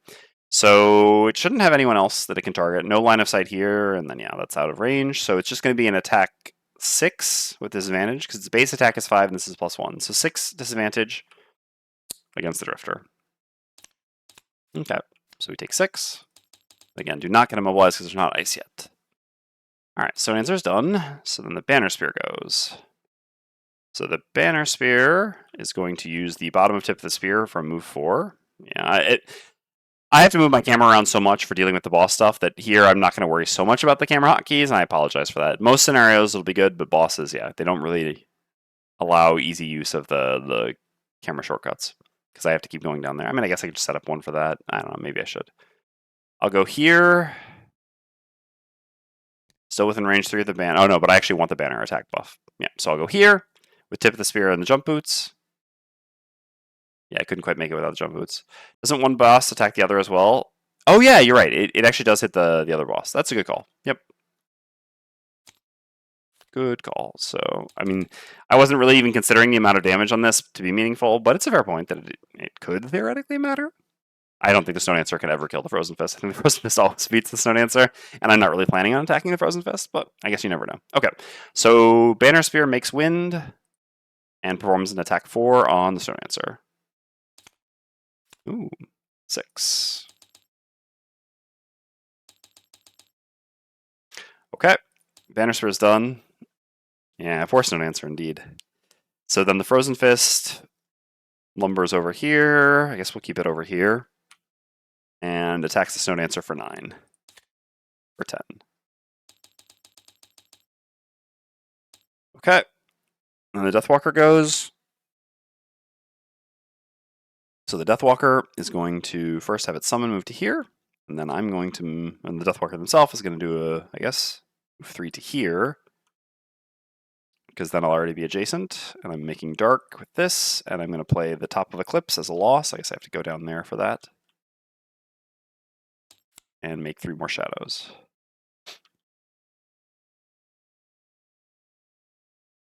And I'll put them here, here, and here. Well, actually, who is going to go get the chest? I guess that could be Drifter. The movement one is a bottom, unfortunately. But I guess if I do, like... What if I just regroup again? Yeah, that works. Yeah, I can make that work. Yeah, I'll do it like this. You remember what's in the chest? Oh, I remember what's in the chest. Actually, we didn't get that chest in our campaign. I knew it was in it too, but we actually, if we'd gone for the chest, we would have lost the scenario. We were also playing on +2 at the time, and yeah, like I said, had some... I mean, the Frozen Fist crit the Stone Dancer turn 1, so that kind of put things into a certain spot. There was also Ice Maid. So yeah, we were never able to get the chest. We didn't come back for it. But here, I will go get the chest. All right. So I'm going to short rest early on Bannerspear. Nope, can't lose that. Please don't reroll Javelin. Okay. I think I may have forgotten to pay a hit point in the previous scenario when I rerolled, but it was at the end, so it didn't really matter. You play +2 with your wife? Dang, it seems hard to go that high in multiplayer Frosthaven. Yeah, I mean, we played a lot of normal Frosthaven as well, or I mean, Gloomhaven as well. Obviously, there's a lot of experience. We actually started on +1 because we thought Frosthaven would be a bit harder, but after the first 2 scenarios, we were like, all right, that's enough. And in all fairness, though, I mean, the first 2 scenarios were also like just very easy, so it kind of set a different expectation. Okay. These 2 cards here. In the end, I could have had something else here, but this will be fine. So Drifter, what are you doing here? I'm gonna just do Fortitude before I go scramble to get this. So I'll get move with regroup, and then I only actually need 2 movement to get there. So I can just use this at that point. All right, this works. This works. Hopefully it's not the multi-target immobilize here. Guess we would probably make it work as well. Anyway, I don't know. Okay, so, oh, but it didn't shuffle this card back in. I mean, that, technically I should redo. Crap. All right, yeah. All right, so these are not real. So draw.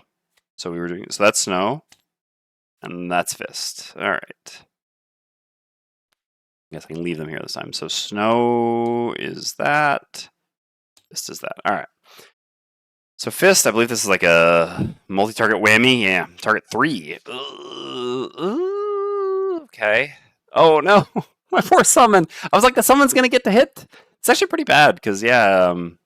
Oh wow. Actually, this is atrocious. I should not have taken this risk. Wow. I have to pitch 2 cards for Deathwalker as well and lose the summon. Man, the other flips were so much better than these. Yeah, but I mean, it's just, yeah, pitch 2 cards from discard pile after having already lost 2 cards. Ugh. Did we get a miss? Yeah, I don't know. I mean, we should still be fine, but yikes. Okay, so yeah, fist has, this isn't -1 movement, is it? No, it's +1 movement. All right, he has a bunch of shield. That doesn't really matter. Goes to here. And he will attack first the Snow Dancer, then the Deathwalker, then the Shadow. So, and these are attacks at +0, so 9. There's no way for the Traveler's Cloak to make a difference here, unfortunately. No, null in there. I would have preferred that here, but that's okay. So I'll pitch 2 cards, and yeah, the summon is gone. That's a shame. Although I guess at this point the summon was just going to attack the Frozen Fist anyway, so. Alright, so this isn't actually dismissed yet. Alright, so Call of Doom, you're out. And yeah, I shouldn't short rested early and tried to play this. That's basically where I wanted to be at, but and this you're out. Alright. That's fine. Okay. So the fist is done after decimating us. So then the Bannerspear is up. So the Bannerspear, I will once again attack the Snow Dancer with, oh wait, so the Snow Dancer, hold on. Yeah, it's doing the large AoE here, right? So I have to be careful with where I put the banner. Well, anyway, first I attack the Snow Dancer. I remake Wind, and I do an attack 4 on the Snow Dancer. Oh, I guess I clicked that. Didn't mean to. All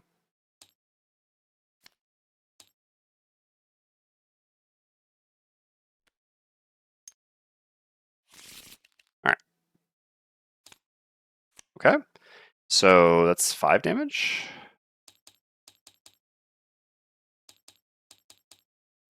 All right, and then I use the bottom of regroup to grant 2 allies some movement.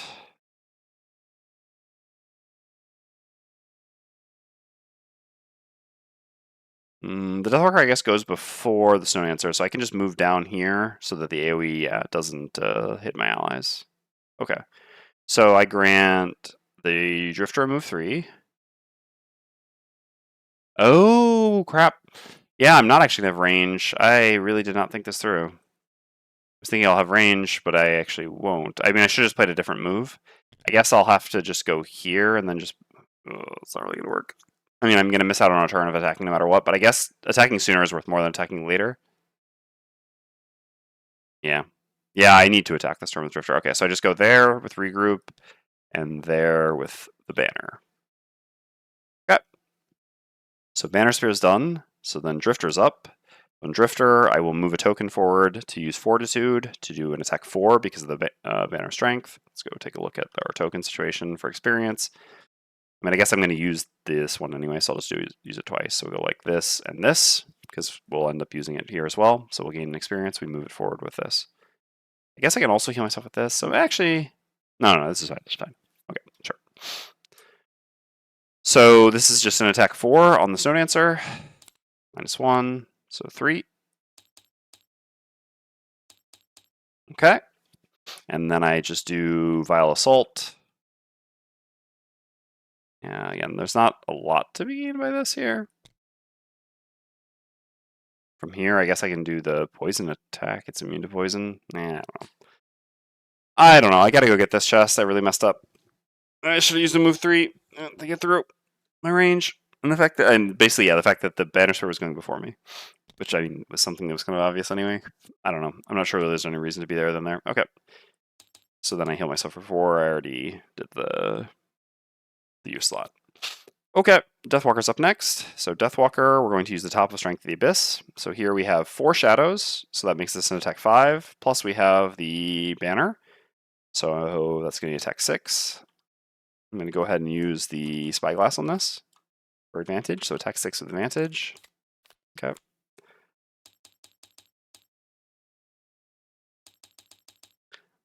So how much do we have to do total to beat half? So half is, yeah, it's like 25.5, so 26 or 23. Okay, we just have to do a tiny bit more damage to win. And then we basically have it locked. So we have to make sure that the banner doesn't die is the thing, because I worked so hard for the stupid mastery. All right, so, and then I move to here, I guess, just to make it, yeah, so that the AoE can't hit anything else. I mean, I guess if I'm here, it also can't hit anything else, but this is fine. I guess no, the advantage of going here is that if he decides to multi-target, it doesn't change anything. His focus is Stone Dancer because he's adjacent. Okay, this is fine. So I go there. Oh, I guess the Stone Dancer will move away here, right? Yeah. Stone Dancer will move away.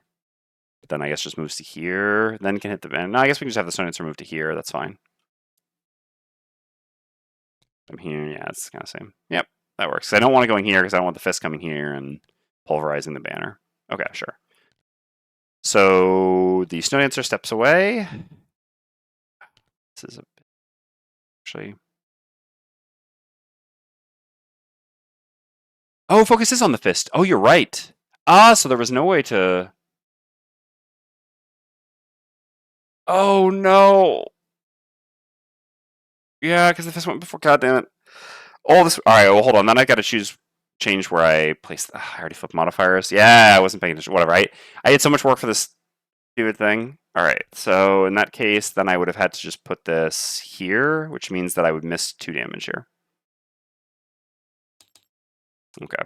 Yeah. I forgot the focus would be on the fist.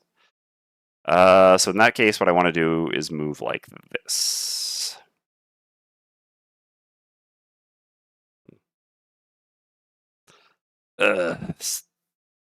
Yeah, really killing. All right, so 2 less damage here as well. Oh no, but then I can still.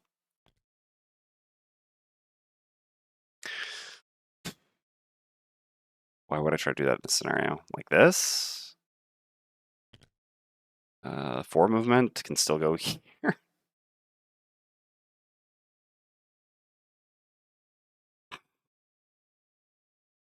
All right, so here is where I have to keep the banner. All right, sure. Sure. So I still got the bonus here. I didn't get the bonus for the Drifter or for the Deathwalker. Trying to do this mastery on the scenario is going about as I would expect. That being said, yeah, if I just not done a really stupid thing, and I knew I should short rest. I was thinking, okay, I should short rest early with the Deathwalker just to be safe, so I can go at 14, then I can go at 4, and I can't get beat. And then I was like, no, it doesn't really matter. Like I have to, if they go before me, they go before me, whatever. But yeah, the way this worked out, so much worse. I think I'll still be fine because again, we got like 5 more damage to do. But yeah. Okay, so in this case, the focus is the fist, and the only things that can hit are the fist and the Bannerspear by leading the banner here, which means the furthest Bannerspear can go now is here, because, yeah, combined effort doesn't even do anything. Whatever. It's fine. Someone else will damage it. So, just steps back to here or to here, basically. Deathwalker, I will be short resting, and I guess I can just do the same attack again if it's next to me. I kind of want to do Wave of Anguish, but that doesn't work so well with the fact that it's moving away from those 2 shadows. So sure, I'll just have it be here. Okay, so first attacks Fist and then attacks Bannerspear.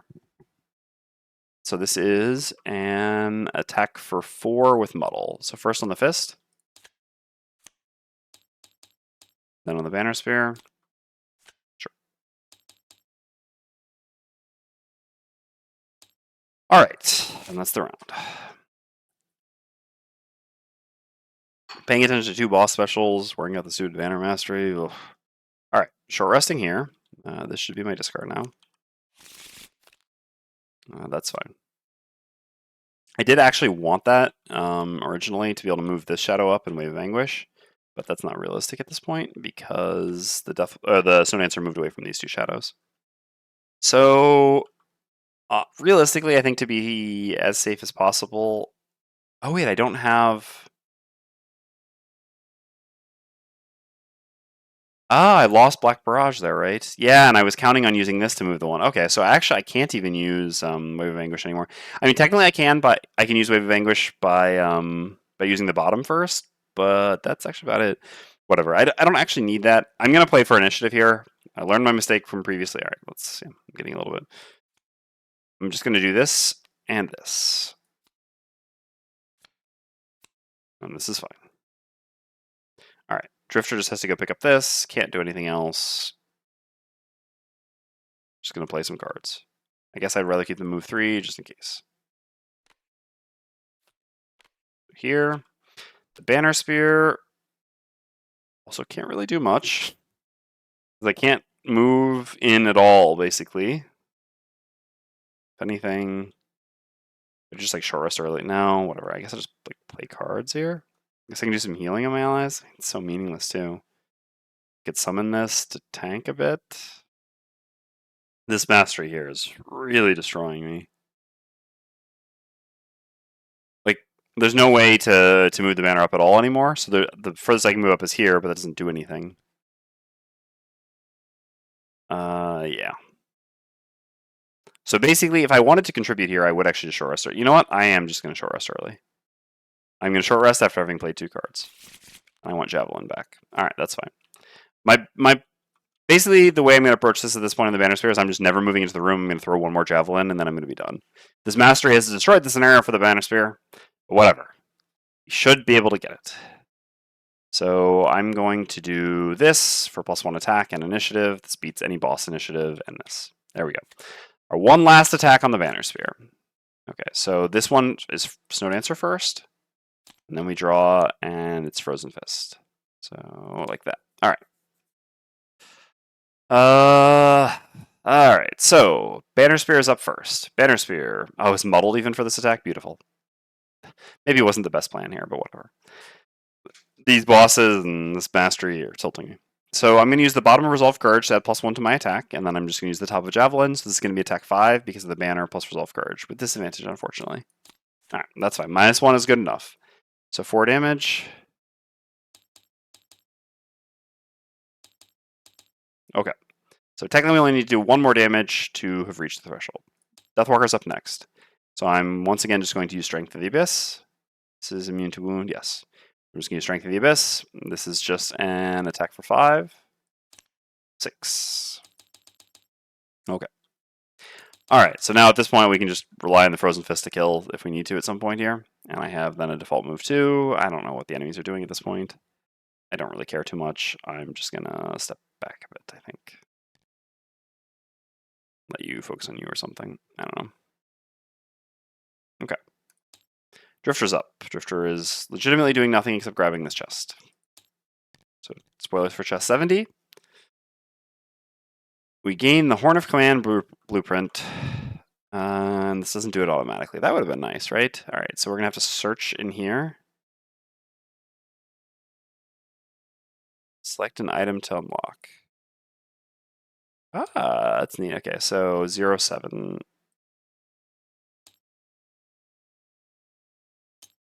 Neat. All right, so this is the Horn of Command. Costs 1 metal, 1 hide, and 1 rock root, and basically allows us to. It's a one-handed spent item. Allows us to control a summon during its turn. It's a very nice item. Guess I'm probably just supposed to like put this into a thing and then have it deal it out, but I'll just put these up here for now. Hopefully they'll get picked up eventually or something. We'll see. Okay. So Drifter is done. Did nothing else. So now we have Frozen Fist that goes. So Frozen Fist focus is going to be the Bannerspear here. So this is going to be special 2. So yeah, multi-target. Cannot multi-target. Just hits the Bannerspear. So it goes here, whacks the Bannerspear. And yeah, we pitch a card. As every time this enemy hits us. I don't know. Doesn't really matter too much. Just get rid of this, I guess. Okay, and that's all that does. And then Snow Dancer goes. So this is this. So target 2. There's no ice this round. There was ice, the previous round, but not used. So the Snow Dancer will hit the Frozen Fist and the Bannerspear, pushing both of them. And the Bannerspear leaves this. Oh no. Oh my god. This is unbelievable. I guess, whatever. If I just stay here, then I'm the focus alongside the Frozen Fist. I just don't want the Bannerspear getting pushed back, and then the Frozen Fist and the Bannerspear both get pushed. I mean, I guess that doesn't actually work because it pushes the Frozen Fist first and then the Bannerspear. I still don't want the Bannerspear getting pushed back. I don't care. I'm not messing with it. Nice fall. Okay, I'm just gonna stay here. I'll tank the hit with the Deathwalker. I really don't care that much. Okay, so sure. The Snow Dancer attacks the Deathwalker with disadvantage. +0. I think this attack is already for +1, if I'm not mistaken. Yes. So that's for 6. Ah, the Traveler's Cloak did do something. Get pushed away, and then attacks the Frozen Fist. It's 2. Sure. So it's 8. Right? Yeah. And then you get pushed to here. Okay.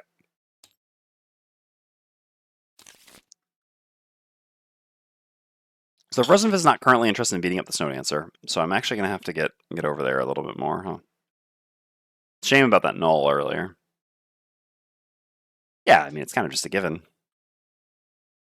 Okay, short rest on the Drifter.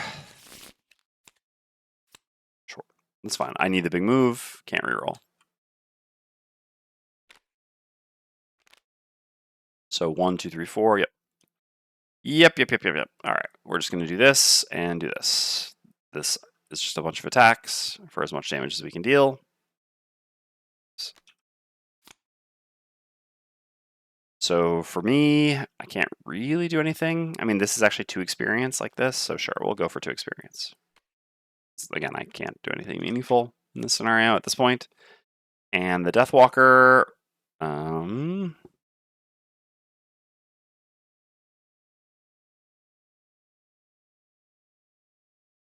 yeah, unfortunately, I don't have any way to move shadows anymore, so I can't actually do that. Guess I can just short rest early to get Strength of the Abyss back. Okay. Oh, I can't reroll. That wasn't very smart. That was not very smart at all. That's fine. At least we can get a bunch of experience this way, I guess. So what am I going to do? I'm going to teleport to here. Yeah. Play this. All right. Sure. Wish I had advantage for this attack. Okay, let's try to wrap this up. I want to get back to the outpost. All right. So this is Snow Dancer first at 11. I'm going to beat this with Deathwalker by using my boots, though. I think almost certainly. And then we draw again. All right, so this one is gone. This one is gone. There we go. So Deathwalker, I do have my boots. Do I care about beating it? So this the 11 is the multi-target push, which currently is going to like hit, let's see, Deathwalker. I pitch a card and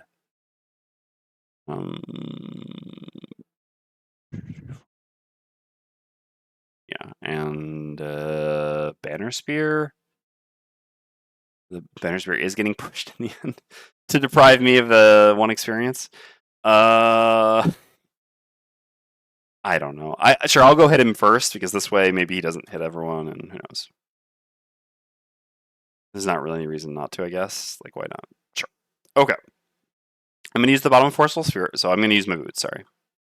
It should be the end anyway. I'm going to use my boots to go at 4 on the Deathwalker. I'm going to teleport to a Hex, occupying or adjacent to one with a shadow, using the bottom Forceful Spirits. And I'm going to use the top of Anger of the Dead. I'm going to eat. Oh, actually, hold on. I could teleport to here to make this even larger. I'm gonna. Oh no, I can't because then I don't get the shadow. Nope, never mind. I mean, I get it's the same size, but I get one less experience. All right, so I'm gonna eat all these shadows. Oh, my delete button's not working anymore. Oh no, that's the delete button. And I ate 4 shadows, so this is going to give me 4 experience. And that's going to be +4 attack, +4 range, +4 pierce, etc. So that makes this an attack 6. Unfortunately, I'm not within range 2 of the banner. So we make an attack 6 on the Stone Answer. 8. Didn't quite get the crit to end things, but whatever. I don't need to track this anymore. We're well above half. Okay. So Deathwalker's done. So yeah, the Stone Answer attacks Deathwalker and Bannerspear. So Deathwalker first. Pitch a card. Also, I get pushed, but I guess I don't actually have to get pushed into the spike trap on Deathwalker, so I can just pitch 1 card. Sure, doesn't really matter what I pitch. Goodbye. And then the Bannerspear. I think I still have my armor. Yeah, so I can use this. So that's going to be. So this is a base attack for 6. Oh no, I should just pitch here no matter what. Yeah, because I'm going to get pushed into the trap. So I'm going to have to pitch. I would have to pitch there. So I'll just pitch a card to this. All right. Goodbye, except for the charge. Boom. And then we get pushed into this trap. The archer got the last laugh after all. Or I take 3 more damage. I should not be muddled anymore. Okay. So Stone Answer's done. Drifter's up. So on Drifter, I'm going to do a move 4. Going to here. I guess I should have done a move 4 on Bannerspear to go get the loot from the Stone Answer this turn. Whatever. Is what it is. Alright. And then I'm going to use the Top of Vile Assault to attack for 4, attack for 4. And one of these is a guaranteed kill. So this ends the scenario no matter what. So do we actually... This matters for experience. No, we were good. Alright, so we gain 1 XP. And the Stone Answer's dead. I don't need to play out the rest of this except for the fact that the Bannerspear cannot actually do both of these to get experience. No matter what, the maximum I can get is 1 experience here, so I'll just take my 1 experience. I got that mastery! Alright, we're never doing that one again. The banner is done for this party. It's now the party for a banner. Alright, and the Frozen Fist again gets to do some hits, but this doesn't impact anything. I have cards to pitch, and it cannot affect my battle goal at this point because the Frozen Fist cannot reach the banner here, fortunately. Yeah, we didn't exit the room while it had a loot token. We got pushed out, but it was before the Stone Answer died, so that's all good. Okay. Whew. That's a wrap. So we killed the Stone Answer. So now we need to see... the Stone Answer is dead. Read 15.2. Alright, 15.2.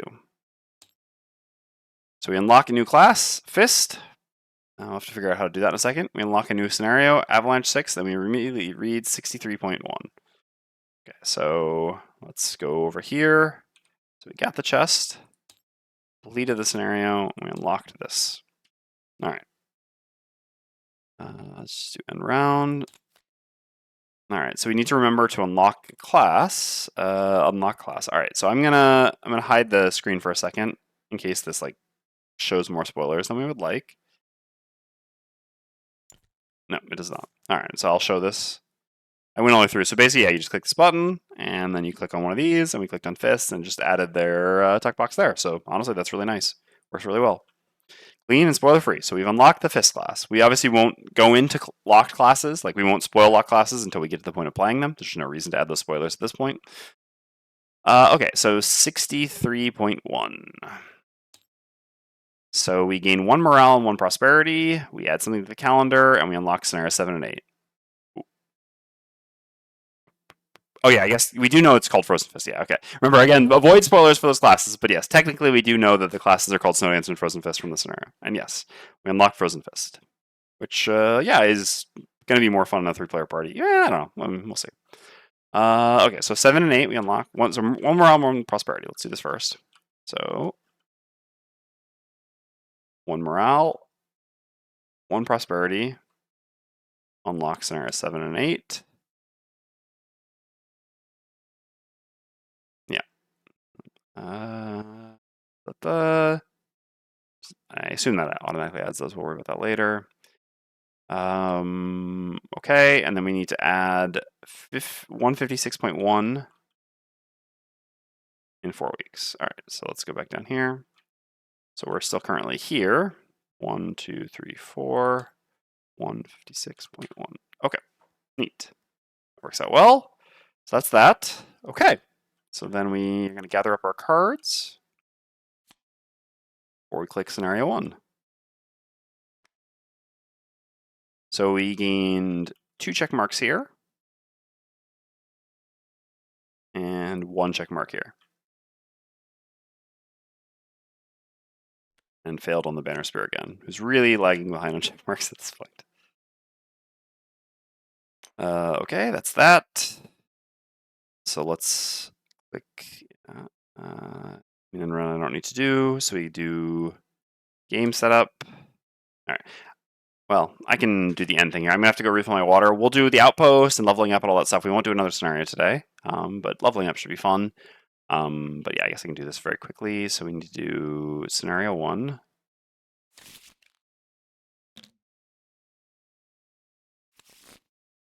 And we need to do... Oh no, I put my cards there. Yeah. Very dangerous. That's all good. That's all good. Okay, and then we go game setup, delete map. Yes. Hey, Mythia, how's it going? All right, so we delete the map. No, our loot. Go back. I guess delete map got rid of the loot. Yeah, it did. I didn't realize that was going to happen. Thought I had to manually delete the loot last time. I guess maybe I didn't do delete map. All right. Yeah. Having to do the rewind button is also rough. All right. So yeah, there was just no loot for the Bannerspear. Neat. I guess we didn't. We really have only.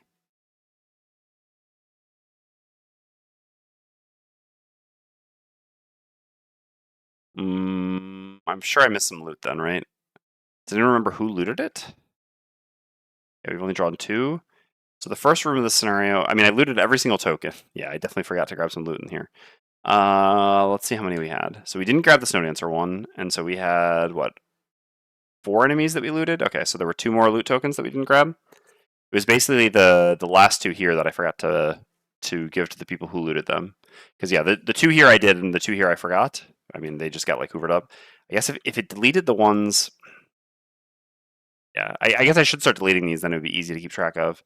I'm gonna go grab some water. I'm gonna ask a favor if anyone can quickly check the VOD and see maybe who looted those. That would be great, so that I can give those loot cards to those characters. If not, I'm gonna try to figure it out myself. So I will be right back really quickly while I refill some water. And if anyone remembers or anyone can very quickly check the VOD, we unlocked Fist. Amen, Rodoggle.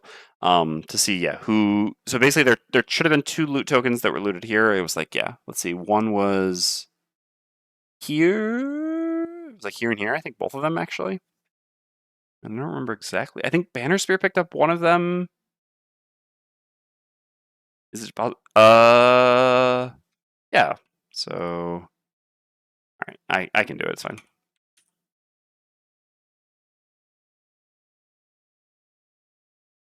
So if you go into recent broadcasts of someone, you can actually go to the VOD. Mute this. All right. You just go to just go to Gripeway/videos and then recent broadcasts, and you'll see. So the problem is they get hidden under shadows. That's how I forget each time. Okay, so Drifter got one of them. Drifter got both of them. Okay. Yep, Drifter got both of them. Let me double check that is actually the first one was picked up by Drifter. I mean, there was no one else in that hex, and that's where it was. Yep, okay.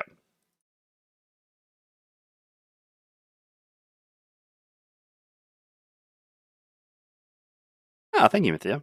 All right, so so Drifter should have 2 more loot. Correct. Yeah, because there was 1 down here picked up by Drifter, and then the 2 up there. Yep. Okay. So 2 more loot for Drifter. All right. Not super significant. Not a lot of loot to grab here, but then we can apply it. So we have 3 gold. for the Deathwalker.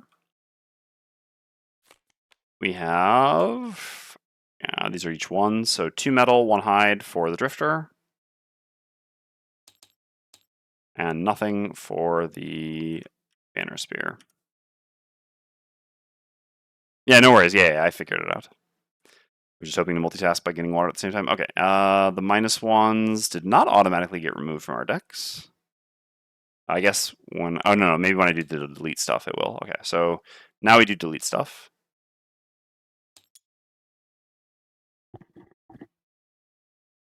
It did not. Okay, so that's good to know. I guess, yeah, if you were to like unpack, repack, maybe it would, but. So do need to do all of these manually, both adding and removing. There might be a button for this somewhere that I don't really know about, but anyway. Okay.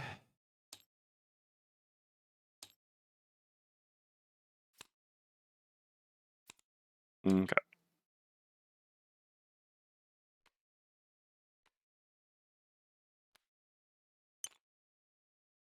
All right. So I'm going to quickly refill my water, run to the bathroom, and come back, and then we'll do the outpost phase, which is going to include building outpost.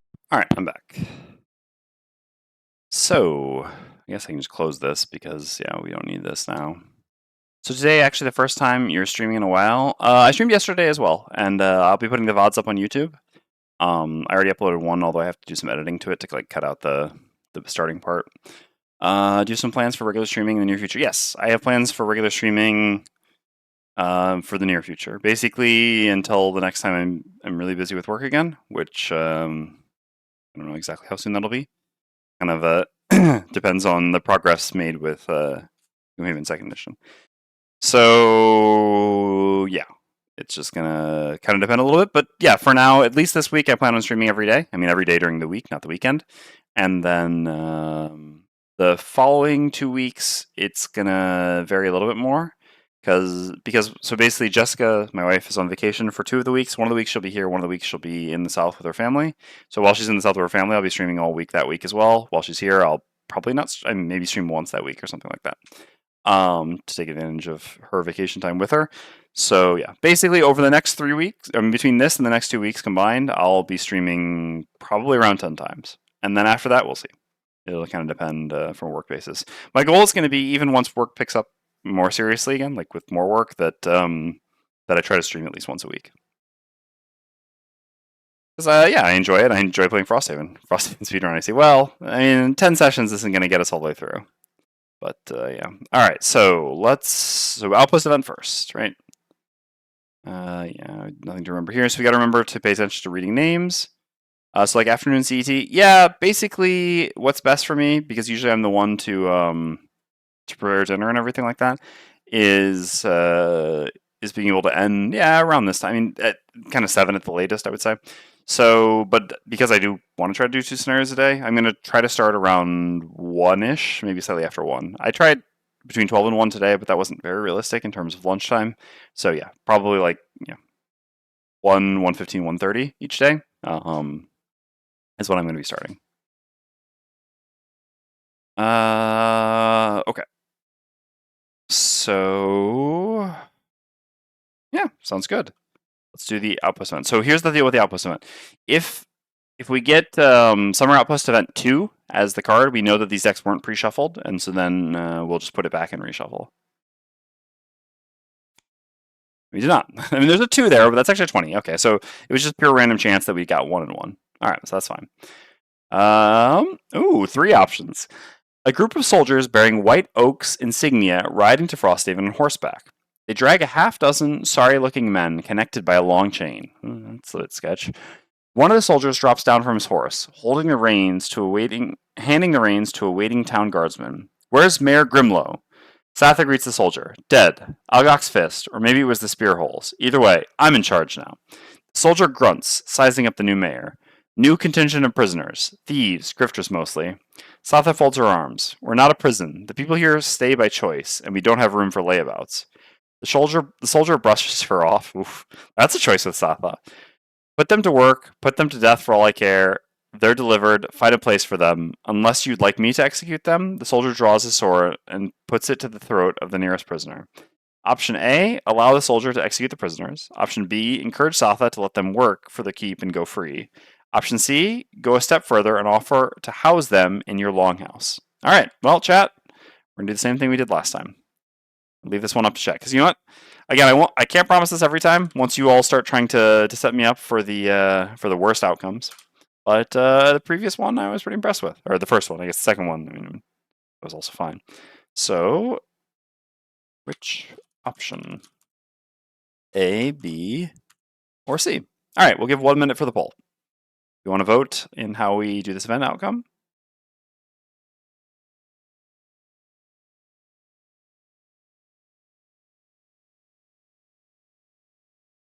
All right, so while we're waiting for that,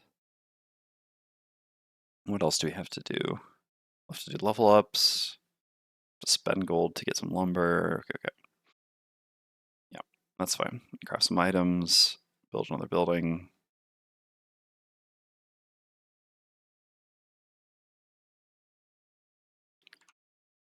Okay, let's see how the poll goes.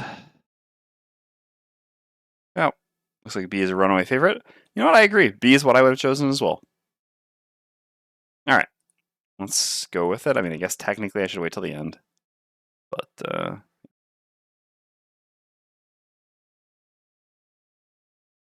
okay. So B it is. So what we'll do is we'll grab our little thing. This is going to be tough to do. All right, well, you know what? We have the technology.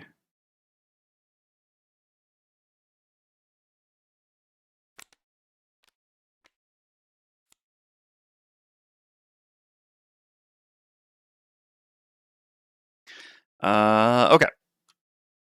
Looks good, yep. You intercede and ask Satha to let the prisoners earn their keep like everyone else. She agrees to put them to work as town guard for the next season to pay off their sentence and pick up some honest skills. They look tremendously grateful for your intervention. The soldiers are back on the road before the night sets in. Gain 2 soldiers. Do we... Okay, so we start with no soldiers, is that it?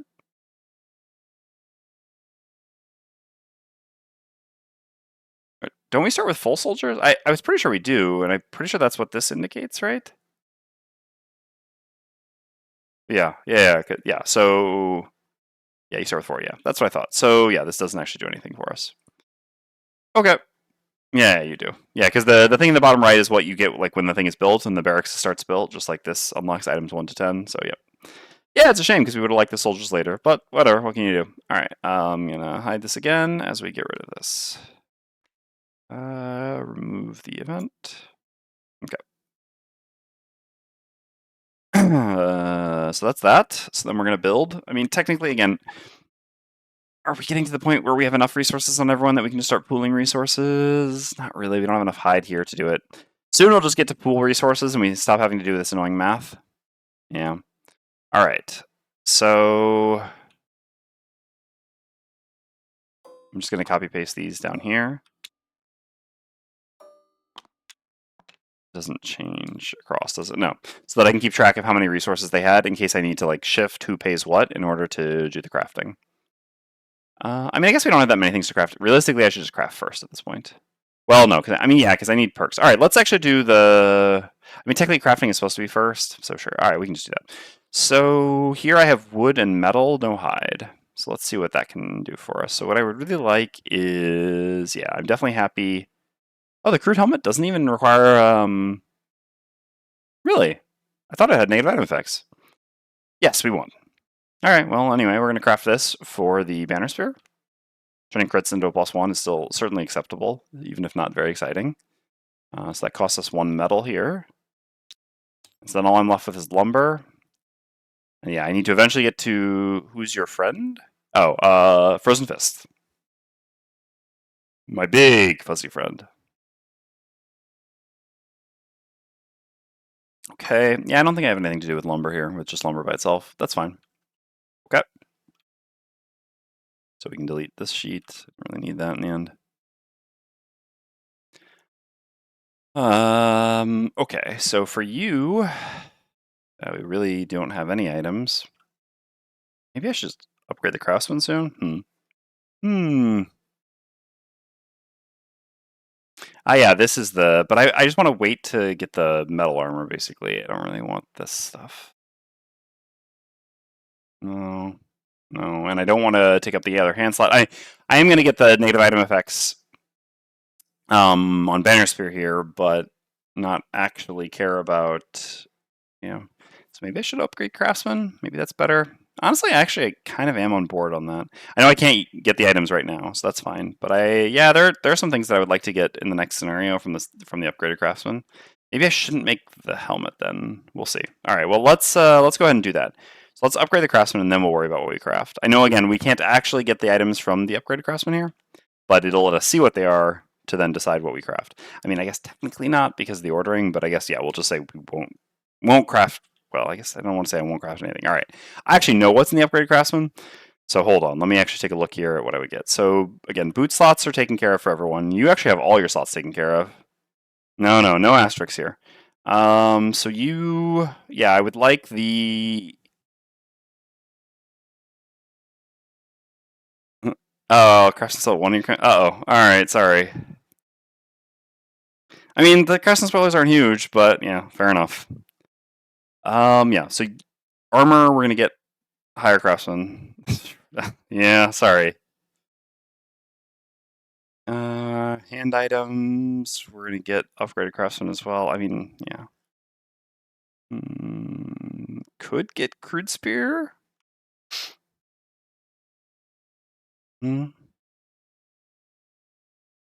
Merge build / upgrade downtime. I am basically. Well, no. Yeah. Yeah, ultimately, I just should. I'm gonna start pooling resources eventually soon. Yeah, that's fair. I should just merge build / upgrade downtime.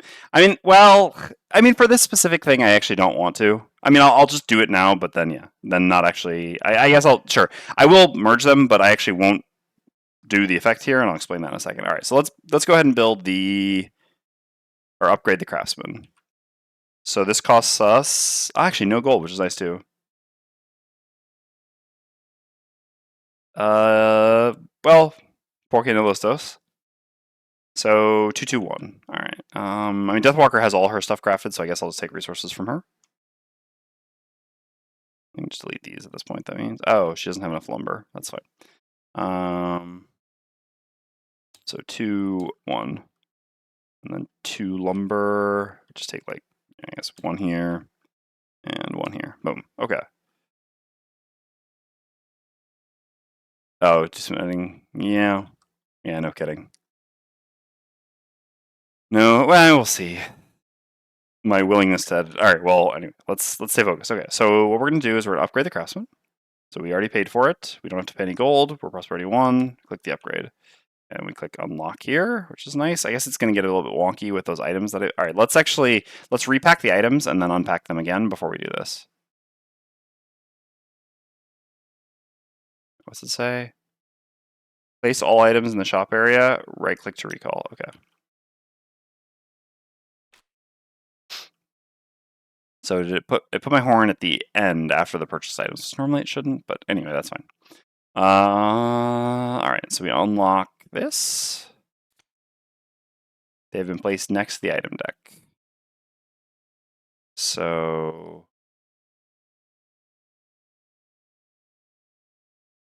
I guess I just put them in here and then do this.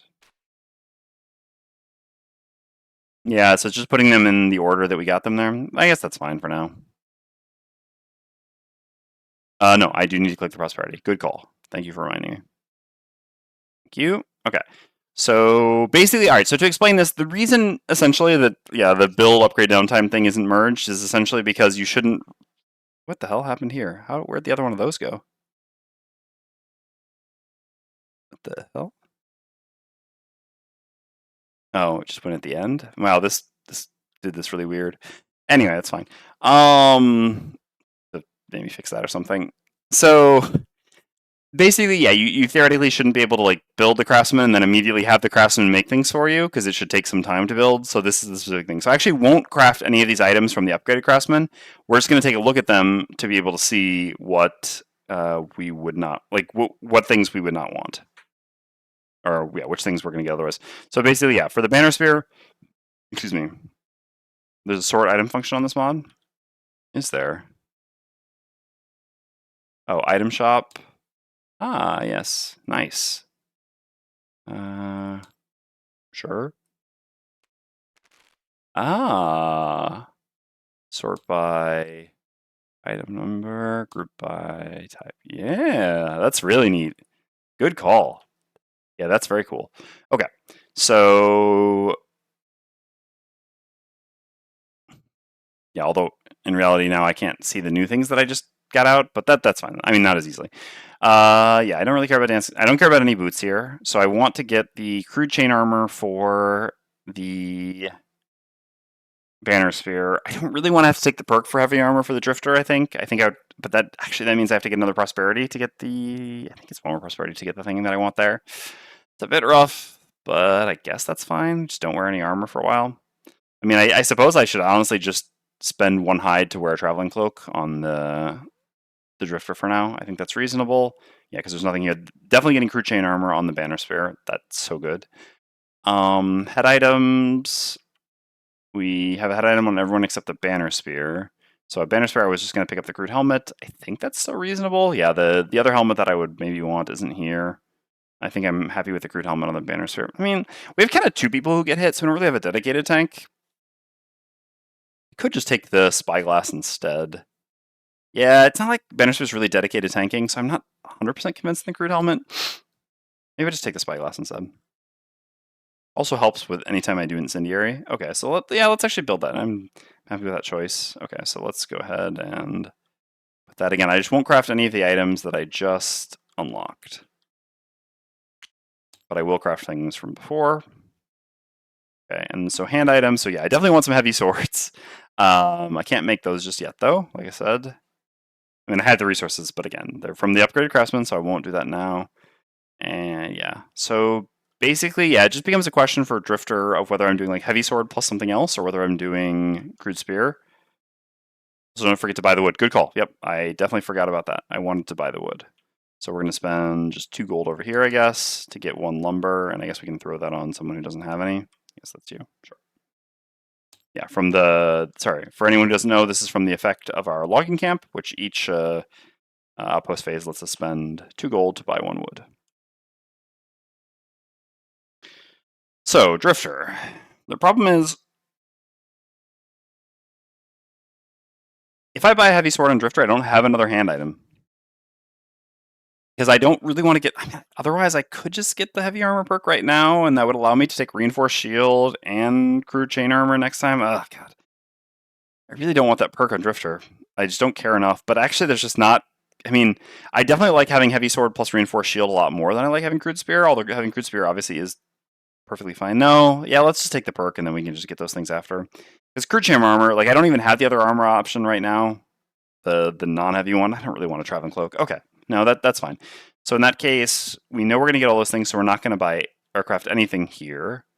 So we do need to get the heavy iron, the armor perk. Okay, well that answers all of our questions for this downtime, except for leveling up. And yeah, we gained our morale, we gained our prosperity. Oh, I do need to actually remember to check this off. So we're all good there. Oh, we have the inspiration is not automatic. We should have 2 inspiration. Okay. No, 3 inspiration. We've completed 3 scenarios at this point. Okay. All right, let's do some leveling up. So, Deathwalker first. We got a perk and a card. At this point, I'm definitely just taking this perk. I think that while I would like to get rid of the -2 and, remove that possibility so that I have more predictability for attacks, and that is what I will do next. Certainly just want to get this perk now, especially as we're going to do more normal scenarios, not necessarily rush scenarios all the time. This long rest perk is so valuable. All right. Just helping keep up previous room shadows is really going to impact our ability quite a bit. And so here, honestly, two pretty reasonable choices with Restless Spirits and Deepening Despair. So I guess I'll go over each card. So Restless Spirits is attack 3 curse. This top is really purely melee Deathwalker. If you're occupying a Hex with a Shadow, you may remove it to add +3 attack and 1 experience. Now the trick here is that until you get to level 5, it's really difficult to like move and have a shadow where you're going to be when you're going to go attack something. So that's why this is theoretically very powerful. Like obviously, non-loss attack 6 curse. But yeah, as is, it's more like just an attack 3 curse most of the time. But again, I'm looking to do a ranged Deathwalker, not a melee Deathwalker, with 2 melee allies in this party. 20 initiative, the bottom is move 1 shadow up to 4 hexes, so this is only slightly less than Dark Fog, but has the upside of, if the move shadow is in the same hex as an enemy, the enemy suffers 3 damage, remove the shadow and gain 1 experience. This is just very nice. This is like Dark Fog++. Because yeah, you can just also use this to yeet a shadow at someone for 3 direct damage, which is so valuable as a bottom action. I think this is actually, it's maybe the best action at this level. Deepening Despair is pretty good. Deepening Despair makes dark. This is an attack 4, target 1 enemy at any range adjacent to at least 2 shadows. So basically, as I get better shadow movement, this becomes more consistent to use. It's going to be a little bit worse level 2, but gets a lot better at level 3. And yeah, this is going to let me have a nice attack 4 that creates dark that doesn't actually consume my shadow like Fluid Knight does. So this actually lets me start to build up shadows while attacking through shadows rather than sort of treading water each time I'm spending shadows and getting kills. And the bottom is, you and all allies may treat each hex with a shadow as being adjacent to each other hex with a shadow during move abilities this round, and then a move 3. And this obviously is just like for cheesy escape scenarios and stuff like that. It's sort of an insane effect. And then the initiative 11 is also better than 20. So I'm going to take Deepening Despair here. I think it just narrowly edges out Restless Spirits. Basically, the better initiative, and like these 2 actions I think are pretty comparable. I think this one's even a little bit better, but this has the initiative and just a better other half for a ranged build, whereas this one is just 1 single action, which is a little bit less appealing. All right, so I guess I just put this on the bottom there, and add this to my cards. Okay, and I already got my perk, so what perk are we going to do here? Well, like I said, I'm going to go for a heavy armor perk. I don't want to count on getting 2 check marks before the next time we come back into town. So yeah, we're just gonna have to do this then, which is fine. All right, so we need a +1. It's not very exciting because we just get a +1, which is pretty weak version of this perk. But given the items available, this is kind of where we're at. All right, and then yeah, here choice is pretty obvious, right? Shockwave top persistent is on your next 6 melee attacks targeting enemy adjacent to any other enemy. 1 enemy adjacent to the target suffers 2 damage. So to begin with, this basically just double dips with continuous health. At most of the enemies we've attacked, not most, I would say, well, no, yeah, most, because yeah, more than 50% have been adjacent to other enemies. So yeah, obviously a lot of the time this is going to trigger, and it's just going to be, rather than adding 2 damage to our attacks, we're adding 4. Not quite as effectively as continuous health, because usually you'd rather 2 damage on the target, rather than, or sorry, not continuous health, crushing weight. Usually rather 2 damage on the enemy you're attacking rather than another enemy. That being said, it is direct damage. And then yeah, the bottom is move 3, shield 1 with 17 initiative, which is just great. So yeah, this is just really good. Sometimes we'll use the persistent, sometimes we'll just use the bottom. Either way, we'll be happy with this card. Ever forward's honestly fine. The top is actually pretty bad with continuous health because the regen is going to keep triggering it, and like, not that's not usually going to be great. The bottom obviously represents a lot of healing very quickly, but yeah, as a melee Deathwalker, or sorry, melee Drifter, we have to move a fair amount. So this isn't really what we want, and also we only kind of have 2 people in the party who take that much damage, not 3. So yeah, Shockwave it is. Ever forward's fine, but not really where we want to be at. Okay, and then over here, so we have a perk as well. So again, it is my intention to buy some. Did you just skip the regen heal ability? You probably can. Not 100% sure. I guess it's an interesting point. I'm not actually sure if it is an ability you can skip. You can skip the heal from a long rest. The regen, I don't really know. Because I think the text for regen is literally just at the start of each of your turns before. I mean, regen's not included in 2nd edition. I don't really have to mess around with regen. Regen's a weird condition. But if you skip it, it wouldn't consume a charge. But I'm not 100% sure you can skip it. But I guess you probably can. Most things you can skip. I would have to see the Frosthaven rulebook. Hold on, let me boot it up.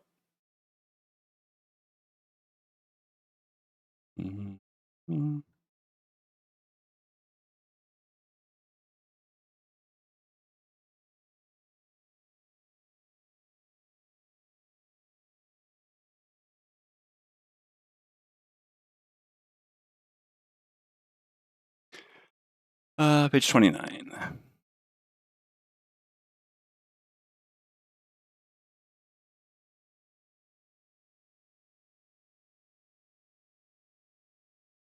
The figure performs heal oneself at the start of each of their turns, even if they have stun, regenerate is moved. Figure suffers damage. Yeah, I mean, I guess it doesn't say the figure may perform, but I guess any ability you perform theoretically is optional. I would say it's a little bit ambiguous. Yeah.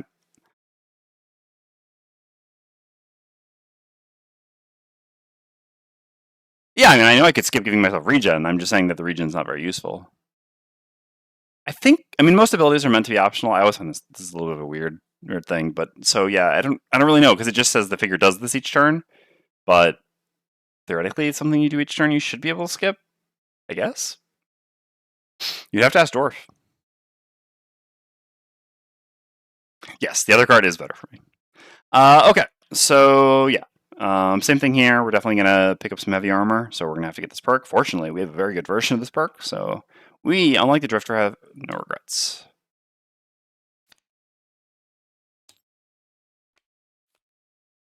Okay, and then who's your favorite character? Who is your favorite character? Grape. I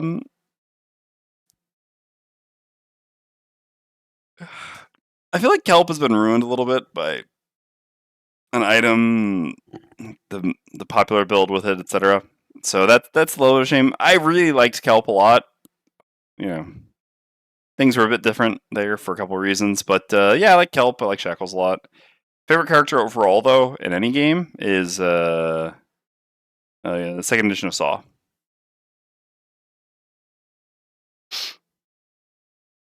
Dwarf found the link that it's optional. Okay, let me see this.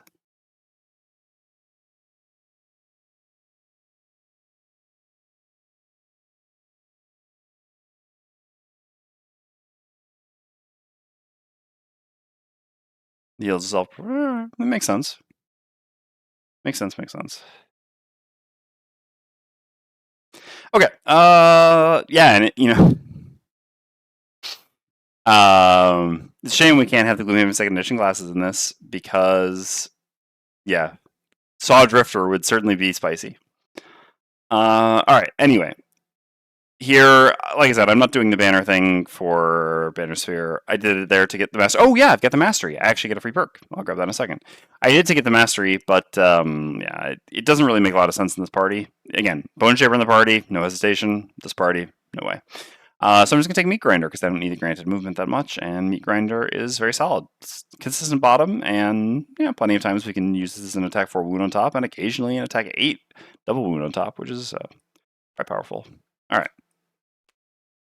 So we'll grab that, throw that there, and yeah, we got the mastery. Boom. So now we can get another perk, and that perk is certainly going to be one of these. So to grab one of those rolling shields and take out another -1. Beautiful. All right. If anyone has any other questions today, happy to answer them since it's only 6. Got a little bit of time, but definitely not starting another scenario. Yeah, I'll do the road events usually at the start rather than at the end. Do the outpost phase at the end. I guess we do have to decide which scenario we're going to go to, which is 6, 7, or 8. I guess we can do a poll for that right now. Sure. Enough people here that that's worth doing. All right. Create that as sort of the last thing we do today. Which scenario should we do next? All right. And I will leave 2 minutes for this poll. I'll let chat decide which scenario we're going to go to next. So the options, yeah, are 6 Avalanche to do the INAC stuff, 7 Edge of the World, which is apparently has to do with lurkers, rats of unusual size, as it were, and 8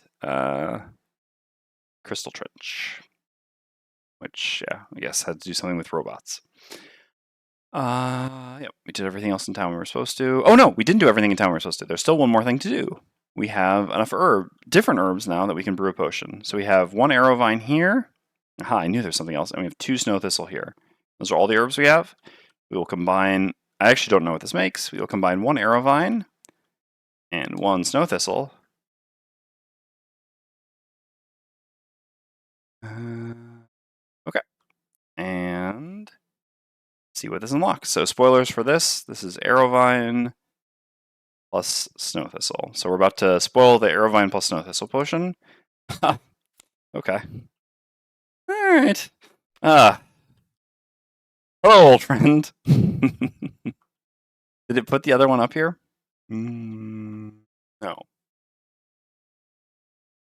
So like when I want to make one, do I just like click here? No. Weird. Anyway, this is going to go here. Where is my other one then? Did it just go into here? Ah, it did go into here. Okay. I see. Okay. It's not sorted now. Neat. All right. So we learned how to craft a stamina potion and crafted one. Yeah, stamina potion, pretty great on Deathwalker. So first of all, these two classes have even hand sizes, whereas Deathwalker has an odd hand size. So certainly, yeah, straight up tie. Well, I guess I'll have to decide in the end by next time. So yeah, being able to get an extra turn or first round guaranteed is pretty nice. And on top of that, we can use that. Basically, we can turn one. Let me show. We can do turn one Call of the Abyss. Bottom to get a shadow right away, and then we can still replay it afterwards on top to activate it. So this kind of gives us a nice little opener. Thanks to Stamina Potion. Otherwise, we can also use it on Fluid Knight, Forceful Spirits. I mean, it would be fine on any of our characters, but they have a lot more potions that'll be good for them. I have less potions that'll be good for me on the Deathwalker, so happy to pick up the Stamina Potion. Alright, so it's correctly updated. I guess, did it update people's healths? No, it did not. Yes. I've got to click the level. Probably packing and unpacking would do that, but packing and unpacking doesn't work because I have deleted the hands. So I'll have to do all this manually. You're up to 8. You're up to 12. And you're up to 12. Okay. Are you planning on naming your characters? Yeah, I mean, I probably should at some point. Naming's not really my specialty. I mean, name our party as well or something like that. Yeah, we have to name our party.